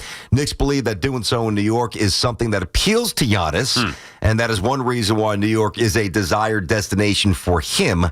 And then he links, a little more intel to the story there for the SNY.TV. So it's nothing incredibly earth-shatteringly new, but like if the Bucks are dragging, and I don't think they're going to be great, And the Knicks, whether it's Brown or whether it's the new offense or whether it's whatever it might be, if things aren't rolling along too smoothly for the Knicks the first 25, 30 games, I wouldn't say that this thing is off the table. And if he is dealt, the Knicks will be in the middle of any potential Giannis deal, at least a conversation. I just wonder, which is nice to have that option open. Yeah. I just wonder what it would be. And I guess in my mind, anything outside of Brunson would be fine, right? Anything you get, if this doesn't work. Agreed. Whatever anything. Yeah, exactly. Anything. If this, you'll know early on if it doesn't work. Anything outside of Brunson is up for grabs, and then you go with the pairing of Brunson and Giannis, and go take your chance at a championship there.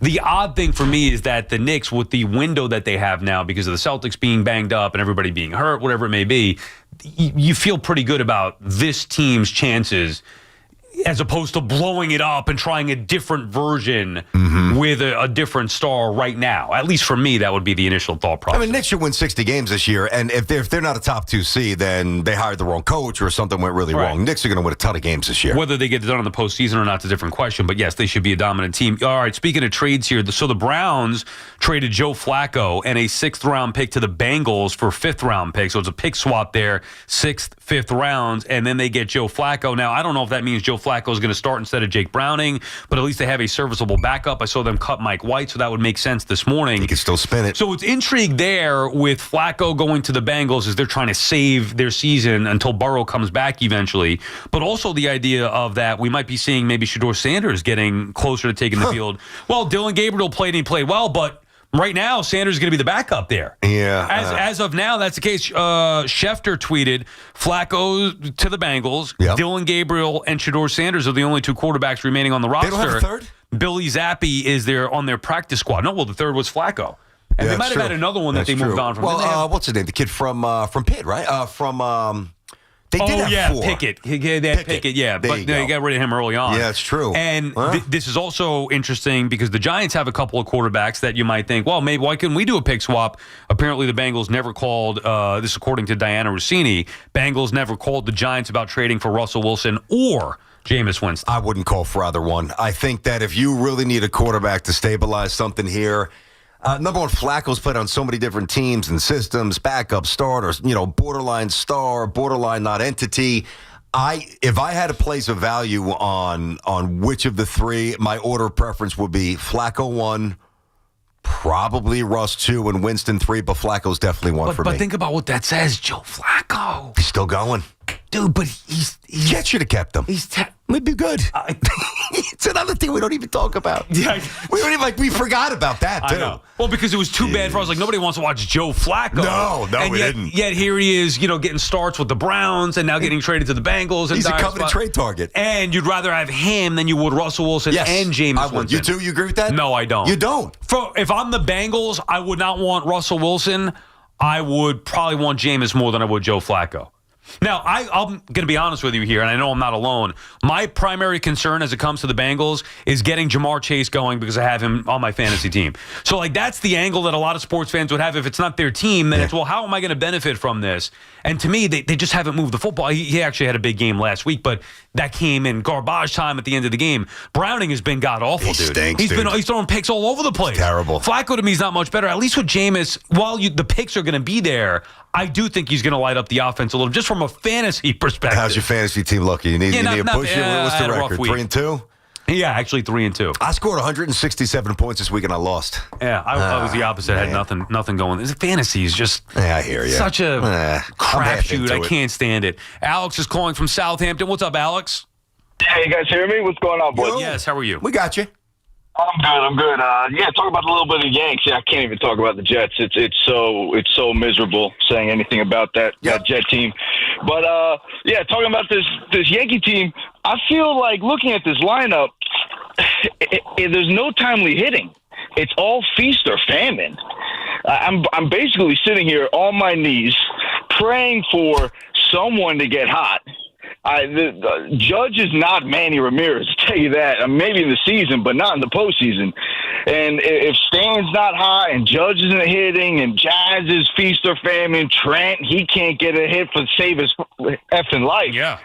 I mean, I don't really know what to say. If you're betting on the Yanks tonight, it is going to be a rude awakening for you. That's part of the problem, Alex, and thank you for the call. That's part of the problem I have, and I told you this. I'm just being honest with my feelings. Like, the Yankees are better than what they've shown here so far, and a part of me really does believe that offense will at least light it up for a game. However, all those points that you just brought up are criticism we've had about the Yankees for years, where it is feast or famine, and it is too much. Yeah, that's great that they hit 30 home runs apiece in the regular season. What about in the postseason and tight series? Are you going to be able to work a quality at bat, BT? Work a quality at bat up and down that order. And we know that last year they did it with Soto and Judge, and it got them to the World Series, and the knock was everybody else around them. Yeah. And even Glaber in the postseason was very good in front of those guys. He was good. Yeah, and leadoff hitter. that was a big difference maker. Yep. You know, Big G has had his big moments in the postseason, sure, but to me, even he can be pitched to. When you make mistakes, he's going to make you pay. But if you don't make mistakes, look at the Yankee lineup here. Well, I got an interesting stat for you. Yeah. All right, we don't really focus on this here, even though we, like whether it was Soto early with the runners in scoring position, but from a team perspective, right? So Toronto, over the course of the regular season, had the highest batting average with runners in scoring position in the regular season. Yeah, by a pretty wide 292. Dude, that's high. Then you had Milwaukee second, another really good Shocker, team. Yeah, put the bat on the ball. Then you have the Dodgers third. Okay, now this is a surprise. Miami was 4. Cubbies, good team, although they're in a little trouble now. 5. The Mets were 8. The Yankees actually had a lower batting average than the Mets with runners in scoring position, which really surprises me based on the focus that we put on Soto early. Now, the Yankees... Well, it was only Soto. No, it wasn't just Soto. Yeah, it was the team, but Soto was horrifically bad. He dragged it down, so it probably made it seem worse than it really was. When we expected the exact opposite from him. There's no question. So, yeah, because he was basically a 0 for a while for early, it made it seem worse than it was. But no, I'm not saying the Yankees are 22, but the Yankees are 12. And, that number largely is driven by Aaron Judge. So if you have the 12th best batting average with runners in scoring position of all the teams, and even though, your main guy's hitting 440, but he's not doing a lot of damage with that, suddenly that number 12 seems even lighter. So maybe we overstated to an extent who they are this year with the bat. What impressed me outside of the 1 month when they were a train wreck is the way they caught the baseball. When they decided to sit down Dominguez, move away from him in the outfield for now, and maybe forever, we'll see, he might even get traded. When they went Bellinger, Grisham, Judge, when Judge came back, was healthy, it's one of the best defensive alignments in baseball. And then obviously Volpe stabilized, Jazz is quick and has good hands up the middle, McMahon's a rock star third, and when Goldschmidt plays first, he's going to catch mostly everything. There was a different presentation, and their pitching was good, their defense was good, they were hitting home runs, but the RISP was always a little less than, and it still is. Here we are. But their greatest strength is hitting home runs. So it doesn't matter if a guy's on first, second, third, whatever. Their greatest strength is that everybody, for the most part, who steps up in the Yankee order can go deep and change the game at any time. They also don't give great at-bats, each one of them. So their greatest strength can become their greatest weakness in the postseason when you have to give good at-bats. That's how you succeed in the playoffs. Make them come in, make them throw strikes, and the Yankees just have not done that enough in these first 5 games. A part of what got me excited about their win in the first round was the fact that they did it without hitting home runs. But we said it, they're going to have to hit to beat the Blue Jays. Red Sox offense isn't anywhere near where Toronto's is, and that is played exactly true to form where the Red Sox the Blue Jays are lighting up the scoreboard left and right, and the Yankees just can't compete with them right now. So there's other issues at bay as well, but it starts bare minimum with the Yankees, which is their greatest strength, hitting the baseball over the wall, driving in runs. They have to do that tonight. We both felt that. I know we're going to break. We both felt the same way. We're coming in saying, I remember saying, whoa, Yankees winning the series, then they've been little loops and bleeders for the most part against the Red Sox. At some point, they're going to start mashing. Well, you got one night to start mashing. Otherwise, you're in a body bag. Start mashing. BT and Sal on the Fan will finish up on the phones when we come back. It's Evan and Kiki. Afternoons on the Fan, 101.9 FM. The only memory people are going to have about this division series is bases loaded, nobody out, and Judge is swinging at ball 4 against the guy he normally owns in Kevin Gausman. He beats Kevin Gausman. He's got great career numbers against this guy. And 3-2, a pitch that was well off the plate. He had that. Listen to Evan and Kiki on demand on Apple Podcasts, Spotify, or wherever you get your podcasts. This is Andrew Perloff with an Odyssey Sports Minute sponsored by Napa, the pros that know how to keep your business moving at full speed. Someday Connor McDavid may leave Edmonton, but that day isn't today. Hockey's biggest star signed a 2-year extension, so he's not going anywhere till at least the 2028 offseason. For a franchise that famously lost Wayne Gretzky back in the 80s, this is a victory, but the clock is ticking. Now it's time to get to work and help McDavid deliver the first cup to the city since Gretzky. I'm Andrew Perloff. From pads and rotors to shocks and struts, coming to a full stop should never mean your business does too. At Napa, we are the pros that know brakes and suspension better than anyone. So when others are grinding their gears, our premium parts and exceptional service deliver results. Whether you're operating a local shop or managing a national fleet, Napa has exactly what you need, when and where you need it. Get the brake and suspension parts you're looking for right now at Napa. This is the story of the one. As a custodial supervisor at a high school, he knows that during cold and flu season, germs spread fast. It's why he partners with Grainger to stay fully stocked on the products and supplies he needs, from tissues to disinfectants to floor scrubbers. Also that he can help students, staff, and teachers stay healthy and focused. Call 1-800-GRAINGER, click Grainger.com, or just stop by. Grainger, for the ones who get it done.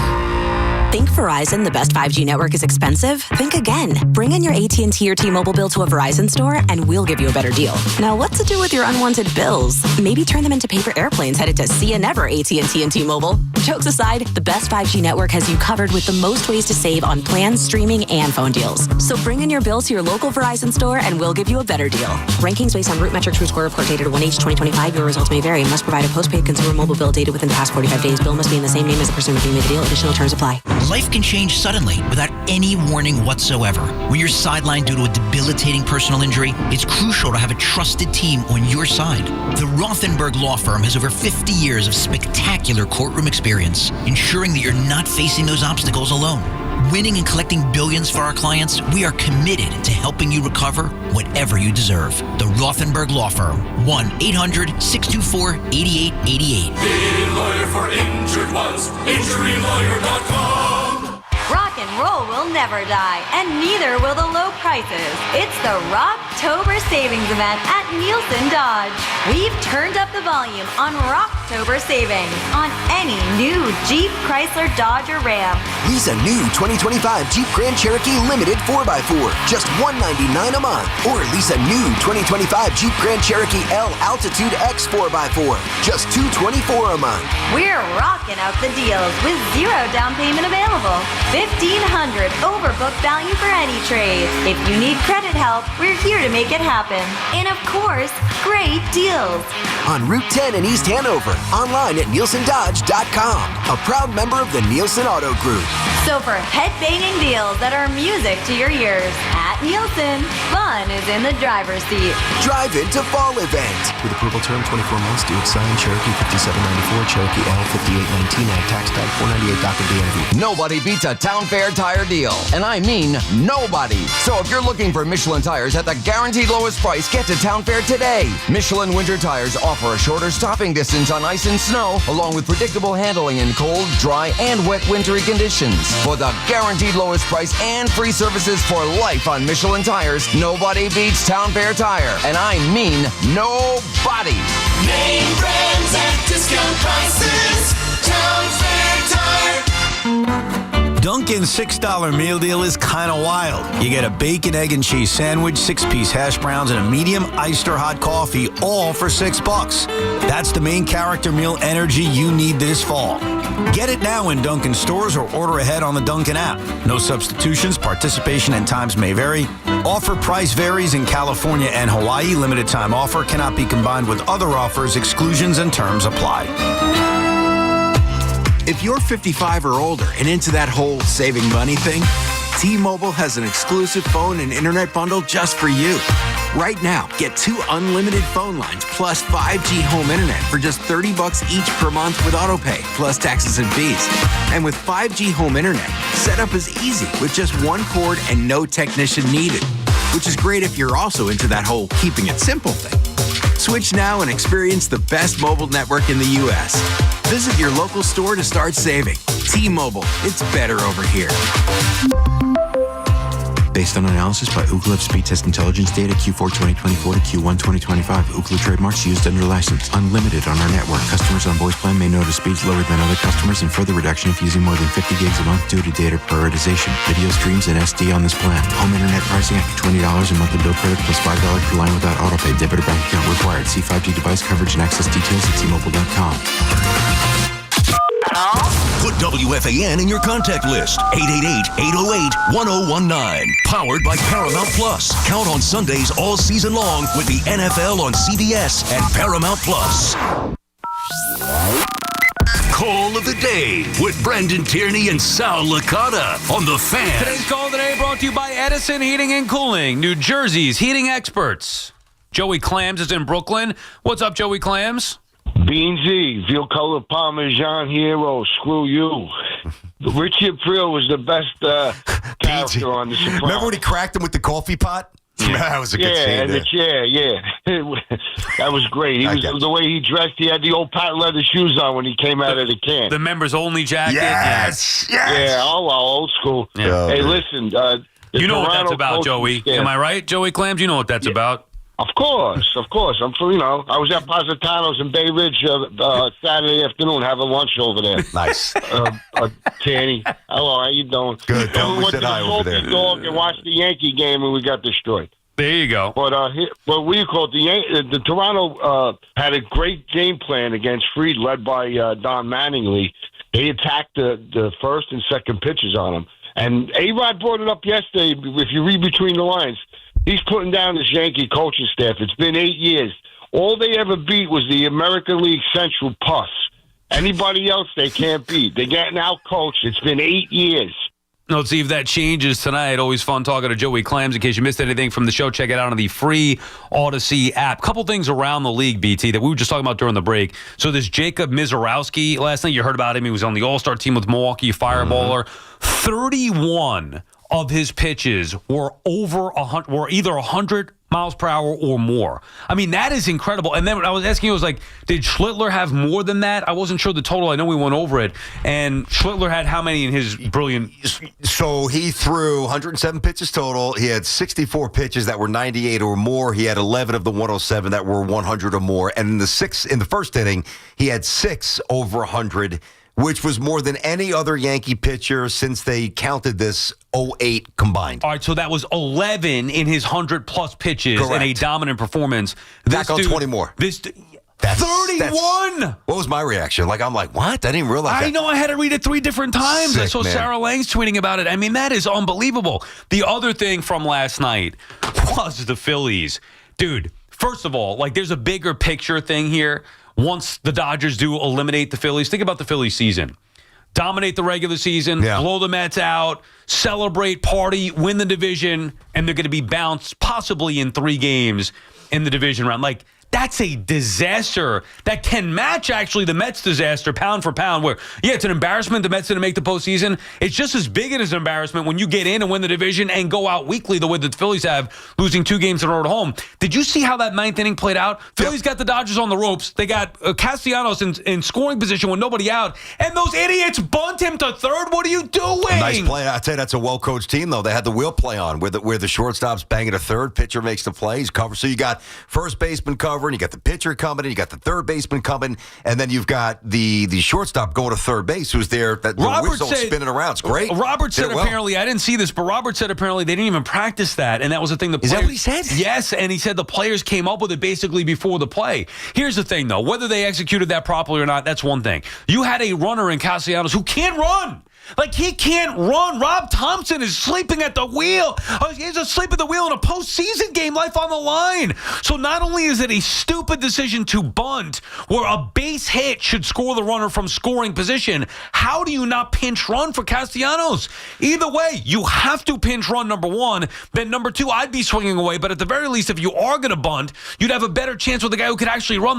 That was as brain dead a move as you can possibly have from a manager in a big spot. I could not believe what I was watching with the Phillies doing that. And once they lose, if they do, you know what the next thing is? They're going to lose Schwarber. That's what's going to happen this offseason. I would consider firing the manager as well. I know he's done a good job since taking over from Girardi here. He's not the guy to get. You can't make moves like that. Like, that's inexcusable. That's bad stuff. I know what I wanted to ask you. I actually forgot, but this triggered this. It was bouncing around a little bit. So I'm sure that you've seen Manny Ramirez wants to become a hitting coach.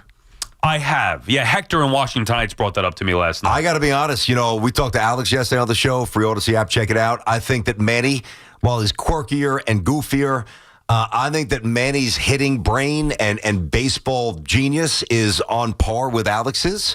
You didn't see it defensively or on the bases, but from a hitting perspective, I think he's a savant. If I'm not saying you just hire him, I think the Mets should talk to him. I think he's amazing. I don't know, man.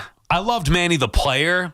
He's done some things that I just can't get behind. Like, he wasn't always an all-out player, obviously. He was a selfish player at times. Obviously, the PED stuff. And even if I ignore the PED stuff, which is fine, I don't know if I want Manny Ramirez having any kind of input on younger players. I'm sure the players would respect him, and maybe he's changed his ways a little bit. He was a bit of a dog in a bad way at times. Oh, you can see him loafing in the outfield. Right. You can see him doing things. Oh, Manny being Manny. That's where the expression came from. Correct. Doesn't mean he's not a magician in the batter's box or wasn't. And, listen, I'm saying, like, a hitting coach can only do so much. He's not going to be out there swinging a wand. You know what I mean? That is true, although maybe he could have pinch hit down the stretch for you guys, driven a couple of runs in. I mean, I think Manny can still play a little bit. I think that if you have an infusion of that kind of energy, I don't know, like the Latin players. What's he been doing? I think he'd be amazing for the Mets or anybody. Has he been coaching somewhere? His son. I know that's probably no. Okay, but so he's not at least with an organization. I've seen a lot of stuff on Instagram. Like I know, come on, dude. There's got to be a better. It's out of the box. Yeah, and first of all, it doesn't even matter. Like, the idea that we make such a big deal about the coaches and the coaching staff. Well, let me ask you this. Why can, NBA point guards hang it up and automatically become a head coach? Or, J.J. Redick could become a broadcaster, then get the Lakers job, and somebody like Manny can't become a hitting coach? Not even the main guy? He could. I'm just saying I wouldn't. I don't think I would go talk that way. To him. I'll tell you what. It's never going to happen with the Yankees, even though he is from Washington Heights. I'll tell you, like, if he wasn't a Red Sox or that whole dynamic, I would love the Yankees to talk to him. That is how brilliant that man's mind is with hitting. Yeah. I think he's one-on-one. I think, like, okay, that's great. So he could say it, but how do you teach somebody to then do that the way that you could do it and only you could do it? You're one-on-one. Well, I think the first thing is being able to communicate it, and I feel like he's got an approachable delivery. And again, I don't think this will happen. Yeah.